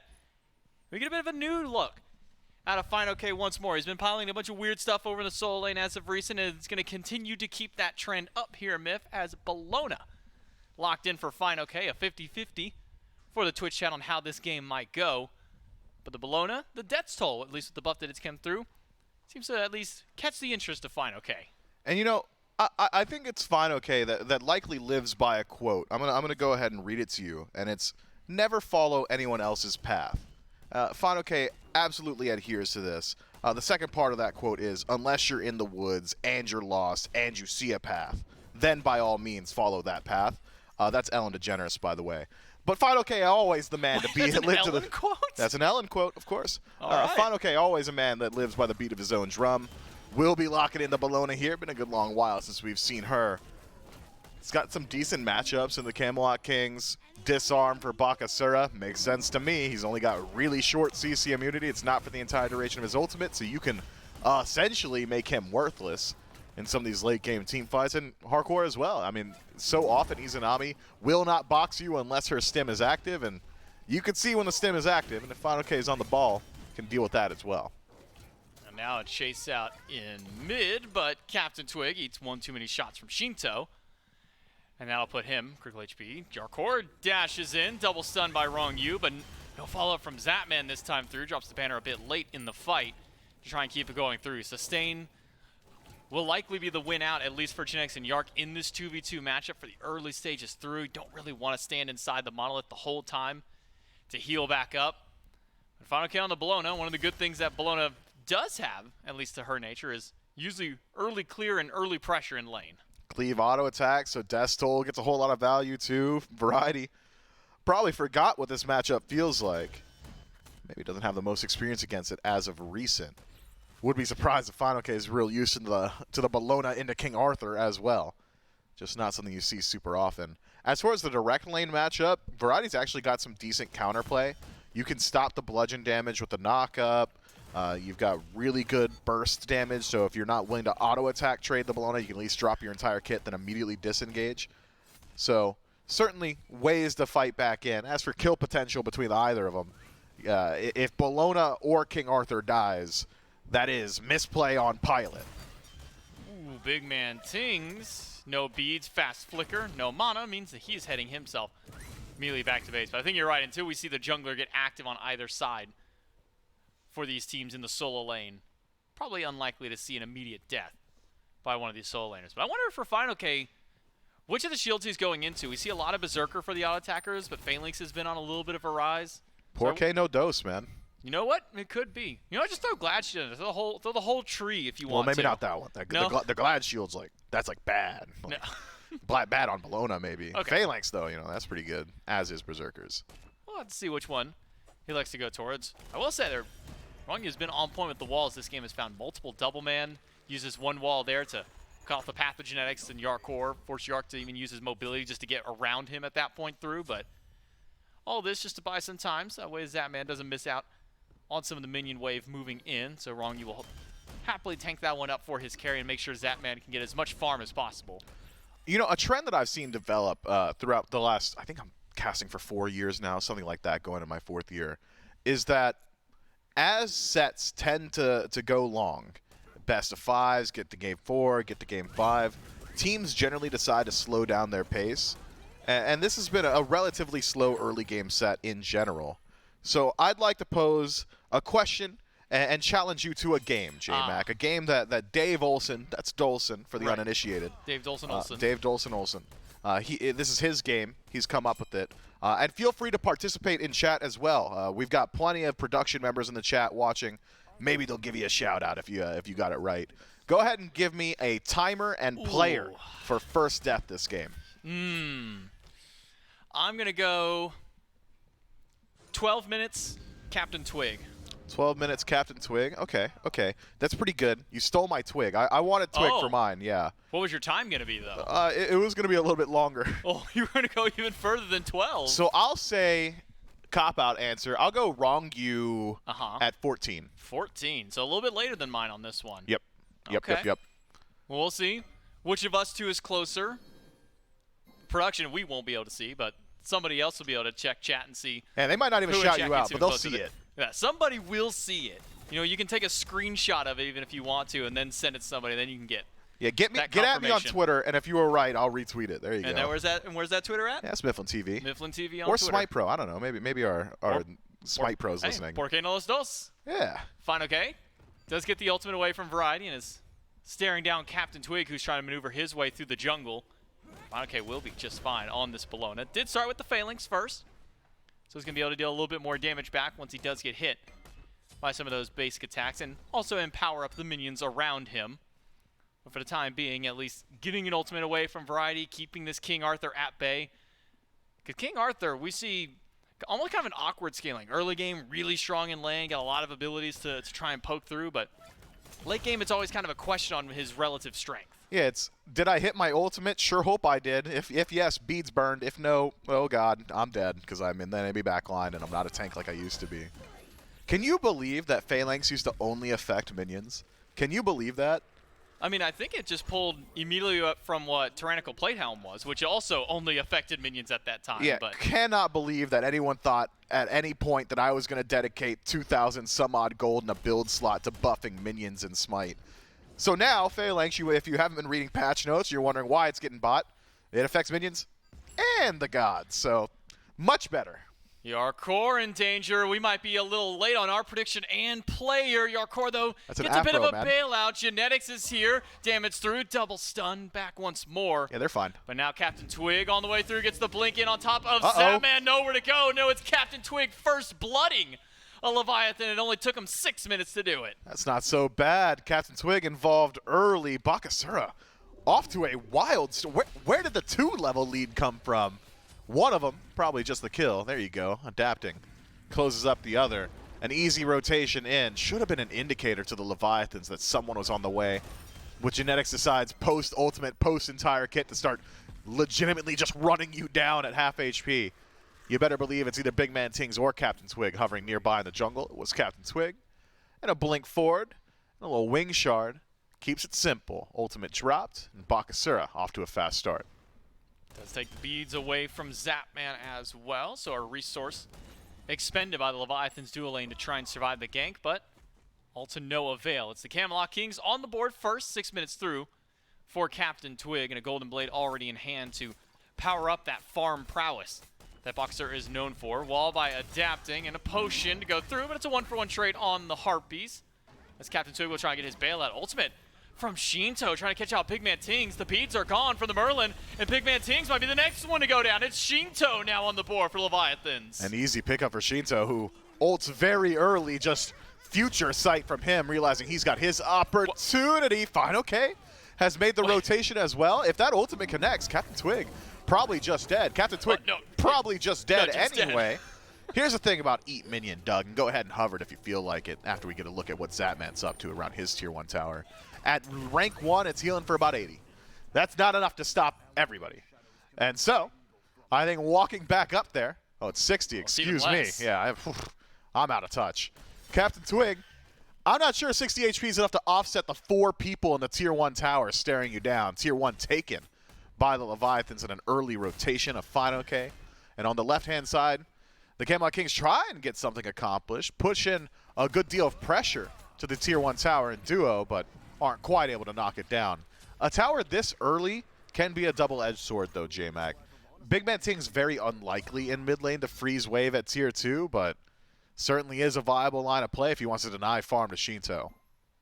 Now Zapman forced back to his tier 1 tower, but this is definitely one of the earliest tier 1 towers, if not maybe the earliest tier 1 mid lane tower at we've this seen tournament, so far 100%. this tournament. I think beyond there, we had like the Styx Ferryman around like 10 or 11 minutes when Paul was playing the Hell during these games. I'm sure the Warriors knocked one down around the 3-minute mark. Who knows with that team? That team holds so many random accolades at this point. But at least for now, the Leviathans trying to make things known throughout this game. Answer back to what the Camelot Kings did over in the duo lane and try and keep that shut down and keep Captain Twig at bay. And now because of the kills that win over to the Leviathans, Adapting's been able to fully catch back up. And now Shinto is over in the right lane for some reason. Final K is going to get picked up by Variety. Ultimate from Shinto. We'll throw down a couple of fire bolts and we'll be good. But Captain Twig going to take down Final K, all the while just enough damage to make it a 1-for-1. Yeah, Shinto essentially forced to make that rotation because Big Man Tings did freeze wave at tier 2 for about 3 waves back-to-back. Shinto needs farm and needs to go somewhere to get it. Heads over to the solo lane. Does hit pay dirt on his rotation, but does cost Final K his life as well.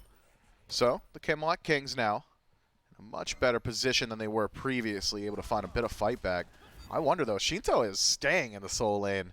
Is it a lane swap? Do you just have Final K go mid? I mean, he's safer on Bologna. Maybe he can push up. Ultimate from Wrong You in response to Yarkor and Genetics, but not much more beyond there. Zatman will drop the banner down and Adapting standing by, but a dive in by Yark. It's a 5-man rotation from the Kings to fight only against the 3 here, but Captain Twig's not going to be a part of this fight. Now Final K rotates in. Shinto on the way. Eagles Rally does manage to catch out BMT, and a dunk in by Adapting. Gets the ult off of Genetics, and now Big Man Ting stuck by the wall, but a fast flicker gets him just out of range while Variety spins through the backline to get some damage, but will more than anything just push the Leviathans away. The Leviathans pushed back, but not all the way. Final K considering pulling the Gold Fury, but will think better of it. Zatman nearly Wrong You nearly dead, and the Leviathans reset. The Camelot Kings showing a good deal of fight back there. Not without cost, though. Big Man Tings loses the beads. Bracer off of Genetics. No teleport for a little while for Variety. So we'll see how things start to pan out from here. Take a peek at the levels in the mid lane. Shinto is about 2, maybe 2.5 levels up just a few moments ago. Taking that tower as early as he had. It's come back to bite him. Now only about a half level up on Big Man Tings, who has been freezing the majority of those waves at tier 2. Now Zatman loses out on the tower. Boxing 2v1 versus Yark. Maybe not the best option for Zatman, but losing on that tower means that now Zatman can do the exact same thing that Big Man Tings is doing. Keep that minion wave all the way back. Get all that farm to yourself and force the hand of the Camelot Kings, but instead, it's the Kings who are going to go straight to the Gold Fury. Got plenty of damage. Why not take an objective? Zatman shows up, but immediately has to jump on the horse and ride to safety. That Heavenly Banner was pretty close to taking away the Gold Fury. Speaking of, Variety, pretty close to death's door here and will be knocked down. 4-man core, the Leviathans make short work of the Soul Laner. And the Pyromancer, although still alive, won't be for much longer. The Camelot Kings, without Variety, will not be rotating in. So instead, where do you go?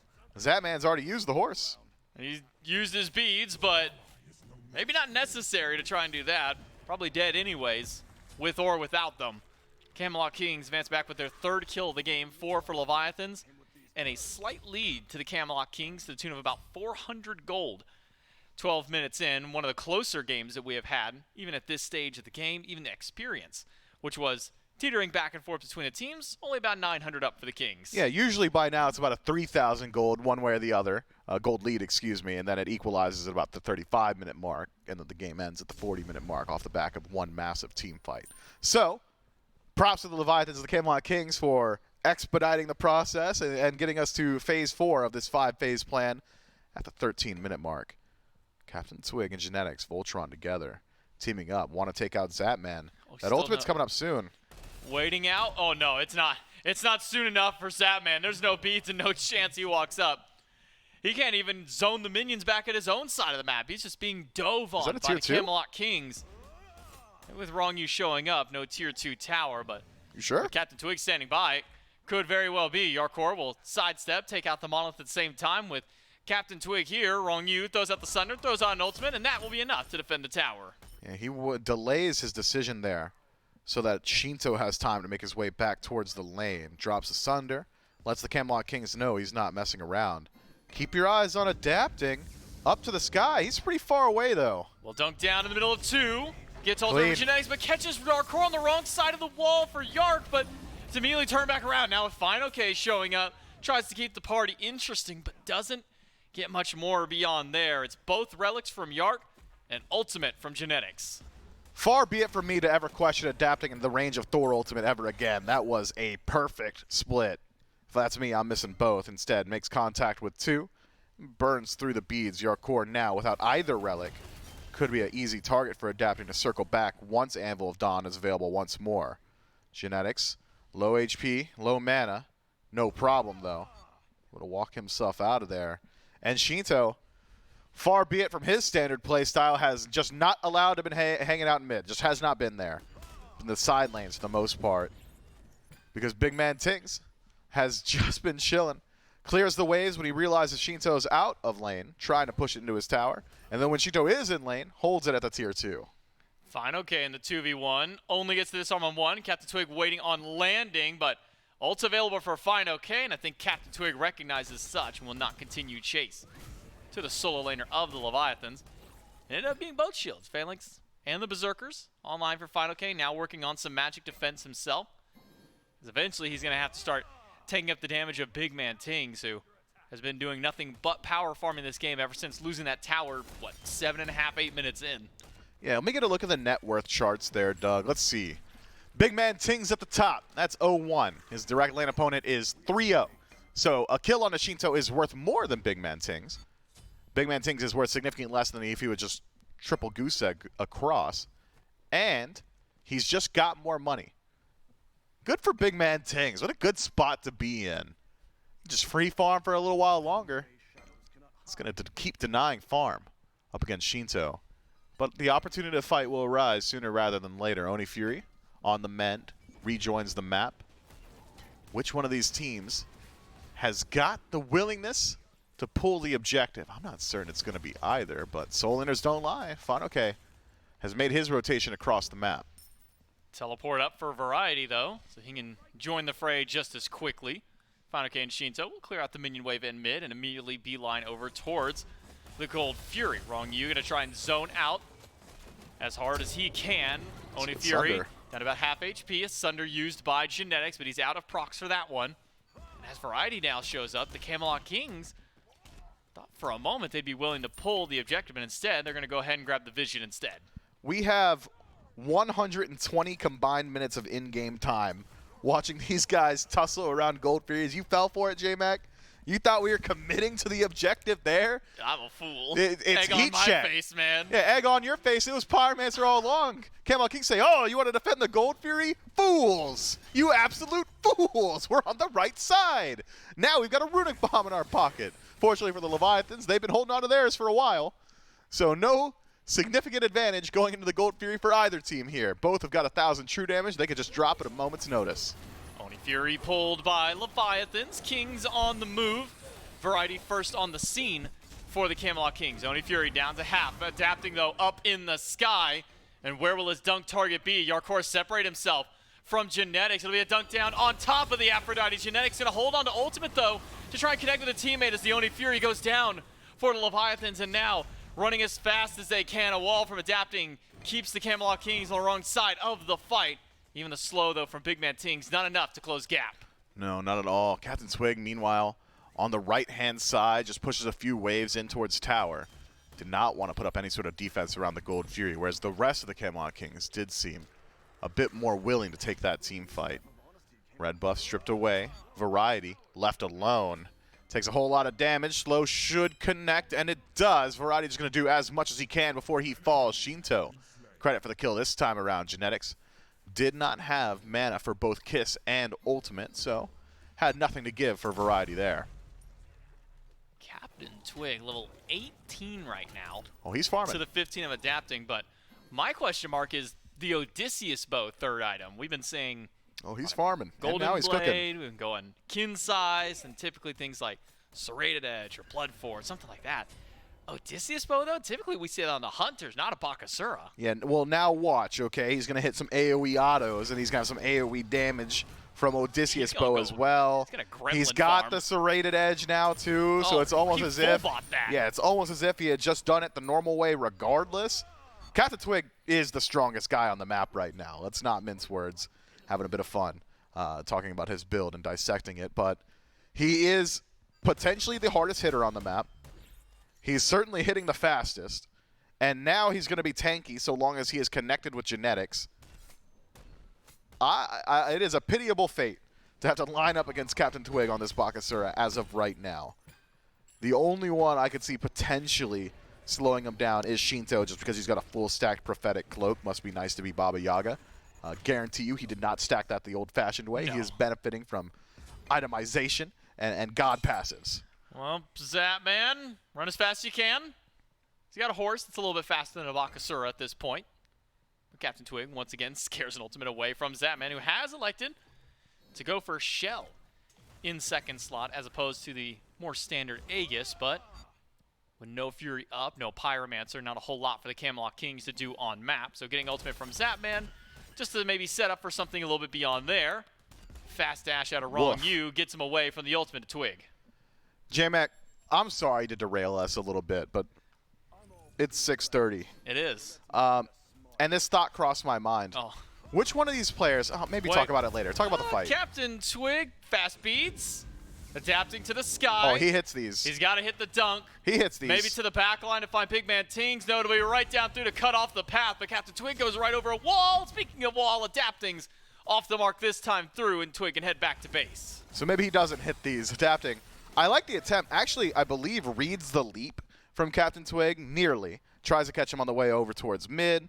Had the wall connected, maybe enough damage from just the double tap on Hammer would have secured that kill. Fortunately for Captain Twig, not the case. And Adapting comes up a bit short. Pyromancer now the call. Able to pull it immediately. Variety in first, and he's got Adapting. Takes the beads away from the Thor. Final K in the middle of 2. Fighting against the mages. Does get the stun on Genetics. And Firebolts from the House of Shinto is doing a lot of damage. Zapman, credit for the final hit, but the damage there by Shinto. That gives the Leviathans an edge moving over towards this Pyromancer, and Adapting will beeline straight towards it. So, Pyromancer remains untouched so far. The Camelot Kings nearby. Yarkor resetting to left. Captain Twig to right. Final K to base. But Pyromancer is pulled finally. Big Man Tings a Twig on the way in, but too little, too late. Atlantis Leviathan strike first. Adapting, forced to the sky, but can't get there. It's a 1-1 trade. Captain Twig blown up the second he walks in. Variety spinning as fast as he can. Will preemptively beads, but a ride in on the horse. It's Zapman with the double, Zapman with the triple. The Leviathans fighting back against the Camelot Kings. They get their pick, they get the pyro. Zapman is in rare form today. The decision-making on the ultimate timings, the auto-attack placement, the positioning in team fights, barring maybe one exchange here or there, has just been ideal. And now, with 3 dead for 20 entire seconds, the Leviathans reset as a 4-man core. It's Adapting. Still in the grayscale, but he'll be able to join his team very shortly, and with global presence, should be able to get to the Fire Giant pit. Camelot Kings have not been allowed to reset for fear of Fire Giant going down. Big Man Tings and Genetics got their work cut out for him. Can Big Man Tings get an ability in to try and steal through? Can Genetics keep them both alive and healthy for this Fire Giant? It's going to take a moment here for Big Man Tings to get in, but he's being zoned out now by Shinto and Final K. Big Man Tings trying to go for the loop around, but now he's been cut off once more. It's Final K through, and Shinto diving to the backline as well as Adapting. Slams an ultimate on top of BMT and Genetics. The wall isn't good, but Captain Twig has started out with a double kill now. Fire Giant to the Leviathans, but at what cost? 3 have gone down. Yeah, do not think the Leviathans were expecting that much fight back from the Camelot Kings. With Fire Giant on 2, it was Hurrywin that had said, the ADC is the battery of your team on Siege, and if you got to have Fire Giant on at least 1, it should be them. Zapman maintains his, but with only 2, I'm not certain the Leviathans can get much done here, and in fact, could be a negative power play, already is. 800, 700 some odd gold favoring the Camelot Kings since the Leviathans have taken down the Fire Giant at a tier 2 tower's worth, and that goes even further in favor of the Kings. Yarkor hovering nearby. I had thought Yarkor, knowing him, might be willing to take the fight up against Zapman, and that can become a certainty if Zap continues moving forward. Instead, retreats to the left-hand side. Good game sense from the veteran, keeps him alive. Zapman, level 20, he's just farming up the gold for his starter item. Captain Twig, now 5 full items deep with an upgraded starter of his own. You know what? I shouldn't question you on this, Ispo. When you get hit 2 people at a time throughout in that entire fight, works real well for Captain Twig. Keeps him at least up and alive. He's got Protector already, too. Yeah, he's hitting, he's swinging. He's also a little tankier. Significantly tankier. Percentage protections is just a crazy stat line to have. That's why Protector of the Jungle seems to be the favorite of the majority of the junglers here in the SPL. Captain Twig starts working on the tier 2, but fine, okay. We'll keep him away from it. A TP from him. Buy some time. And if he can prevent some backs, seems like Adapting considers a rotation as well. Thinks twice of it. Goes ahead and resets. Not a whole lot to happen here. Camelot Kings just being annoying on map. Making sure the Leviathans, if they were willing to push, won't have an opportunity. Adapting. Deals a bit of damage to Variety, but it's returned back right to him. And Mifflin, we are sitting at a pretty much dead even game. Gold, even, kills. You already know. 1 up for the Leviathans, 25 minutes in. That's right. Saw one person in chat predicting a 25-minute W for the Kings. We've passed that point now. Oh, hold on. Wait, we've passed that point Now. The Camelot Kings, though, with a game as even as it is, with level 20s now for Variety, for Captain Twig, who's already had that, now builds a full Magi's Cloak to end out the build. So a little bit less damage overall, but certainly has added to the tankiness option to try and still continue these boxing matches. And I think Bakasura is in a unique position in the Assassin tab to be willing to go towards either utility or maybe a luxury defense item in last slot by nature of Butcher Blades. That's his third ability. Every time you put a point into it, you passively add power onto your god. So you're getting a little bit of that power made up for just in Kit. Leviathans get Pyro, though not clean, especially for Final K's health bar, half HP on the Bologna, will be forced to head back to base. And even Final K decided he want to have a little bit of damage into his kit. Kin size. 4th item slot for the Bologna will allow Final K to maybe try and square off against some of these tanks, deal a little bit more damage, but it's the Camelot Kings stepping up to the tier 2 tower. Variety with the wraparound to Wrong Yu, picks up the support, but needs a little bit of backup on landing. Doesn't quite have the damage from BMT. And that's Final K going for a wraparound, but he gets spotted out and immediately pushed away. Yeah, getting the ultimate off of Shinto is massive there. A big piece of the team fight. Wrong Yu's ultimate as well, the Earthen Fury. And so the Camelot Kings, an opportunity, should they be able to force an engagement where they'll have a significant advantage. Fire Giant, unfortunately for them, still off the map for a few more moments, 5 seconds left. On that respawn, those timers pretty long. Maybe another 30 seconds on Shinto and Wrong Yu's ultimate. So, if the Camelot Kings could, a fight forced here could be massive. Adapting, though. Having a Protector of the Jungle, he decides to go the opposite. Seer. That's for also adapting. good. You get to see wards Yeah, without, like, dropping wards. Seeing wards is pretty powerful, especially when they're stepping up this far into the jungle, drop down one camp, and get that vision on the wards. Try and take them out, especially if you can see them drop it down, you know where they are.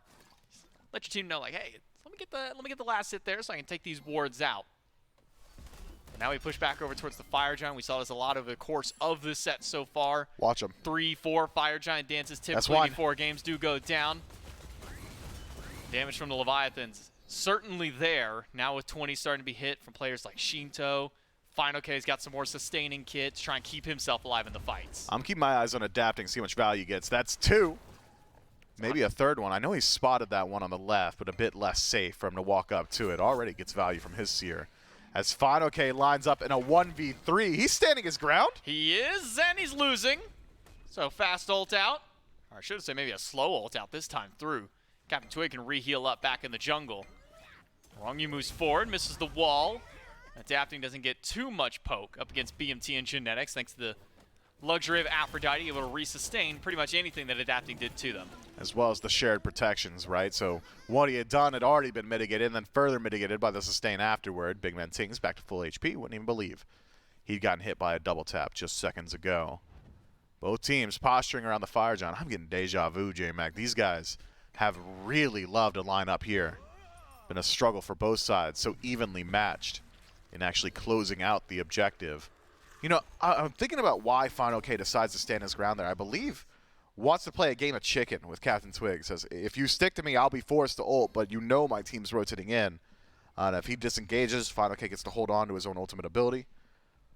Captain Twig wins this game by just staying involved with the help of Genetics. And so, Final K, forced to retreat elsewhere, will likely play safe for the next couple of seconds while we wait on his ultimate to come back up. So Relic Roundup, all of them available. Positioning Roundup, only one not at the Fire Giant is Captain Twig, and that will become evident very shortly. It's a clean fight that he will win. Yeah, okay. Okay. It wasn't even close. I don't know why I was worried. Wasn't even close. But will put the Fury in the pocket of the Camelot Kings. Leviathans now know somebody's on the left side of the map. Might be Yarkor, might be Captain Twig. Either way, opportunity lost. And so, Camelot Kings gain something, lose nothing. Make it a little bit easier to knock down the fire. But even with the easier chance to knock down fire, it's a question of how many opportunities will the two teams get? Because over the course of this set, we have seen plenty of square-offs. Right here in these couple of corridors. Stand around, get some damage to Pyromancer, wait for someone to step forward, try and punish. Without Yarkor there, could be an opportunity for Leviathans to push in. Yeah, but how especially could with the they amount know? of damage that Shinto does. Well, unfortunately, they don't have the bird's eye view like we do. Instead, Final K will just relegate himself to dealing with minions in mid. That's good Gets a poke. few autos from Captain Twig and maybe thinks better about trying to square off against the Bakasura as Wrong Yu steps forward, at least in the jungle, keeping vision on the Kings. Yeah, Twig saw Final K use Scourge on Wave and said, "Are you sure about that?" Leaps forward. Drops him about 30% of his HP. Final K picks up the Death's Embrace, J-Mac.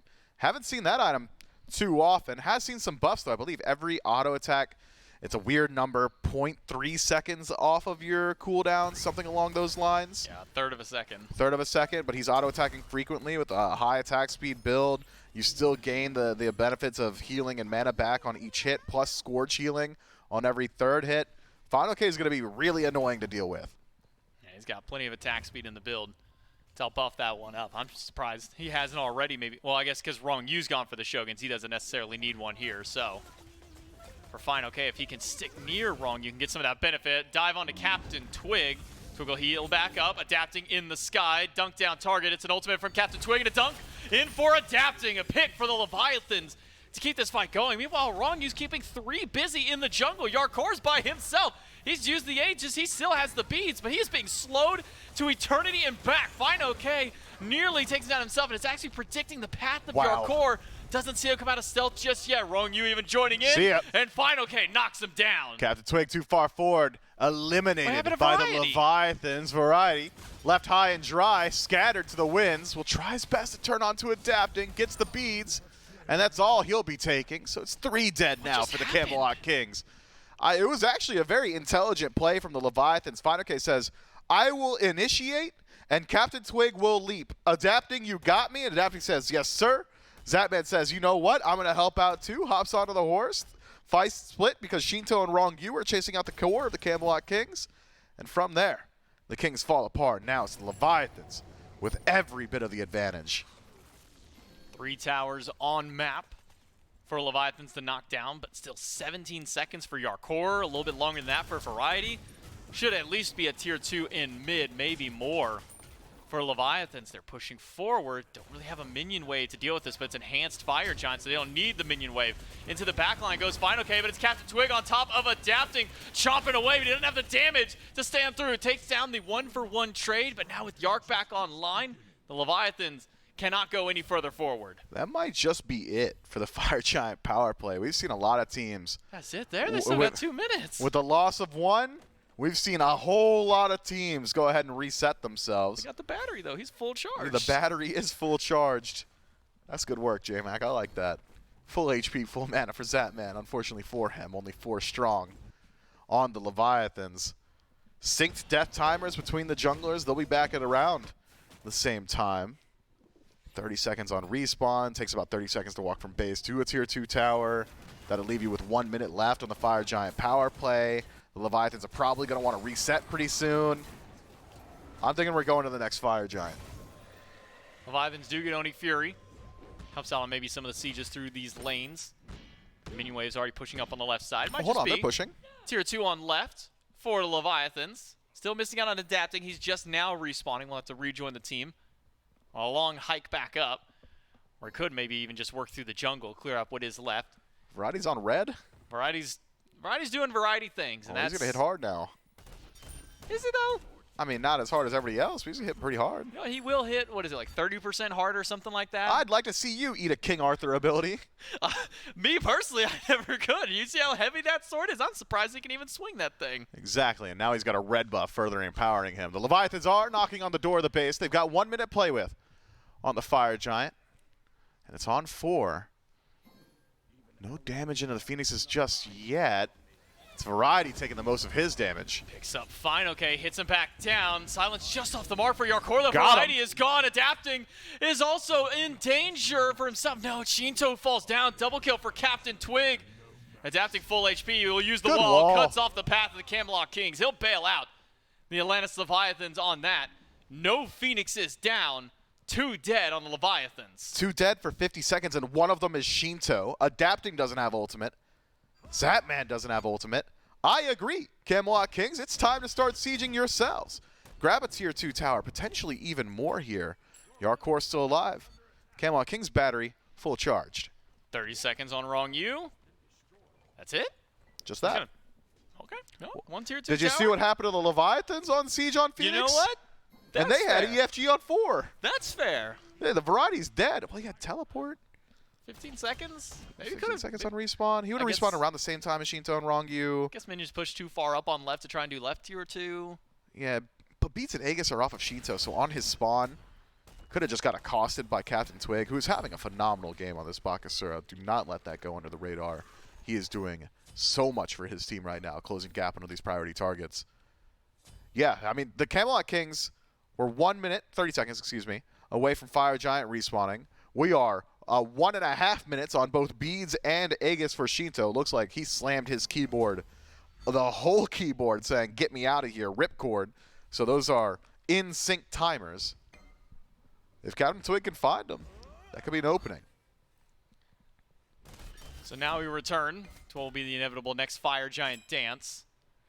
1 fire for Leviathans, 1 EFG for Leviathans, and still a dead even game this late through, nearly full slot on everybody. Genex is a little behind on the full build through there. Was that an elixir of defense? It was. Captain Twig is an elixir of defense fan. That's on the Naja, it made sense with how much defense he had built, but I'm an elixir of defense fan myself. I mean, it's pretty 50 good. of both prots. And if I'm not mistaken, damage mitigation as well. And he's already hitting hard. And Final K Look at is him go. he up downs in place. Well, he's got backup now from Wrong U, but Captain Twig can do just this, enough damage to make it a 1-for-1 trace to 4 lives. Zapman charges in, slams the Variety with the ultimate, but his only Variety. Shinto firing a couple of firebolts back through. 1-for-1 at the end of the fight. Man, all that AoE damage flying around, I couldn't even tell you what exactly kills Captain Twig there. Maybe it's a combination of 1 Shinto ability, a couple procs of Odysseus bow. Variety's already made his way back. Oh, Good triple. stun. Starts the fight off massive, but gets stunned out by adapting. Now the Leviathans on the back foot, forced to walk away. And Fire Giant could be the call here for the Camelot Kings. Immediately tracking themselves through the jungle. The Leviathans aren't super healthy to push up to this. No, Wrong U. The weakest here. Shinto resustaining slowly. But it's not a Fire Giant pull from the Camelot Kings. They want to pull the rug from under the Leviathans. Let me take a peek at map. Are they standing on any wards? Looks like the Leviathans might have a ward in Fire Giant pits. They know for a fact there was no threat on the objective, so no reason to step forward. Camelot Kings, I appreciate the attempt, but unsuccessful this time. Reset to neutral once more. And J-Mac, we're going back to the Fire Giant dance. We're going back to maybe another 40-minute game as well, Miff. We are at 37 minutes now. Actually, sorry, 38. That's right. Here in game number 4. Better come correct. What time did you get on the watch there, Miff? It's 6:40. 6:40. Camelot Kings, 1 game away from closing this set out. Leviathans determined to bring this to game number 5. Would be a great position for them to come out on top after such a rough season. For the Leviathans, being able to come out on top with a win would be massive. Coming out of the playoffs event and now sending Variety back to base. He's got 20 seconds till teleport. He used it to continue the fight earlier. The Leviathans pull the fire in the face of 3, but Fine OK cannot keep track on adapting. Instead, the Leviathans will back themselves away and reset at fire. Yeah, Twig has learned his lesson. I will not be fighting Fine OK. I will simply prevent him from pushing waves, and I will walk past him, given the opportunity. Fine OK gets the Variety treatment, walks up, realizes he's not as tanky as he might have thought. Big Man tings forward. Good poke. Fine OK does have teleport, though, so should be able to rejoin the fight. Forcing that teleport should be on the mind of the Camelot Kings. Pull the Fire Giant, and you've got it. Gotta get going now, though. Fine OK will return to the fray here in just a second. Variety and Captain Twig have dove onto the back line of Zapman. That was the win con for the Kings in game number 3, but it's not enough just yet. Captain Twig still didn't find the pick, adapting up into the sky. Dunks down, Big Man Ting saved by Genetics, while Final K's in the middle of 3, swings the hammer right down on top of Variety, and Final K's still alive, still charging forward, and it's Shinto to knock down Variety. Captain Twig low, Big Man Ting similarly very low, but the Leviathans are nowhere to be seen. The chase is over. They've come up with just the 1 kill on a Variety, an entire minute. But the Camelot Kings stick around. These guys are different. That's actually an amazing call by the Camelot Kings. They've got it. That's clean. Fire Giant on 4. Show me the Leviathans player cams. Let me see them all. Let's go through them. Yeah, that's the face of disappointment right there. These guys, we just won that team fight that hard. We went back to base. We don't get the Fire Giant. That is crushing. They're not happy about that. How could you be? How could you be? I think the most vocal of them is Final K for a moment there, but definitely not happy after winning a big fight like that for Leviathan. They go back to base, they reset and say, all right, we're low, we can't keep fighting. Camelot Kings, they're low, they can't keep fighting. Joke's on them, they still got genetics on Aphrodite. You keep one of those carries alive, it's enhanced Fire Giant for the Kings. Would you look at this? But the question is, what do the Camelot Kings do with their Fire Giant? The answer to that right now is sit in base and wait for the Leviathans to step forward, which they won't do. It'll be a Primal Fury instead. Yeah, well, I mean, you're waiting for Variety to respawn at least. So much time we got left on this power play. A couple minutes, I suppose. Maybe about a minute and a half, I believe, on the Fire Giant. So 1 tier 2 tower still standing, and 1 auto attack from Yarkor will stop that from being the case. So perhaps the Camelot Kings can at least push into the tier 2 on the left. Whether or not they actually move into the Phoenix depends on the outcome of poke here or there. A lot of nuance and entropy goes into that decision-making process, so we'll see where they find themselves in the next couple of moments. Variety pressuring mid on his own. Needs to play carefully with his HP bar. He's the only one on his team not benefiting from Fire Giant, which means he won't be regenerating his HP just passively. Tier 2 falls down, and the siege continues. 3-2 split. Variety and Twig, the rest of the Kings on left. Zatman pops a potion. Gives himself a little bit more damage to move into this one. Leviathan's now on the defense. Fine, okay. Up against 2, but adapting finds a good stun onto Captain Twig. That's beads. And will take the beats away from the Baka. 140 seconds until Twig gets that back up. His bubble, 60 seconds. So it could be another minute before we see Captain Twig get active. BMT stun, hit by the banner. Is Twig in a backdoor? And forced away by Shinto. Captain Twig. Oh, will drop down the ultimate. Gets caught there by a minion for a moment. But Final K is going to show up, gets the Scorching Blink after, chases him with the ultimate, and keeps Captain Twig away from everything. And a dunk by adapting. Twig is off the map. Variety now stuck behind the wall. His cutoff is there, and Shinto going to chase forward. Adapting, trying to slow him down. Needs another wall, but it's Final K and Shinto to deal the brunt of the damage. The house is down. The coffin is sealed. Shinto knocks down a second. Captain Twig's been playing a whole lot of duel, and that would have worked had this been duel. Zapman. What are you going to do? You're going to walk into this 3-man core? You couldn't possibly know they're there. Unfortunate for the Camelot Kings, he decides to join in the rest of his team. So what do the Kings get up to? Maybe they're hunting the king, the titular king, adapting. A dash forward, silence off the mark. Beads used preemptively. Aegis, because he will not be the reason the Leviathans lose. He has dictated it. But now, do the Leviathans give up on their own siege and start the chase? If they could desync these deaths, and they can, could just be the game. Wrong you and Shinto spotted genetics and BMT. Now adapting will stun with the wall. Sunder from Wrong You. Damage from BMT off the mark. Duncan by adapting. Ultimate early by genetics, but it's still just in time to save him. Aegis is there. It does a lot back. But Zapman will drop BMT 4. Still alive throughout that onslaught, and Final K just keeps genetics out. Yeah, it looked to me like Big Man Tings killed someone as well for a moment there. I really thought that damage output had come so quickly. But it's Big Man Tings and only Big Man Tings dead for an entire minute, though.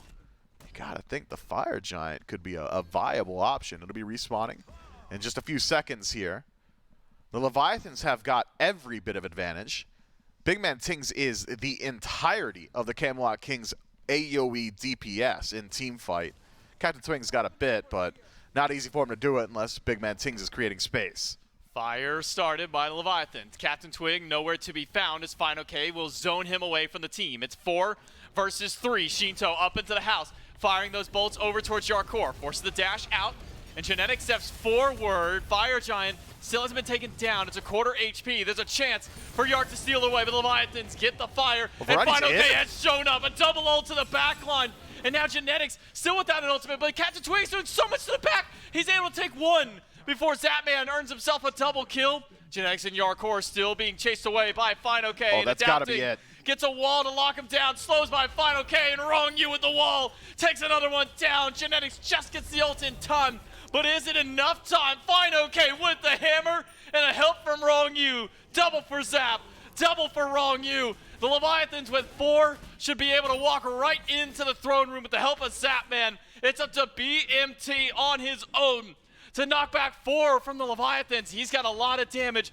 Does he have enough to keep the Leviathans at bay? Adapting, zoning himself so far through, but a wall, a double tap, a spin. It's not enough. Big Man Tings gets back to the fountain. Now the bead's gone from him, and the Titan's not taking a whole lot of damage. Even with the Runic Bomb, Big Man Tings is still keeping this through. Flicker away. Adapting's not enough to take him out, but it is enough for Leviathans to take us to Game 5. Smite fans, did you think for a moment we would have gone through this entire event without one scripted Game 5?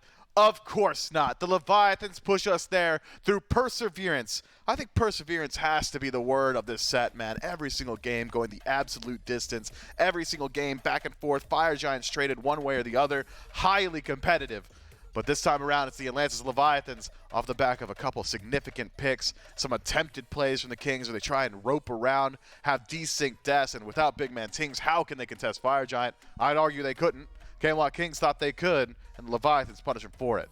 And adapting back in rare form on the Thor once more. It's been a while since we've seen the King pilot his pick, but it looks just as good as it did years back when he was able to lift the hammer just himself, and he helps bring the Atlantis Leviathans now to game number 5. The Camelot Kings have got to find a way to stop the Atlantis Leviathans, but if history's any indication in these games, we might be seeing another 40-minute one right around the corner. Game number 5 coming up right after this break.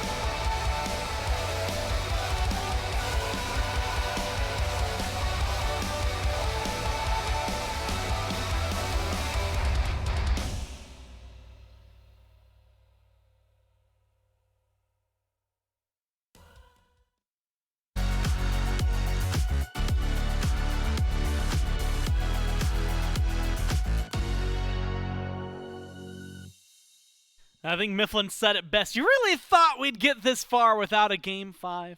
Well, I guess we did get this far without a Game 5, but now we've got it. It's the first one of the weekend. And Trelly, of course, it's the last set of the day, last set of the tournament, last game to determine it all between these two teams. That last one. What was it we said going into the desk of the one before? Was that after 30 minutes you can pretty much ignore anything that happened pre-30 minutes? Yep. That's pretty much this one.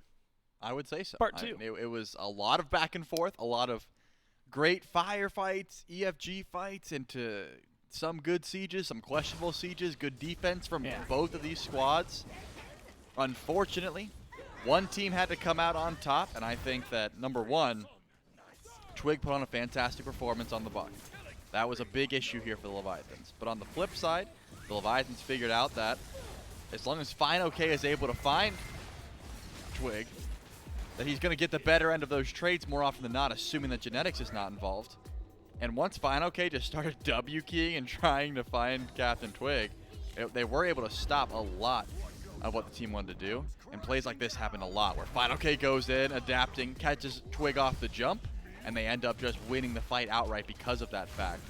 Does it mean that it wasn't a complete just toss-up in some of these engagements? Like, oh, we got Fire Giant, but we died in the process. Oh, we go in for the Phoenix, but then we died, and it was back and forth. I mean, any game that goes to 45-plus minutes is going to have some outplays from both sides. But I definitely think that the Leviathans, they got to give a lot of credit to what FineOK was able to do in the front line. Well, and you know what they say as well. If you want to talk about players that look good on the Leviathans, you know what they say about Zapman, right? What do they say? No, I'm asking you because you have it memorized.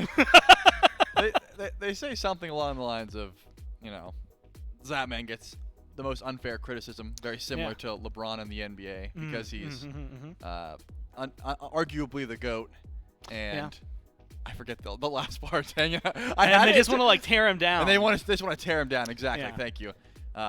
You guys in chat, you guys make some great copy pasta. Sometimes my favorite, I will have to admit, I'm still happy that when Zapman did a one-handed push-up, you could see how powerful his back is from carrying Zapman. Still really happy that one's stuck around. That's a classic for sure. Yeah, that one has to stay around so much. Look, you get to this point of the day, and like you said, was not the day, the game. And like you said, you're going to have pretty much outplays on either side. FineOK has a mean Bologna in that one. There was a point where I think I was yelling, just kill him, and his health bar went down a slight, like, two bars or something. He just kept running at them. It was very, very fun to watch.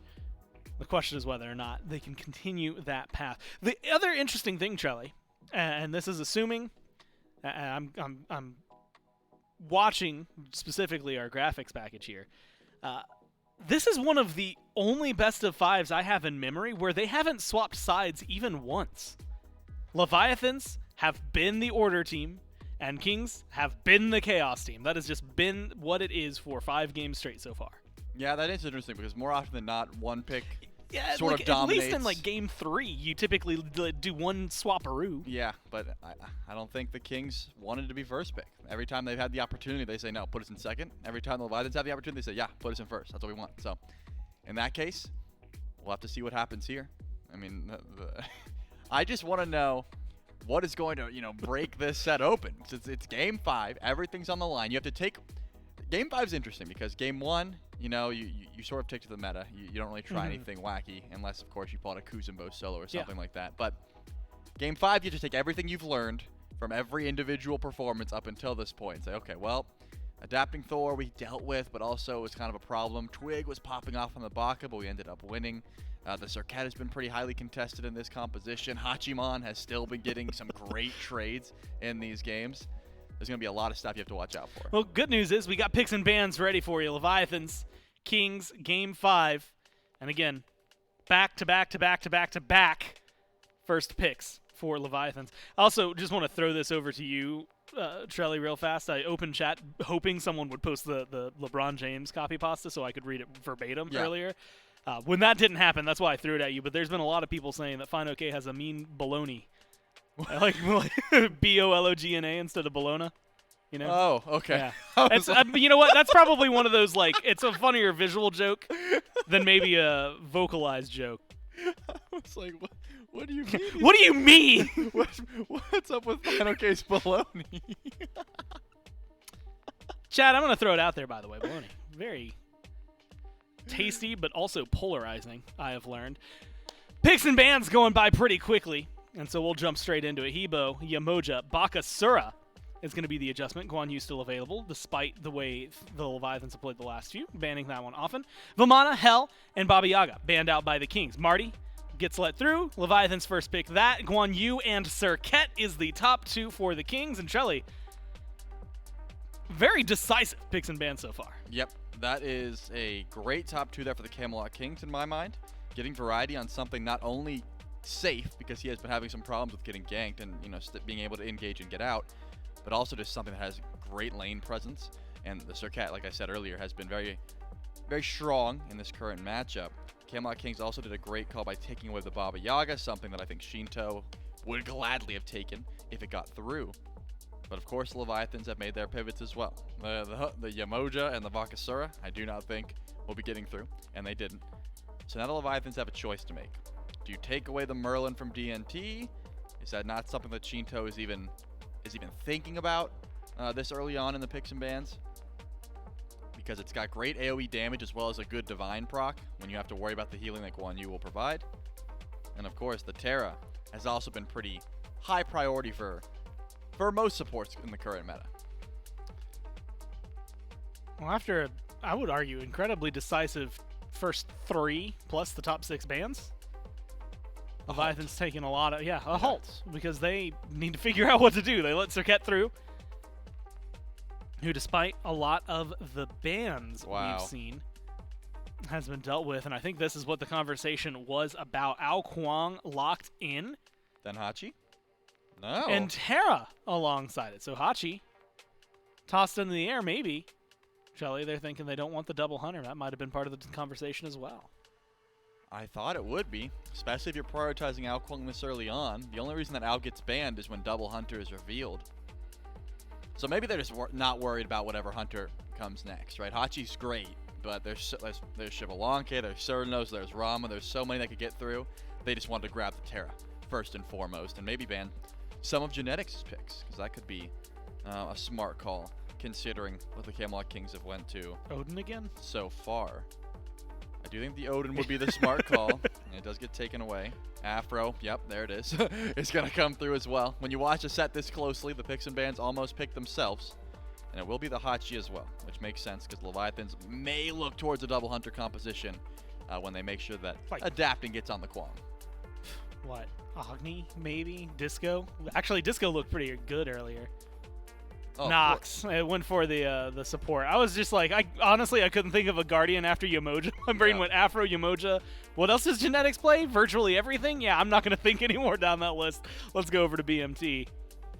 Or maybe I just called the Agni a little early. You were right. And in this case, the Agni would provide some great damage, has a decent matchup in Ao Kuang. You're able to use that tick damage to reveal him from Water Illusion. Ooh. That would be, in my opinion, not a great pick. I would prefer something like the Disco. Not a fan of young Jonathan Quay? I love Zhong, but I think he has some glaring issues into things like the Ao Kuang, because his plan is to get to the back line and either gets Blink, beats or Aegis. If he gets one of those, Ao Kuang is just going to execute him. If he gets none of them, well, I mean, he's going to get one. There's a combination of the three. And if you get Blink, you lose that survivability. So he gets executed before he can really, dispel all those demons, per se. So I think the Disco's just smarter. Well, I don't think it'd be Leviathans. And specifically, I don't think it'd be fine okay if it wasn't a non-conventional pick. Yeah, we said the same thing, just different ways. Nike was being hovered, but it is the Cucullin that gets locked in, something he played the other day. I'll also point out the Leviathans come in because they had a bye in the first round, Trelly. They won one set, which is what got them here. And they won that 3-0. And then their last set is going 5. They were the only outliers throughout this entire weekend. Everybody else went 4. So the Leviathans messing up the patterns for everybody else. Cucullin alongside the Heimdall. And you know what? I'm sure the Smite Pro Twitter has to have it saved somewhere. I mean, from years ago. It's Old Reliable for Zapman. I mean, it was the thing. We had the meme for it and everything. And so something I expect him to be more than happy playing because he's almost always gone back to it in times of trouble. If that's the case, then we should be looking for a relatively chill early game. It's adapting doesn't show too much promise in a gank until he gets access to level 5. The Alkwong, when he gets the execute, does get a little bit stronger. A lot stronger, I'll say. Some hovers coming through from the Camelot King. There's been a lot of gods that have been taken away. I do think that the Ymir is something that Genetics has been going to in times like this, but you don't want to pick something that just gets torn up by the Alkwong, because giving Adapting a free execute at the start of the fight or forcing yourself into Bs, which no supports are liking to do right now. It's usually, 2 team fight relics. There he is. And then they get a Magi's if they really need it. But getting just executed like a Ymir would, he can't get in and out of a fight. If he's at the forefront, he's probably going to get to 40%, 30% so easily. Tossed up. The Maui has a little bit more mobility, has that CC immunity, and can get over walls, something that Alkwong has a hard time doing. So I think that would be a smarter call here for the Camelot Kings. One more bit of engage, because they've got already the Serket and the Guan Yu. Why not add the Maui in the mix? Now the question, I think that stands out, right? Terra versus Maui. You've got Marty versus Discordia. Presumably. I think we've seen Heimdall thrown mid occasionally, but what is it you called him? Marty the mid lane menace? Marty the mid lane menace, yeah. Yeah, he deserves to be over there just for pure alliteration's sake. The Alkwong Serket, you get Kukul and Guan Yu. There's so much you can jump down, I think, matchup to matchup. And maybe there's one you want to dive into. But Charlie, let's be real. These have all gone past 30. Yep. They've all gone past 35. They've all hit that win one team fight, and you're there when you've got 6 items. And so I'm going to ask you exactly that. If you dropped in right now, max gold, full items, 5v5 around a fire giant pit, who do you see winning the fight? The Leviathans. And it's just because they have... I'm so glad you had more than that. It's they have double ADC Alkwong. So if you're teleporting in to 40 minutes in an exact even standpoint, it can be very scary, because with Poly, Alkwong can just destroy you. Like Poly shot, water illusion, you're just gone. Double ADC, of course, is only going to get better. That, of course, does not mean the Camelot Kings late game is bad. I think Serket with Deathbringer has a great time just one-shotting these carries as well. It's just the Camelot Kings, I don't think, would like to just spawn 40 minutes looking at the composition they're up against. They're fine with going to 30 and even standpoint, but once 3K pots get online, the double ADC start to get a little bit scarier. Well, in that case, I'll ask you about the opposite end of the game. For the first 5-10 minutes, do the Kings have something that could maybe set them so far ahead that it shuts down maybe a late game Alkwong for a little while? Yeah, for sure. Whenever I see Serket, you have something. She just absolutely slaps early on. If Alkwong tries to go blink, find him, stun him, kill him. That's kind of the strategy here. Disco also has some pretty great ways to try to deal with him. You throw the apple on an Alkwong, you're going to find him no matter where he goes. It sticks around for a while. He gets intoxicated. It's a very annoying effect to try and deal with. But you have to kind of predict where he goes. Because it's a big charge up to throw the apple, and you can usually juke under it with the water illusion. So Big Man Tinks knows that, and I assume they're probably going to try and play around it. Well, this is Game 5. First place on the line between the two of them. The Season 8 World Champs and the Season 9 World Champs taking each other on here for their trip to Masters. We'll find out who wins it all right after this. Who's going to take game number 5? Will it be the Leviathans? Will it be the Kings? It all comes down to this. One final matchup. The best of 5 thrown out the window at this point, Miff. It is just a single game left between these two teams. See who's going to take the crown of first seed through the SPL playoffs. Chat seems to think it's going to be the Leviathans this time through. The Camelot Kings have some merit with their composition as well. The double hunter, the Alkwong that served adapting real well. Feels like a strong late game composition for the Leviathans. And the late game is where we've gone every single time. How do you fare for at least the Camelot Kings in the early game to try and give themselves the best chance there? Yeah, Charlie broke it down real well. And you really only said Serket, so early game good. And I agree. Serket and Captain Twig have got to be getting aggressive in the early, because if this game goes 40, the Leviathans scale through the roof. The only thing I could see coming back to bite the Leviathans is that their initiation maybe isn't the strongest. A Blink Ultimate from Fine OK, a Root from Rongyu, maybe a stun here or there, but you haven't got any real CC from, or confirmable CC rather, from like Zapman or Shinto. Adapting's got to get really close in that late game. And so could be that he struggles to close that gap. Otherwise, though, if the gap is closed, or even if it isn't, Double Hunter's able to make contact with anybody, the scaling and shred potential of the Leviathans is absolutely disgusting. So the Camelot Kings likely will be looking to get something accomplished throughout the early. Captain Twig, where do you put that pressure? Catching Alquang in the early game, phenomenal. Adapting's not going to want to fight back into you until he's got a few items under his belt. Otherwise, jump on either of these ADCs. One of them easier than the other. Shinto, even if he can remove himself from the playfield with the self-banish, true damage chases you through. We'll see how the Camelot Kings can adapt to the Leviathan's composition as this game continues to go through. But if history is any indication throughout this set, we could very well be looking at that 35, 40-minute crest that we have seen in just about every single one of our matchups so far here in this final best of 5 of the playoffs. 2v2 to the solo lane to get things started. Captain Twig blinks in, gets a Deathbane on top of Fine OK, taunts him right back into the Tallow Assault, and it's first blood for Captain Twig, adapting, able to teleport himself out. The Camelot Kings on the board in just a minute and a half. Fine OK, mere seconds away from transforming, and would have turned that fight around in its entirety. The HP shield, getting his cooldowns back, could have come up massive, unfortunately for him. Damage output between Variety and Captain Twig just a bit too high.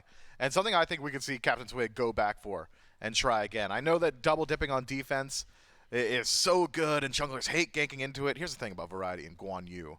Defense shred. Good luck. First item, it's not going to be enough. Second item, if it's another physical defense item for Fine OK, and it likely will be, I can get behind that, play around it every time. You're not worried about any more ganks. Second item is generally not finished until at least 10 minutes into the game, though, it seems like at times. And so Fine OK is going to have to work real hard on the next couple of rotations. Captain Twig already trying to double dip, hovering nearby. Yeah, saw the call out for Fine OK's leap use, but with blue buff spawning back in, doesn't want to take any risks for the Kings or for the Leviathans. So both teams will migrate back to their blue buffs to make sure to clear those ones out. Genetics going to try and steal away a green buff, but Shinto will pull it under the tower to guarantee that he at least gets the experience from it, even if gold only mitigated slightly there. The Camelot Kings with their one pick, nearly a 1,000 gold lead to start the game out as Genetics continues to be a nuisance and a pain in the side of the Leviathans, even forcing out the purple buff to be pulled under tower. A lot of lost gold here for Leviathans, but making sure to hold on to at least the experience. Yeah, Genetics has always been one to spend his time being as obnoxious as possible, especially on these first couple rotations of buffs. We've seen him steal so often. Usually it's the Emoja where he goes for that line of play. A leap in, pull connects. That man just stuck, but a double stun from Rongyu keeps it interesting. Oh, 5s are hit, and that's beads for Zapman. He's forced back through the Bifrost off the immediate aggression from Yarkor. A couple alongside Genetics there, so the Camelot Kings able to take a set of beads away from Zapman. And if I'm the Camelot Kings, if I'm Captain Twig, I just got the notification, hey, beads are down on Zapman. We'll see if Twig makes a rotation over to Duo to try and capitalize on it, but seems that right side of the map a bit more important for old Captain Twig. He'll dive in, he'll throw the ultimate immediately onto Fine OK, waits for the leap, gonna taunt back through after the ultimate is used. Oh my god. And Captain Twig now 2 on the board. Quite literal perfect execution there from Captain Twig. We'll see if Adapting can replicate some of that magic. Just needs a little bit more damage into Variety, and it will be enough. Variety taken to the sky as Lord of the Dragon Seas finds his first execute of the game. So that man, have you done too much? Bifrost should be on a pretty decent cooldown here. Pulled out of it, but able to make his way through nonetheless. Good start. Captain Twig, not just his second, but a bit of fight back there from Adapting. And unfortunately for Genetics, that pull just does not work against Rongyu, so long as he's got an ability on field. And he did, just in a moment. Asterisk. The last little bit of mana that Rongyu had, able to throw those walls up, keep himself from being yanked back in by that landfall. But one level lead for Yarkor to start this out. Even Genetics a level up over Rongyu at this point. Dual lane starting to fall a little bit behind. on the side of the Leviathans. Fine OK, what was it called? Getting the variety treatment last game. That's this game for Fine OK getting that treatment. Starting off 0-2. Has his first physical defense item online. It is Contagion. Not the typical first start that we see, but I guess without any kind of sustain in the kit, not going to benefit from something like a Shield of Regrowth. And she's going to continuously be put under pressure by Captain Twig. Fine OK has not been given an inch to move, any room to breathe. I can't even think of the words I'm trying to say for my analogy. Hey, look, it's a long day, man. It has been a day. It's been a whole week, man. Normally I'd spend the next 3 minutes cooking you to an absolute crisp for having the audacity for stuttering on broadcast. But not this time, J-Mac. The fight has left me, and instead it's been replaced by awe and astonishment at the mental fortitude of these absolute e-sport athletes on the Leviathans and the Camelot Kings, going the complete distance in every single one of these games.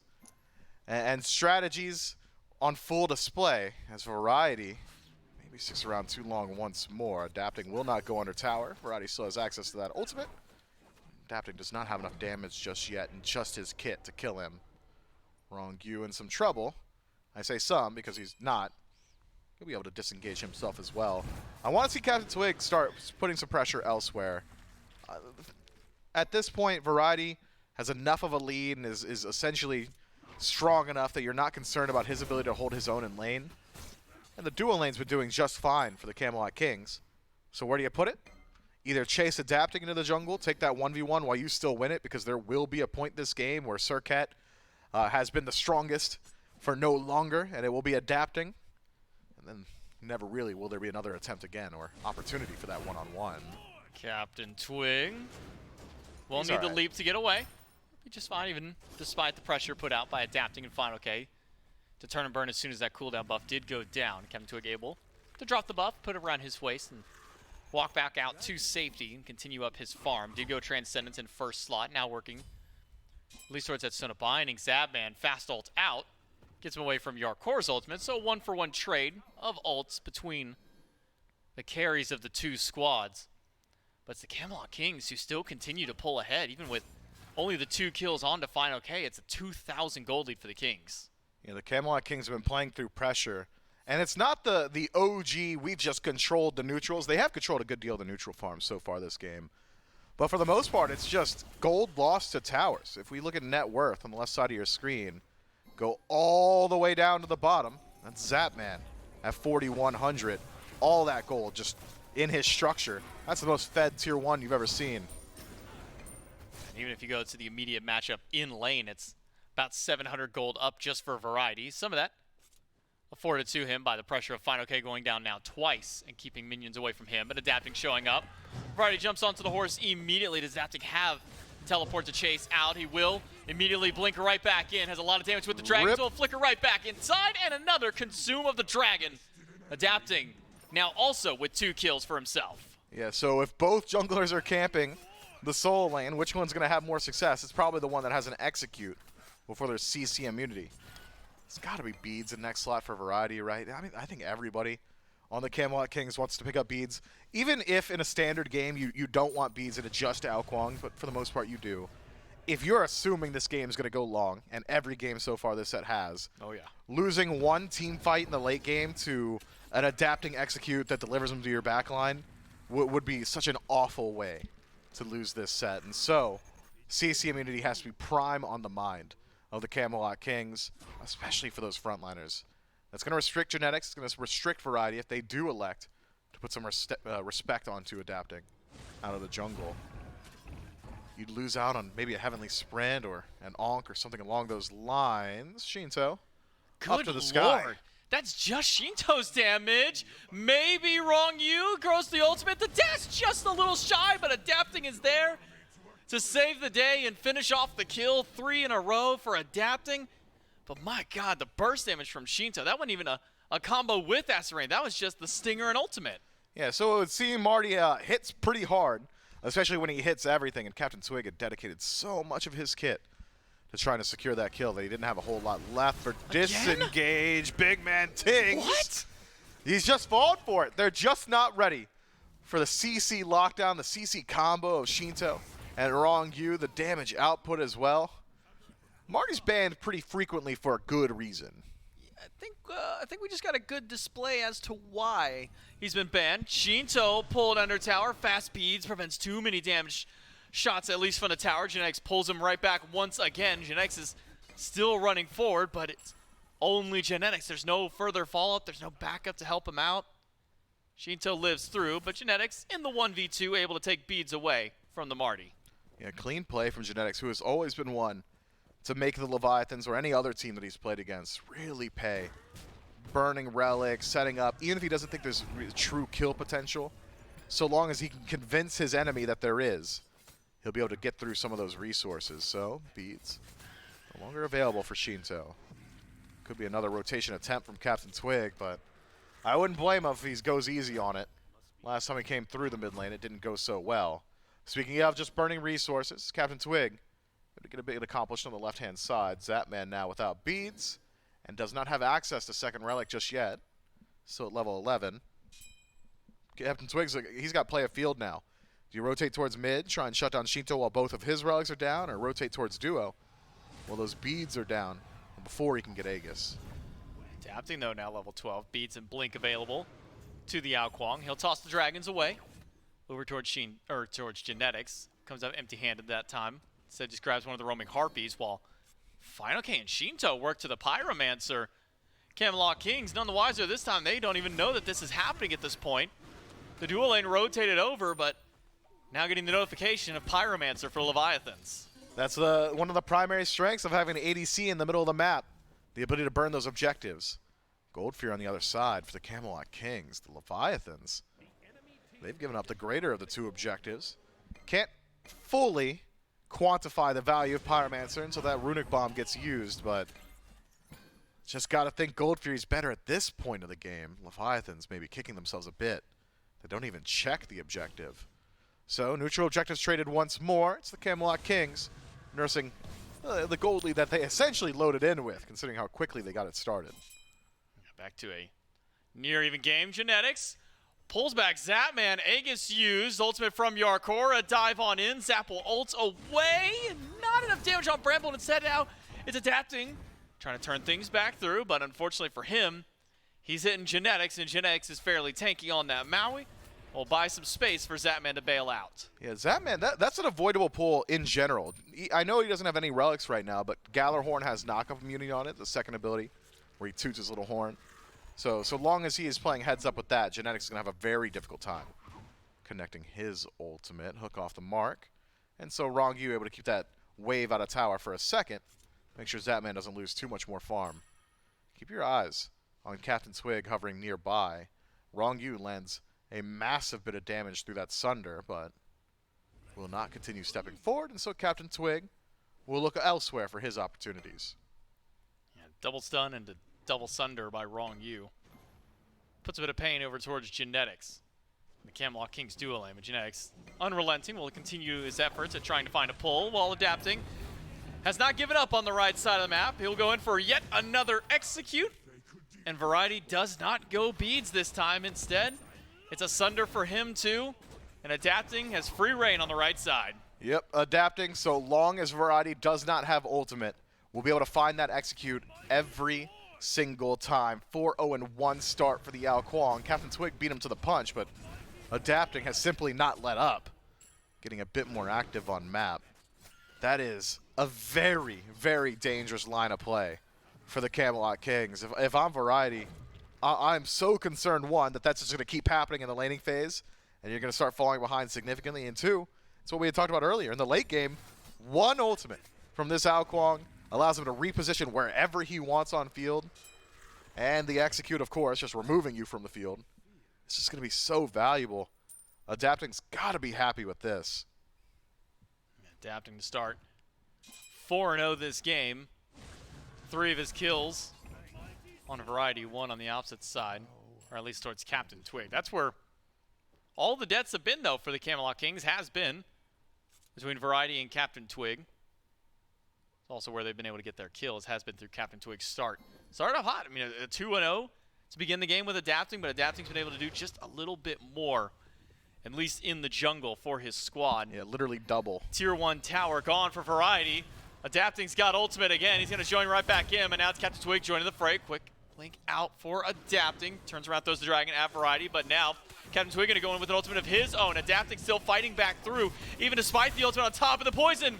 Will now spread over, but Captain Twig has stuck around for too long, and it's Shinto who wants a piece of the pie for the kills this time through. With the wrong you here, drops down the ultimate to give himself a little bit of extra tankiness for his team. Genetics stands forward to zone out because Variety's low. Shinto pulled back with a wall by wrong you, keeps him from flying too far, but Variety does not care how far you go back. He'll make sure to put you in the coffin. A root on the wrong you, and damage from big man Tings will keep the Camelot Kings alive. Camelot Kings trade out Captain Twig, but find that massive shutdown kill onto Adapting. Shutdown kill on both, actually. Priority targets there. Shinto is 2-0 just beforehand, and you can see it reflected in the charts. That's the comeback mechanics at play here in year 10. The Camelot Kings, off of 2 priority picks, put themselves in the lead, transition it into a Pyromancer, and all of a sudden this game has turned itself on its head. Massive props to Genetics for that rotation. The ultimate on a Shinto really facilitates those kills ringing through, as well as just target selection from Captain Twig. Make sure that Adapting does pay for getting aggressive on the right-hand side. Captain Twig has beads. 1v1 was that, man? Auto One attack. hit. Minions? Minions? No, just barely. Woof. Just barely for Captain Twig. He lives through with a sliver of HP. You gotta imagine single digits there for Twig. One more archer shot could have been the end of the line for the jungler of the Camelot Kings right after that shutdown, but he's got just enough HP, just enough tankiness to live. Beads for beads, Hunter and Jungle. Hunter the Leviathans, jungler for the Camelot Kings.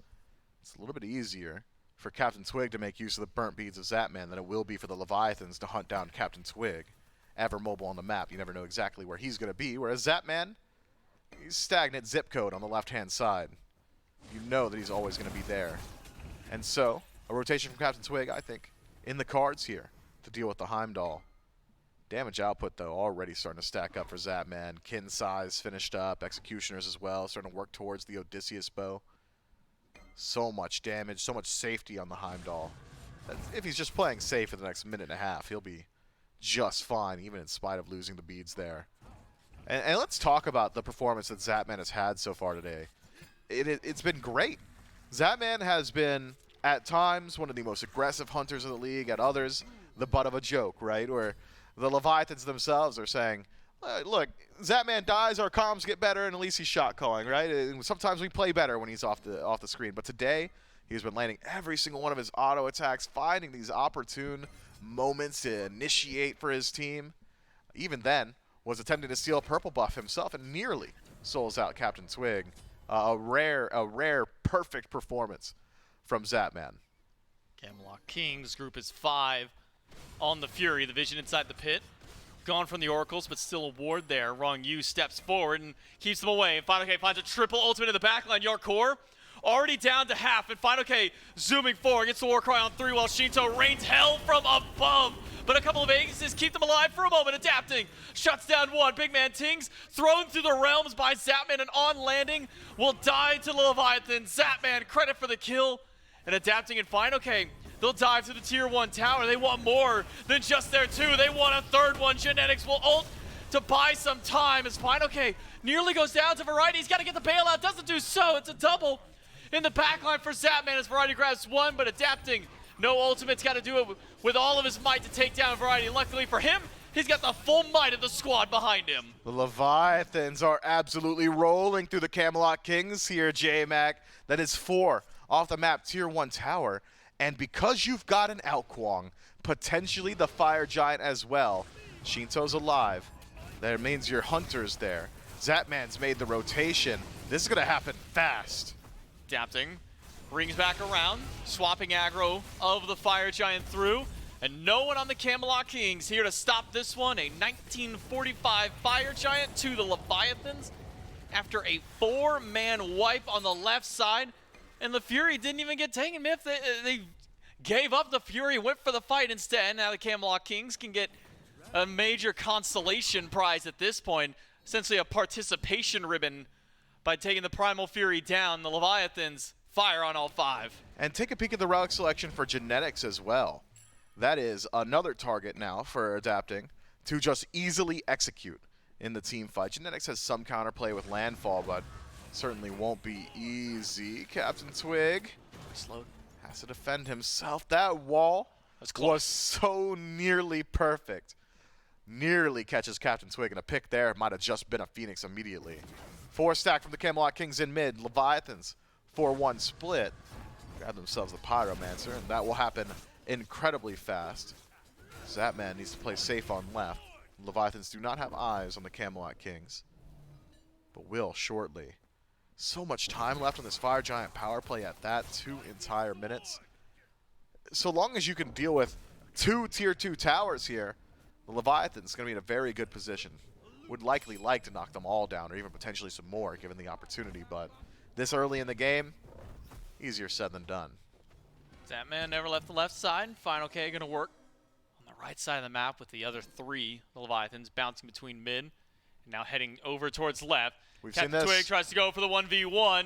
Ult out by Zapman this time. Won't try and go for the beads for beads up against Captain Twig. Worried about the wraparound from the Camelot Kings. But now Zapman's got backup because the Leviathans are joining him left. Yeah, meanwhile, the other members of the Leviathan still pushing down mid.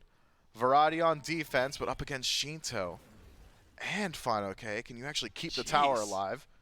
Forget the tower. Can you survive? That's a lot of HP gone and quick. Double root from Wrong You by space for Zapman, and tier 2 in left. Knocked down. Shinto still standing by with Final K and Adapting. Tier 2 in mid. May just be the next call. The Leviathans now grouping up. And Final K wrapping around. Shinto even just clipping with this Acid Rain is starting to do some big numbers to the Camelot Kings. Wrong You goes in, just misses the stall, but Final K with a double to the backline. Genetics misses with the landfall. There's a lot of focus on the Final K from the Camelot Kings, but they just can't take him down. He's still alive, and no tier 2 towers. Shinto's raining massive damage back through, and it forces the Camelot Kings out. 2 towers now removed for the Leviathans. They've got time to push right. Minion Wave's pushed up as well, but with Final K so low, I don't think a whole lot of reason to stick around. So it's the Leviathans post Fire Giant to find themselves, what is that, 4,000 gold in the lead? Significant, but only significant for so long. Need to start making moves towards the Fire Giant pit once more, start establishing defensive positioning, get some defensive wards out there, make it difficult for the Camelot Kings to fight into you. I'm keeping my eyes on the build from Adapting, because that could be a massive power spike for him. We've seen Polynomicon in that slot in the past, and it will be once more. Just a little bit more burst, some lifesteal, the ability to stick around in the engagement that much longer. And Adapting already has done so much damage. This game has been so impactful. 6-1 and 3, 9 out of 10 affected kills. And it's not easy for Ao Kuang to be topping the damage charts this early in the game. All of that, for the most part, just auto attacks and auto attack assassins, physical or magical, difficult to execute on at the highest level. Now Adapting level 20 alongside Shinto, and Zapman doesn't have his starter upgraded just yet for Adapting, still waiting to get the golden hand to do so. But Fire Giant spawning in just a couple of seconds. The Camelot Kings are spread all across the map. The Leviathans can just take it once more. No one on the Camelot Kings here to respond to it yet again. And Leviathans will grab 2 Fire Giants in the course of 24 minutes of play. The Camelot Kings are going to be right back on defense once more because the right side has been pushed up by Final K, and the Leviathans can march immediately to the lane. Yeah, 4,000 gold's a lot, but I don't think it's enough to remove you from contention of the Fire Giant. The Camelot Kings must be confident in their ability to defend the base. And so, we'll see whether or not that confidence was well placed. 5 stack, both teams, right-hand side, relics, all available. The Camelot Kings lose this fight. Leviathans could very well end the game. If the Leviathans lose this fight, it's so early and they've done so much. It wouldn't even cost them that much. Maybe a tier 2, maybe a Phoenix. But presence from the Camelot Kings, enough to push them back. The Leviathans want to make sure that when they do siege, they've got every available resource, and that includes a second Runic Bomb in pocket. So, Adapting a Wrong You will knock that one down. 2 Runic Bombs in pocket. Now, Adapting picks up 1. Plenty of time, 2 minutes entirely to push in. Might as well grab the Primal Fury on the way so you can spend up all the gold on your first back. But at this point, the Leviathans should be attempting to siege into these Phoenixes. The Camelot Kings, it's really just big man Tings that can keep them back. Otherwise, if Variety or Genetics try and create space, they need to be concerned about the execution of adapting. Yarkor has a little bit of AoE damage now, finishes up the Death's Temper, so starter item completed, Odysseus Bow as well. Captain Twig, maybe the biggest concern here, whether or not he's going to be effective on defense. Can he fight up against Ao Kuang? Maybe. I mean, the anti-heal is going to stop some of that lifesteal, but I think in the best case scenario that Captain Twig could realistically hope for is a one-for-one trade between the two of them. A couple of Leviathans grouping up left.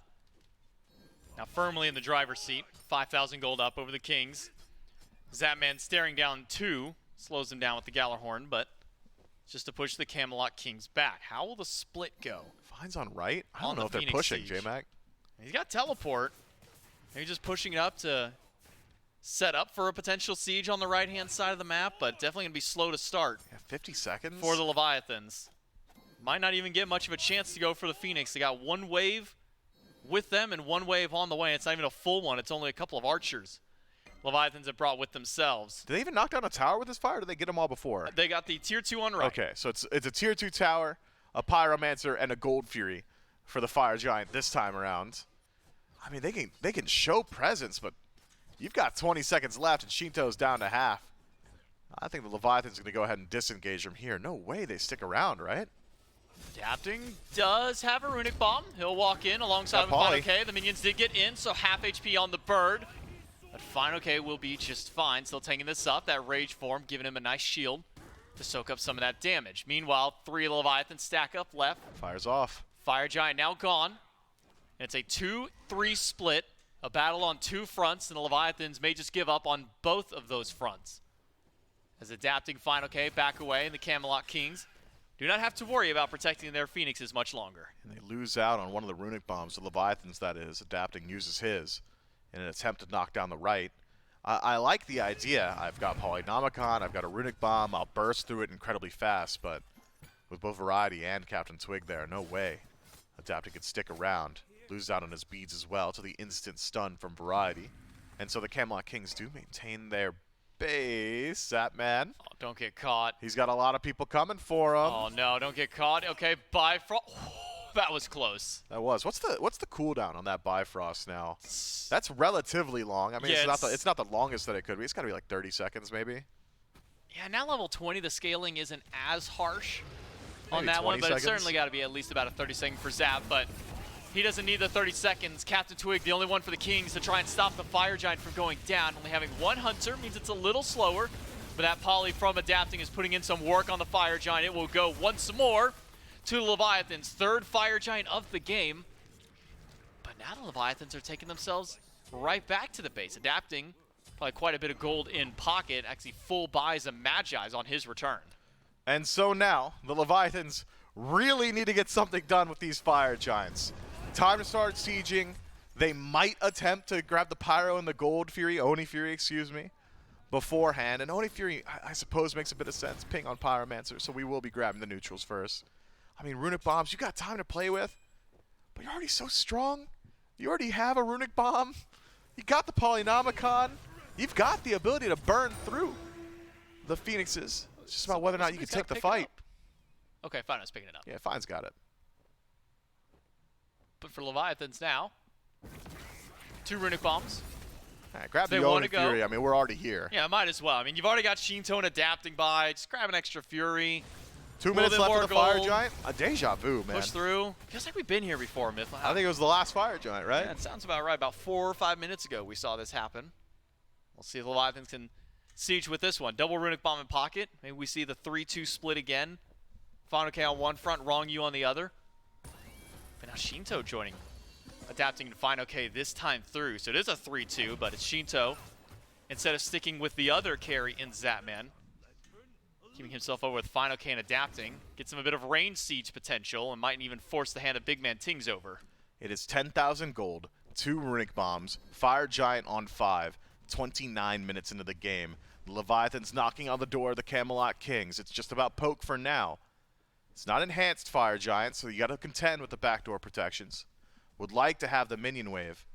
I'm watching the frontliners. Fine, okay, in first. There's the initiation. Goes for the ult, but doesn't get too much beyond there. Instead, he's the one who gets absolutely blown up. The apple detonates, but a mid-Phoenix traded for his life. 1 minute on the respawn of Fine, okay, but a man advantage for the Camelot Kings. Zapman teleports out, and the Leviathans with their 2 runic bombs end up getting a single Phoenix off of it and putting the left side one weakened. Yeah, weakening the left Phoenix, valuable. Taking out the mid Phoenix, the most valuable. Breaking the base just the first time, doesn't matter where it is the most difficult part of sieging the Titan room. And so the Leviathans have done the largest hurdle. Fire Giant, successful. You've done enough with this one. Go ahead, reset, collect whatever farm you can on map, and get ready for this next Fire Giant, which is the big one. Enhanced now. As we crest that 30-minute mark, that means there will be no more backdoor protections for the Camelot Kings to hide behind.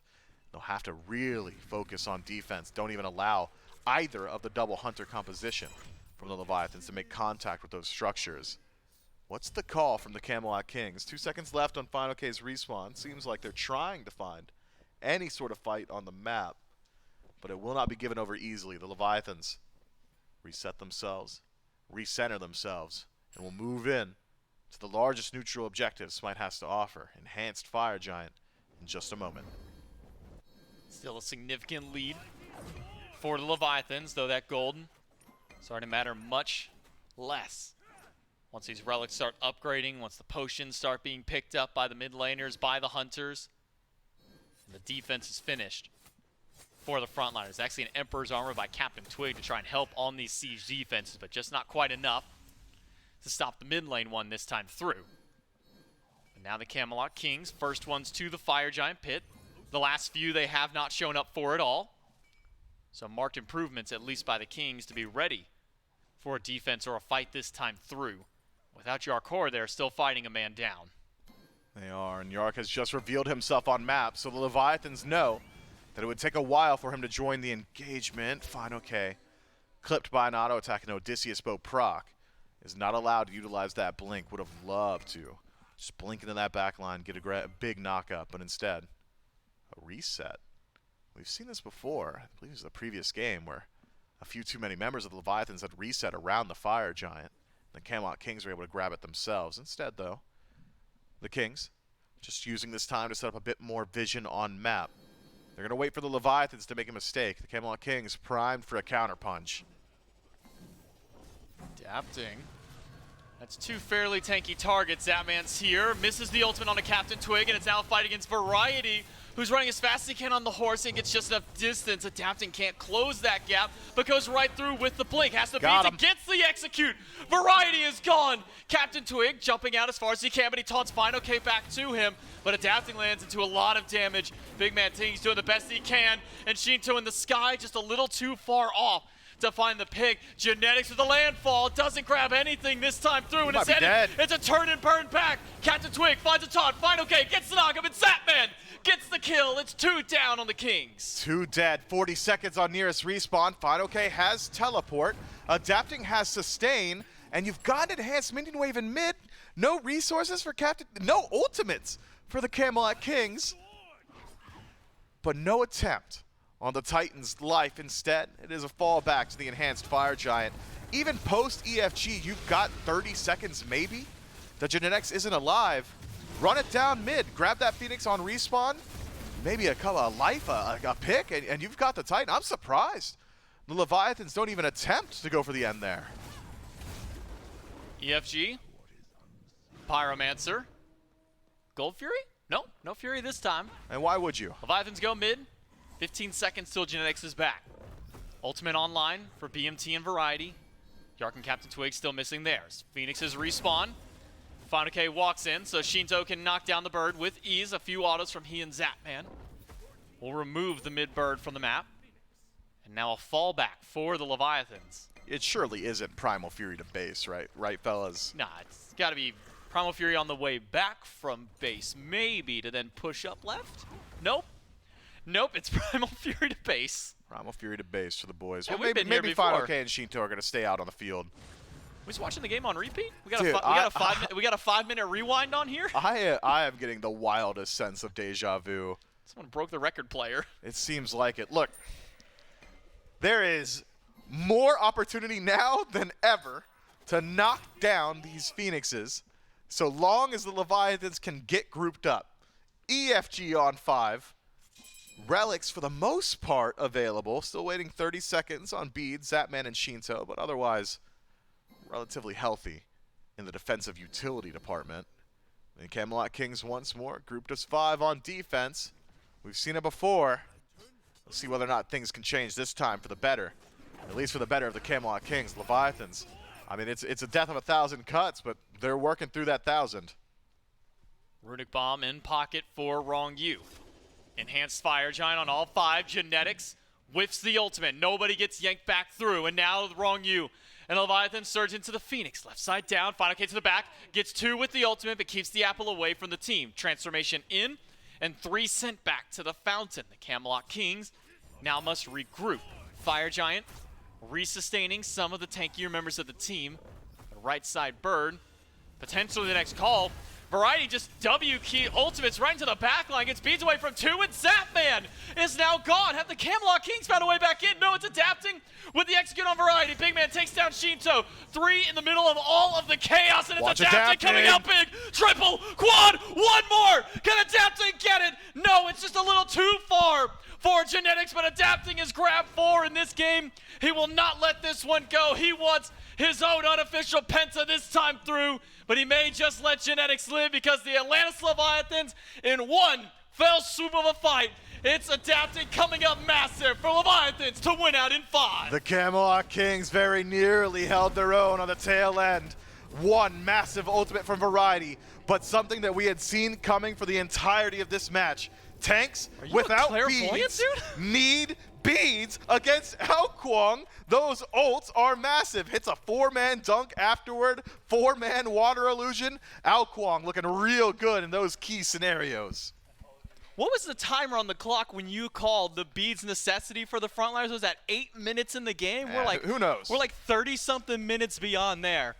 And all you did say was, all you need is one execute to win out a team fight in late game. One of those tanks removed, adapting not only takes Variety out of the game, but 3 more members of the Camelot Kings. Nearly gets that Penta kill, but slips right through his fingers there. The Atlantis Leviathans, they win out in 5. Genetics, maybe a bit of a poor sport. You could have let him have the Penta kill, right? You're not defending against 3 on your own. That's what these pros, that's the difference. That's what they want to do. It happened to Paul earlier, happens to adapting this time. The Leviathans, I'm sure, happy with the first place finish, though. Yeah, I'm sure the Atlantis Leviathans more than happy with at least taking a win here against the Camelot Kings. Such a necessity for the morale of the team, too, moving towards Masters.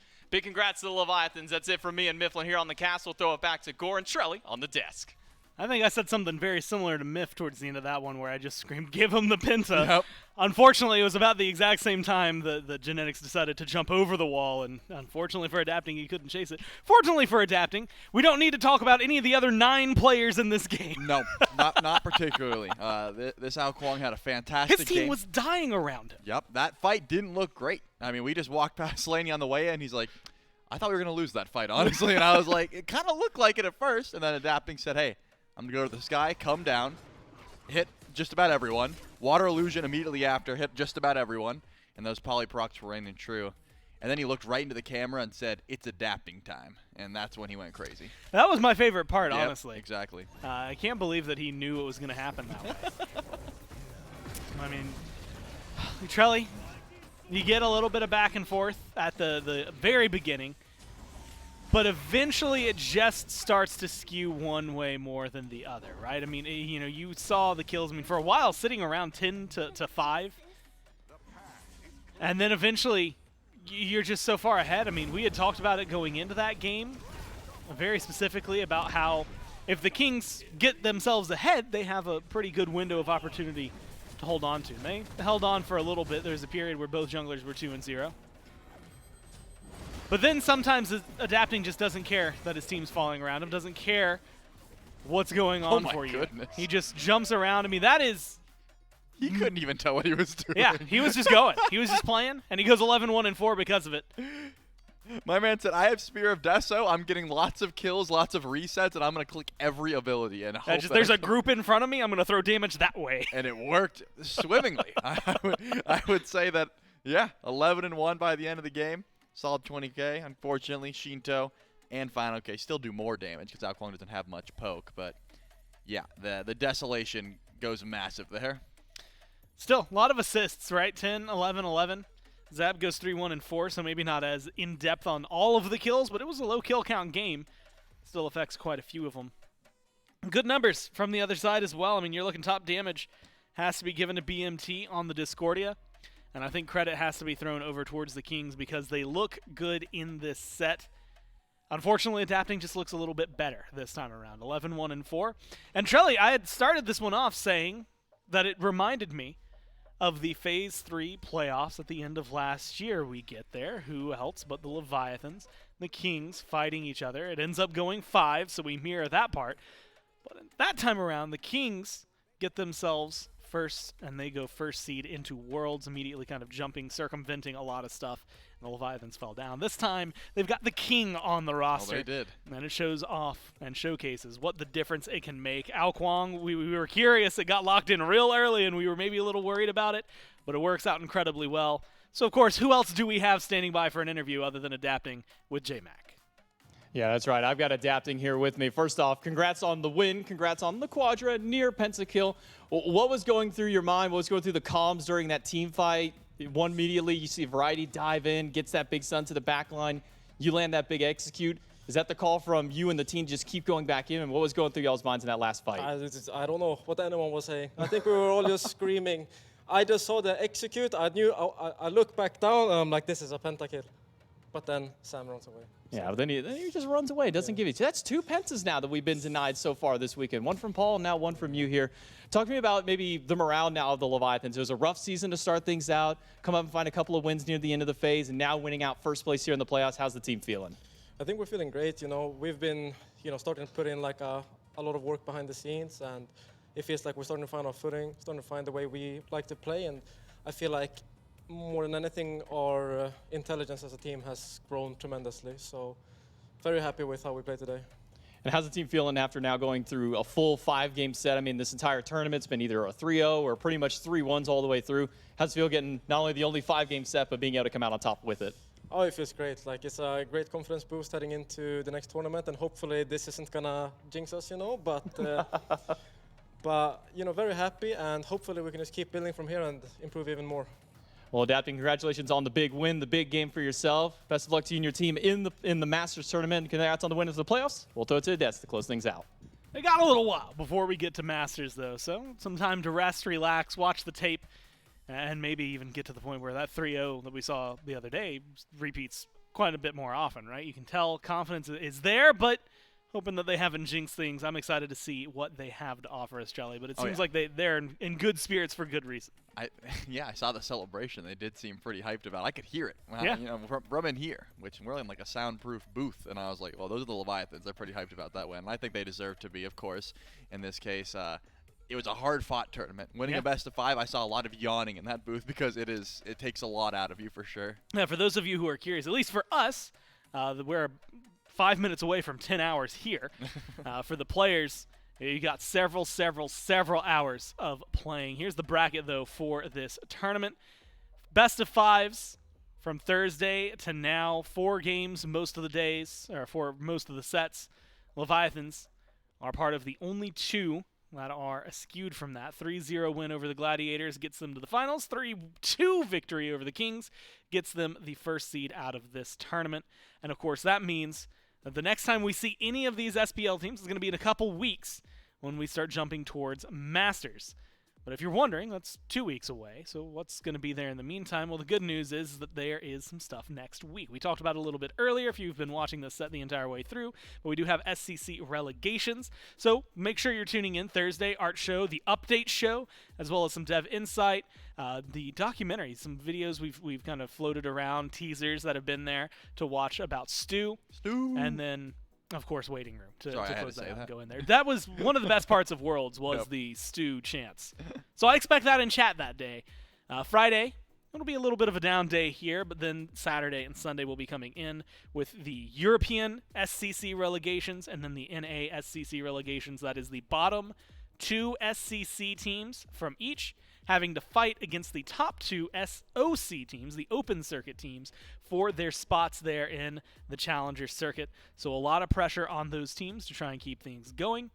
And of course, Trelly, at least for me, you're thinking, well, that's the bottom teams, right? So we'll get to see what the cycle is going to look like going towards the future. But we also have to talk about the top teams from the SCC, because that's what's right after that. Right. Suddenly, after the relegations, we'll be jumping into Masters. 2-week event, a lot on the line for these guys. Essentially the first half of the year that you can claim to be the best team in Smite. You're not going to be playing for a little while after that, and so we can actually look and have our first peek at what the Masters bracket is going to be like. Now, this is going to be a lot to try and jump into, but first and foremost, you've got SCC teams, right? Scarabs and Sages have a bye in the very first round, so the Weavers and the Wargs will play. Winner of that goes towards the Scarabs. Mambo and Valkyries are going to play. Winner of that is going to be going up against the Sages. Now, it's going to be a double elim to advance to the main bracket, and things get really interesting over towards the main bracket, right? So we'll go through all of this for the SCC teams. Then when we look at the main bracket, you will see the winners will be joining a lot of the SPL teams that you know and love. And so one prelim winner will go up against the Gladiators. Another prelim winner, well, I guess second place, will be going up against the Hounds. Those two will then feed into the main bracket, where the Warriors, the Ravens, are now waiting for their opponents. But the 2 matchups we guaranteed have Kings versus Dragons, the team that just got second, versus the team that got third earlier, and then the Leviathans, the first seed, up against the Ferryman down at the bottom. So a lot of fun that is going to be there, and a very, very fun, I think, couple weeks of Smite. So that is definitely going to be a fun time. We only really know, I guess, 2 SCC matchups and 2 SPL matchups, but you see the 2-week bracket, and Charlie, I can't help but get excited. Excited, overwhelmed. It's a lot of Smite. It's a lot of Smite. It's going to be a lot of good Smite, and that's what's important. We finally get to see those Ravens and those Warrior guys. Where have they been? Who knows? Yeah. Probably just Who's even watching. on those teams anymore? I don't even know. Are they even good? Who's to say? But I'm excited because there's a lot on the line, as you said. The Warriors protecting their undefeated streak, which is kind of massive. Yeah, you forgot about that, didn't you? No, it just occurred to me that it's going to be it's still 3 weeks until we get to see if they continue their streak. That is a long time away. That's so long. Oh, that's a lot of Smite that we have to get through to get there. Yeah, we got relegations week 1, and then, of course, week 2. A lot of Smite still to be had, and, of course, Masters to kind of culminate it all before we go on a little brief summer reprieve. So hopefully we'll be seeing you not just next Saturday and Sunday, but also on Thursday for the update notes. But for myself, from Trelly, all the other casters, everyone back in production, and everyone here at High Res Studios, thank you so much for tuning in this weekend. It means a lot to us, and we'll see you on Saturday for the relegations.